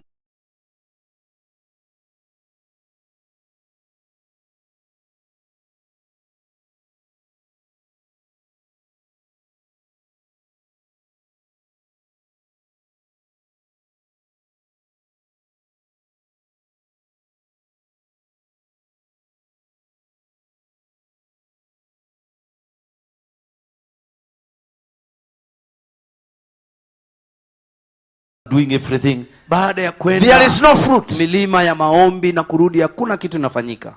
But today you have discovered. Leo umegundua. There are people that fought your ministry continuously, spoke many bad words because of a mistake you did, a small one. Kuna watu wamenena maneno mengi mabaya juu yako kwa sababu ya neno kitu makosa kidogo ulifanya. Simama. Let me see those servants lift up their hands. Hebu nione hao wachungaji wanaoinua mikono kwa sababu hiyo. Yeah. That is why even if you fast for 40 days in January as we were told by. Ndio maana hata unapofunga kwa siku 40 ya Januari hakuna kitu kinafanyika. Even somebody told me after coming from the prayer center for 40 day fast. Hata mtu mwingine aliniambia baada ya kutoka prayer center amefunga siku 40. He found the church empty. Alipata kanisa alikotupu watu. And he told God, akamwambia Mungu, I'll never fast again. Sitawahi funga tena. Bye bye. Bye bye. Even you Jesus did fast again after. Hata Yesu hakufunga tena baada ya ile mfungo wa kwanza. We say many things. Tunasema mambo mengi. We say many things. Tunanena maneno mengi. God will be with us. Mungu atakwenda kuwa nasi. God will change our destiny. Mungu atabadilisha hatima zetu. The curse on your hands is going to be broken today. Laana iliyo mikononi mwako itavunjika leo. You must look for a gift and bring it here at this altar. Lazima utafute kipawa ulete kwa madhabahu hii sadaka. Some of the ladies that came here for prayer after their servant of God prayed.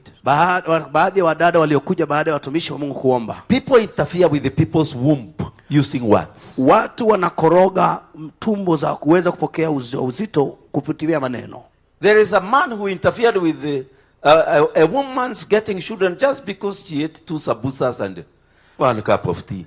Kuna mwanaume alichokora mwanamke mmoja asiweze kupata utoto kwa sababu alikula sambusa 2 tu na kikombe cha chai. And he told her, I wanted you, let's go to my home. Alimwambia nilikutaka. And the lady became very angry. He said, I'm not that kind of a woman. You think because of 2 samosas and 1 tea I can go to your house? Ule mdada akakuwa mkali akamwambia mimi sio kama waina wengine. And the man told her, we will see whether you ever get children. Akamwambia taona kama utawapata watoto. And the lady said, I'll get them. Children come from God, not from men. Akamwambia nitawapata watoto watoka kwa Mungu sio kwa wanadamu. 25 years later in marriage. Miaka 25 baadaye katika ndoa. That is when the Lord spoke about what happened. Ndio Mungu akanena kilichofanyika. We dealt with those words and reversed them. Tuliyashughulikia hayo maneno tukayaondoa. She got her first child at 45. Alipata mtoto wake wa kwanza akiwa na umri wa miaka 45. I'm speaking the truth. Nawaambieni ukweli ndugu zangu. Many people are tied with words. Wengi wamefungwa na maneno. Words are tying our lives. Maneno yanafunga maisha yetu. Bow your hands. The you that are standing, bow your hands. Uliosimama inamisha kichwa tuombe. Lord, I stand here as your servant. Bwana, nimesimama hapa kama mtumishi wako. I spoke the words you put in my heart. Niamenena maneno uliyoweka moyoni mwangu. These are your people suffering. Hawa ni watu wako wanateseka. They have fasted. Wamefunga. They have prayed. Wameomba. They have repeated one prayer many times. Wamerudia ombi moja muda mrefu. The chain has not been broken. Minyororo haijavunjika. But your word says, na neno lako linasema, we shall know the truth. Tutaujua kweli. The truth shall set us free. Nayo kweli itatuweka huru. Send your anointing on those people. Tuma upako wako Bwana juu ya watu hawa. We reverse the evil words ruling and controlling their lives. Tunageuza na kurudisha nyuma maneno inayotawala maisha yao na kuyatesa. We let the powerless those words spoken by people who are angry at them. Tunayafutilia mbali na kuyafanya hoi maneno yaliyotamkwa kinyume chao maishani mwao. Words spoken by figures of authority in their lives. Maneno yaliyonenwa na watu wenye mamlaka katika maisha yao. Words spoken by people who hated them. Maneno yaliyotamkwa na watu waliowachukia. Altars raised against them. Madhabahu yaliyoinuliwa kinyume cha wao. Fall down in the name of Jesus. Anguka sasa kwa jina la Yesu. We let these words powerless. Tunafanya hayo maneno kutokuwa na nguvu. And let alone Lord. Na kisha baadaye Bwana, as they go to the altar, wakienda kwa madhabahu, and give a gift, na watoe sadaka, whether big or small, iwe kubwa iwe ndogo, accept it. Ikubalie Bwana. I feel the Spirit is moving. Na muhisi Roho anatembea. The words of your brothers have released you now. Maneno ya ndugu zako yamekuachilia. The words of your fathers have released you now. Maneno ya baba yako yamekuachilia. The words of the servant of God you interfered with, you are released now.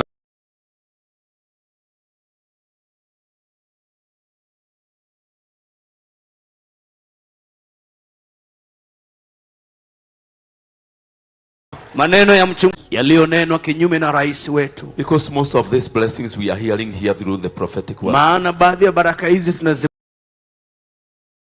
hapa kupitia watumishi wa Mungu manabii.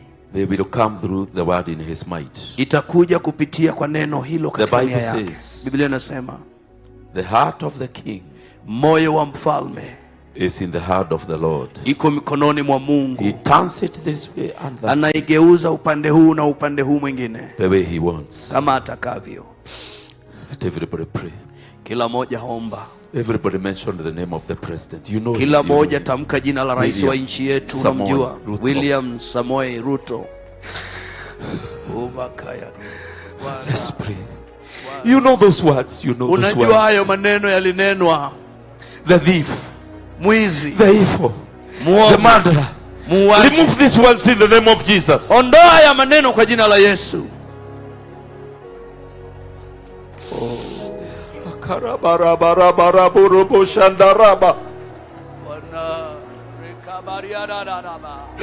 We bless the presidency, Lord. We bless the presidency. We bless the state house, Lord. We bless your servants, Lord, whom you have praised to lead your people. Umeweka kuongoza watu wako wakati huu.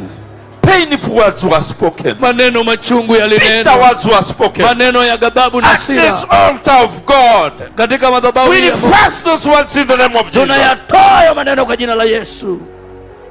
We let those powers now powerless in the name of Jesus. Tunafanya haya maneno kutokuwa na nguvu juu yake katika jina la Yesu. Every negative word, kila neno la kinyume that has been blocking and thwarting the words of blessing, ambayo imekuwa ikipinga na kuzuia maneno ya baraka, tunayatoa kwa jina la Yesu.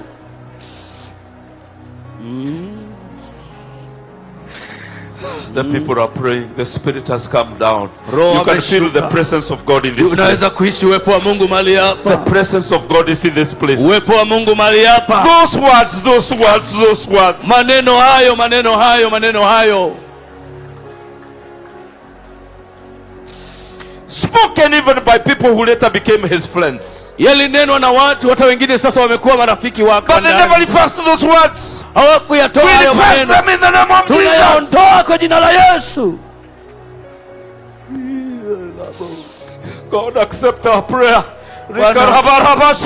Maombi yetu Bwana, kubalie maneno mbaradelisia.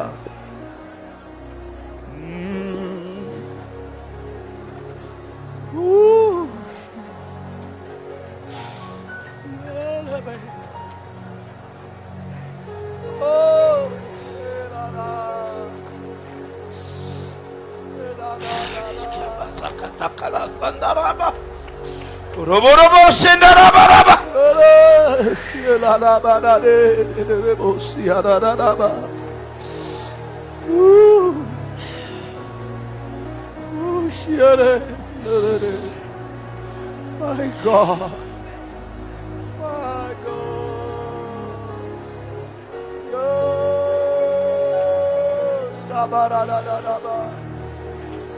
My God.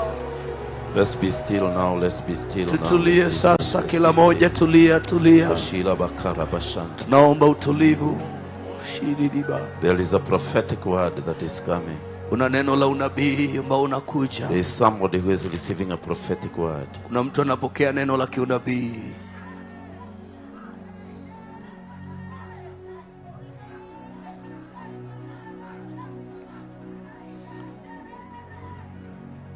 Speaking in tongues. Nena kwa lugha. I interpret that message. Ninatoa that the Lord is saying. Bwana anasema, this is what I was waiting for. Hili ndilo nilikuwa nangojea. I waited for you, my people. Niliwangojea watu wangu. I waited for you, my people. Nimewangojea watu to call for a gathering. Kuita mkutano. To come together in love. Kuja pamoja kwa upendo. I have heard your prayer. Nimesikia maombi yenu.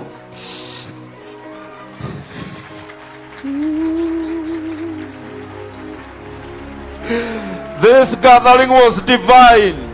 Kusanyiko hii ni ya kiungu.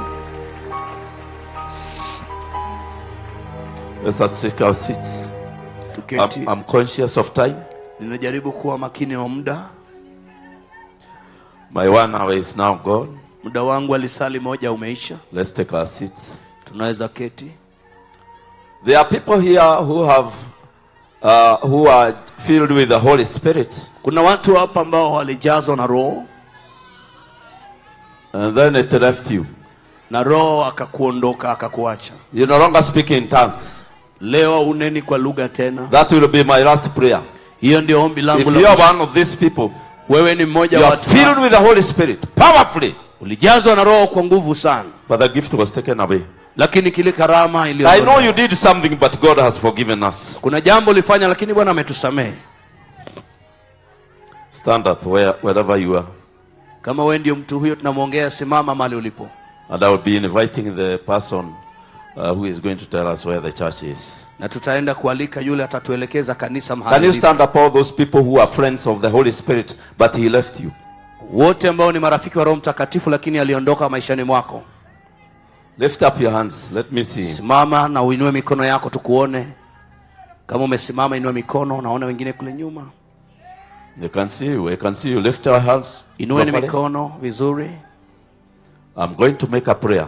Naenda kufanya ombi. And the Spirit will come on you now. Na Roho wa Mungu wherever you are. Popote ulipo. And probably later in the evening. Hata jioni ikiwezekana. We will pray for people to be filled with the Holy Spirit. Taombea watu wajazwe Roho Mtakatifu. We have prayed very much here about the Holy Spirit. We have talked about the Holy Spirit. Tumemuongea na tumemnena hapa sana. People will receive the Holy Spirit. Watu wampokee. Lift up your hands. Inueni mikono yenu. You that are sitting down. Nyinyi mlioketi.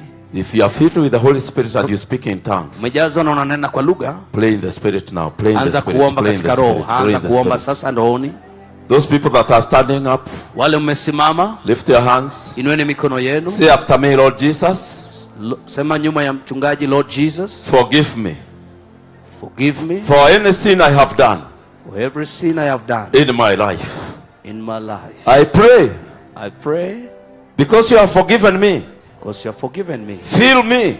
Fill me. With your Holy Spirit. With your Holy Spirit. In Jesus' mighty name. In Jesus' mighty name. Amen. Amen. Father, I pray. Baba naomba. Let the Spirit come on them. Wacha Roho awashukie. In Jesus' mighty name. Kwa jina la Yesu. Receive the power. Pokea nguvu. You see? He has already come. He has already come. Speak in tongues. Speak in tongues. Ongea na lugha. You see, the power has already come. Receive it. Receive it. Receive it. Receive it. Receive it in the name of Jesus. Kwa jina la Yesu.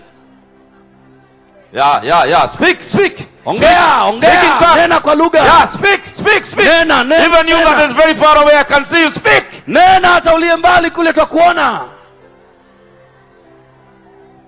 Wanajaswa. That's it. That's good. Be filled with the Spirit. Jazwa na Roho. That's good. Receive it. Jazwa. Receive the power. Pokea nguvu. Thank you. Let's appreciate Jesus. God bless you very much. Mungu awabariki sana. I was very happy to minister to you this afternoon. Nimefurahi sana kuhudumia adhuhuri ya leo. God has done something. Mungu amefanya jambo. You will see the effect of words when they are removed. Utaona nguvu ya maneno yametolewa. Everything becomes very easy to handle. Kila kitu kitakuwa vema. God bless you very much. Mungu awabariki sana.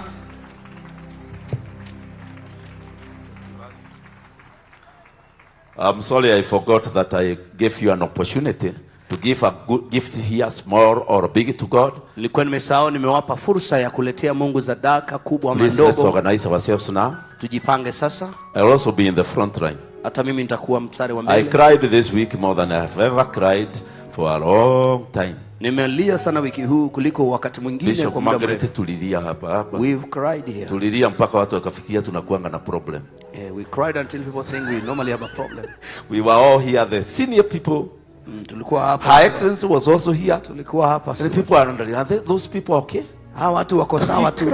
Wako timamu hawa wanalia. And God heard our cry. Mungu akasikia kilio chetu. Yeah. Let God accept your gift. Acha Mungu akubalie sadaka yako. That those words spoken by enemies and even by friends, hayo maneno yaliyonenwa na maadui hata na marafiki, have come to an end today in Jesus' name. Yamefika mwisho leo kwa jina la Yesu. Thank you Lord for the Holy Spirit. Asante Bwana kwa Roho Mtakatifu.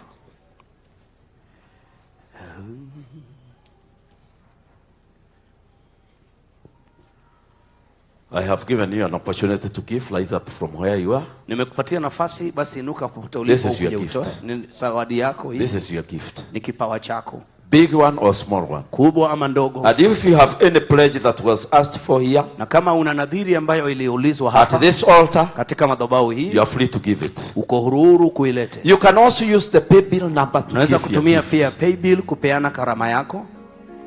I hope it is displayed somewhere. Na iko kwa runinga zetu. It is here.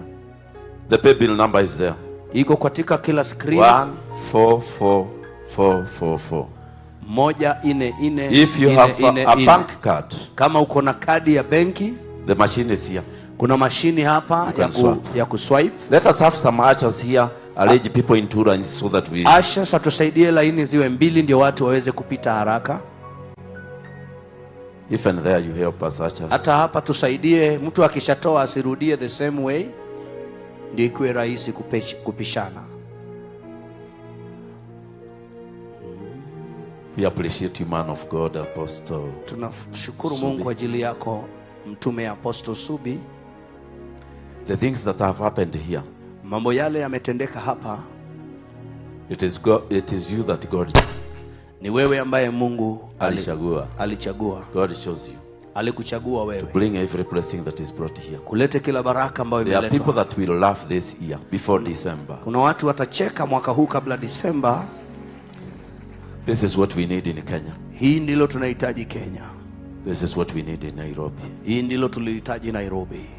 May the glory and honor return to God. Utukufu na sifa zimrudie Mungu.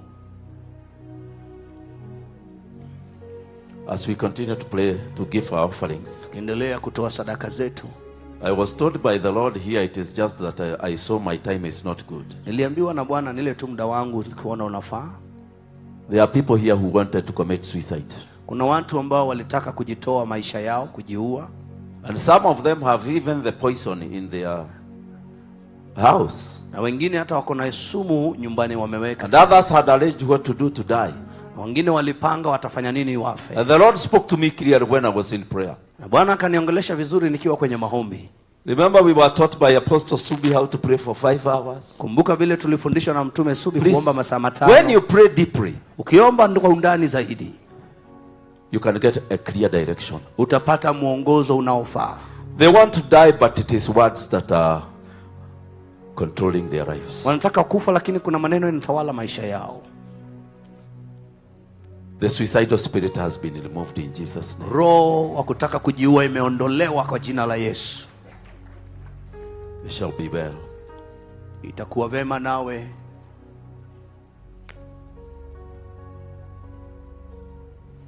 I show them how to go so that we can do it quickly.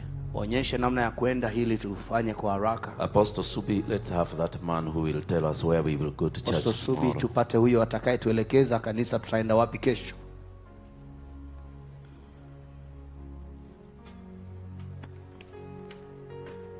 You know where it is. Najua mahali kanisa lipo. You saw that when people lifted their hands, it was only an eighth maybe that knew that church. And this man of God has done well for everyone here. Amefanya kazi nzuri kwa kila mtu. Let's know where the church is. Tujue kanisa liko wapi.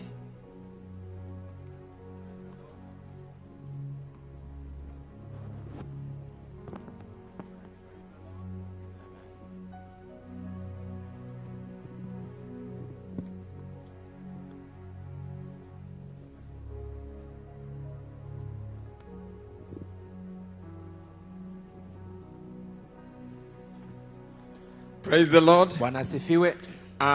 Our church kanisa letu is called Exploits Worship Center. Inaitwa Exploit Worship Center. A ministry of Highway of Holiness. Chini ya huduma ya Highway of Holiness. Ministries International. Kimataifa. And near here we have 2 campuses. Hapa tuna mahali pawili. And both campuses operate 24/7. Na zote zinafanya kazi we mchana have na usiku. a 24-hour prayer altar. Kuna madhabahu ya masaa 24. But the church we use for Sunday services lakini kanisa tunatumia ibada is za Jumapili. located right after the Nyayo roundabout. Iko tu hapa mbele ya Nyayo roundabout. roundabout. There's a Shell petrol station. Kuna petrol station ya and Shell. after the Shell petrol station, baada ya petrol station, there's the MAN truck. Kuna kampuni ya MAN truck inauza matingatinga. And immediately after MAN truck, ukipita hiyo MAN truck, our church is there. Kanisa letu liko pale.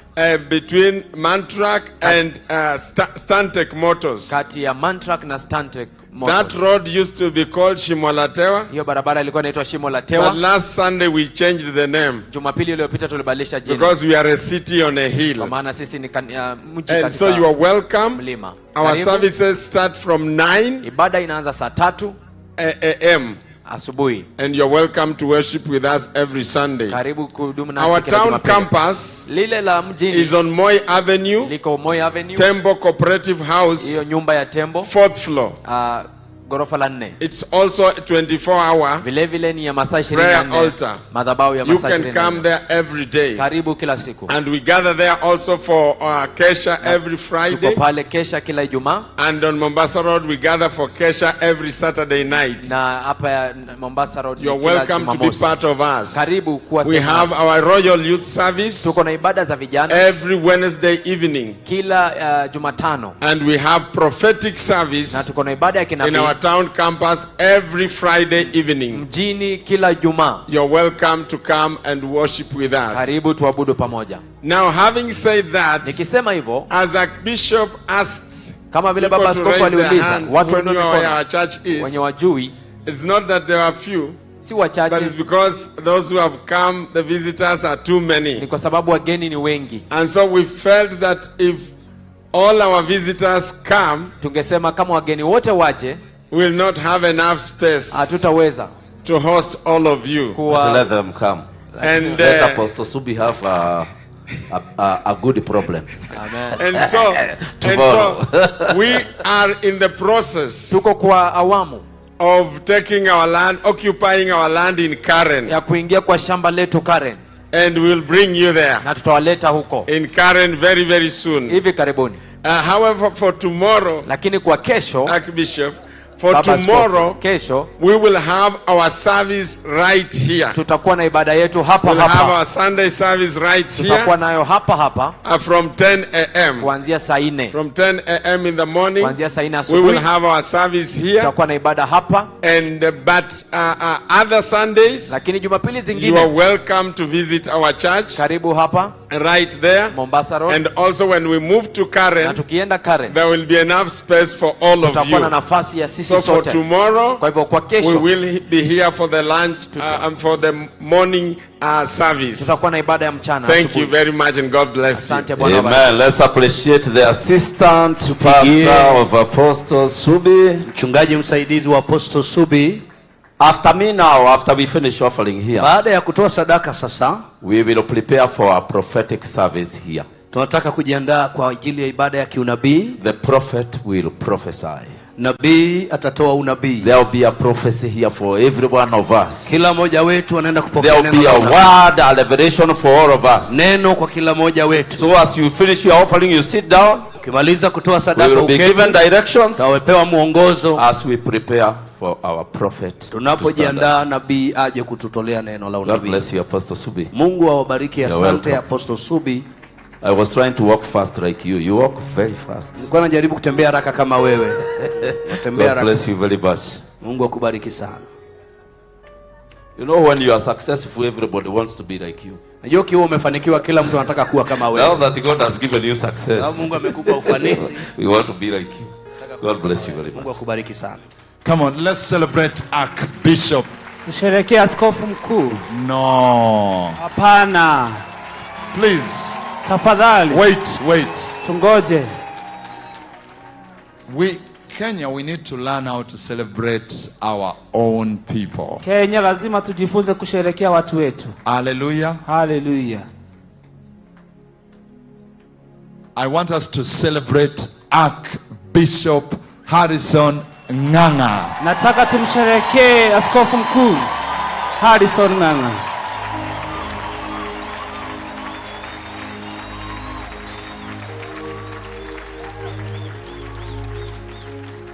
What a message.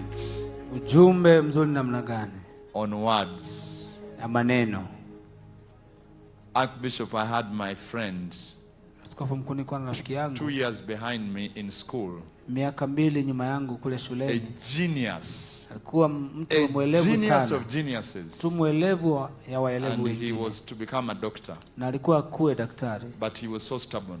Lakini alikuwa sugu sana, msumbufu. The chemistry teacher, Mr. Obot, was so annoyed with him. Mwalimu wa chemistry akakasirika na yeye. He told him, you boy, akamwambia wewe kijana, you have disturbed me so much. Umenisumbua sana. Yet you are the best in this class. Na wewe ndiye bora kwa hii shule. I pray for you. Na kuombea. To also become a teacher. Hata wewe ukuwe mwalimu. So that you can know the pain. Ndio hata wewe usikie hiyo uchungu. When results came back. Wakati matokeo ilitokea. He had gotten the results that he could not qualify for medicine. Angehitimu kwenda kusomea udaktari. He became a teacher. Akakuwa mwalimu. He didn't want to become a teacher. He became a, you know, when you go to become a teacher and you loved it. Wakati unafanyika mwalimu na unaitaka, you celebrate the Lord. But that's not what he wanted. Lakini sio hivyo alikuwa anataka. So we thank God for that message on words. Shukuru Bwana kwa sababu ya hiyo neno. Let's celebrate the Lord again and sit down. Okay. I want to appreciate our father in the faith, Archbishop Dr. Kibarabara. Nataka tusherehekee askofu mkuu Daktari Kibarabara. Let's celebrate him. Wacha tumsherehekee. All the way from Banana. Ametoka Banana. He's done a great work. Amefanya kazi kubwa. God bless you. Bwana akubariki. Thank you for coming. Asante kwa kuja. And we also have some people from different prayer movements. Tuko na watu kutoka kwa miondoko ya maombi tofauti. The chairman of the Pastors Fellowship of Kiambu Prayer Movement, Bishop Simon Mureithi. Tuko na mwenyekiti wa miondoko ya maombi ya Kiambu, Shomureithi, tumsherehekee. They hosted me in Kiambu. Waliweza kunishika ugeni pale Kiambu. Thank you. Are there any other people from any other prayer movements? You are in any prayer movement, stand up. We just want to appreciate you. Je, kuna wengine ambao wako na miondoko ya maombi ambao let's celebrate the different prayer movements. Wacha tuwasherehekee ambao wamesimama wa miondoko tofauti ya maombi. We have so many prayer movements. Tuko na vikundi nyingi za maombi. Bishop Karanja, we celebrate you. Askofu Karanja, tunakusherehekea. Thank you for the great work you're doing. Asante kwa kazi kubwa unafanya. Okay, right now, kwa wakati huu, we are about to break. Tuko karibu kwenda kipindi kidogo. And we will be coming back. Tutarudi hapa. For the we're going to break for only 40 minutes. Tutaondoka kwa dakika 40 peke yake. And when we come back, na tukirudi hapa, this is going to be an evening of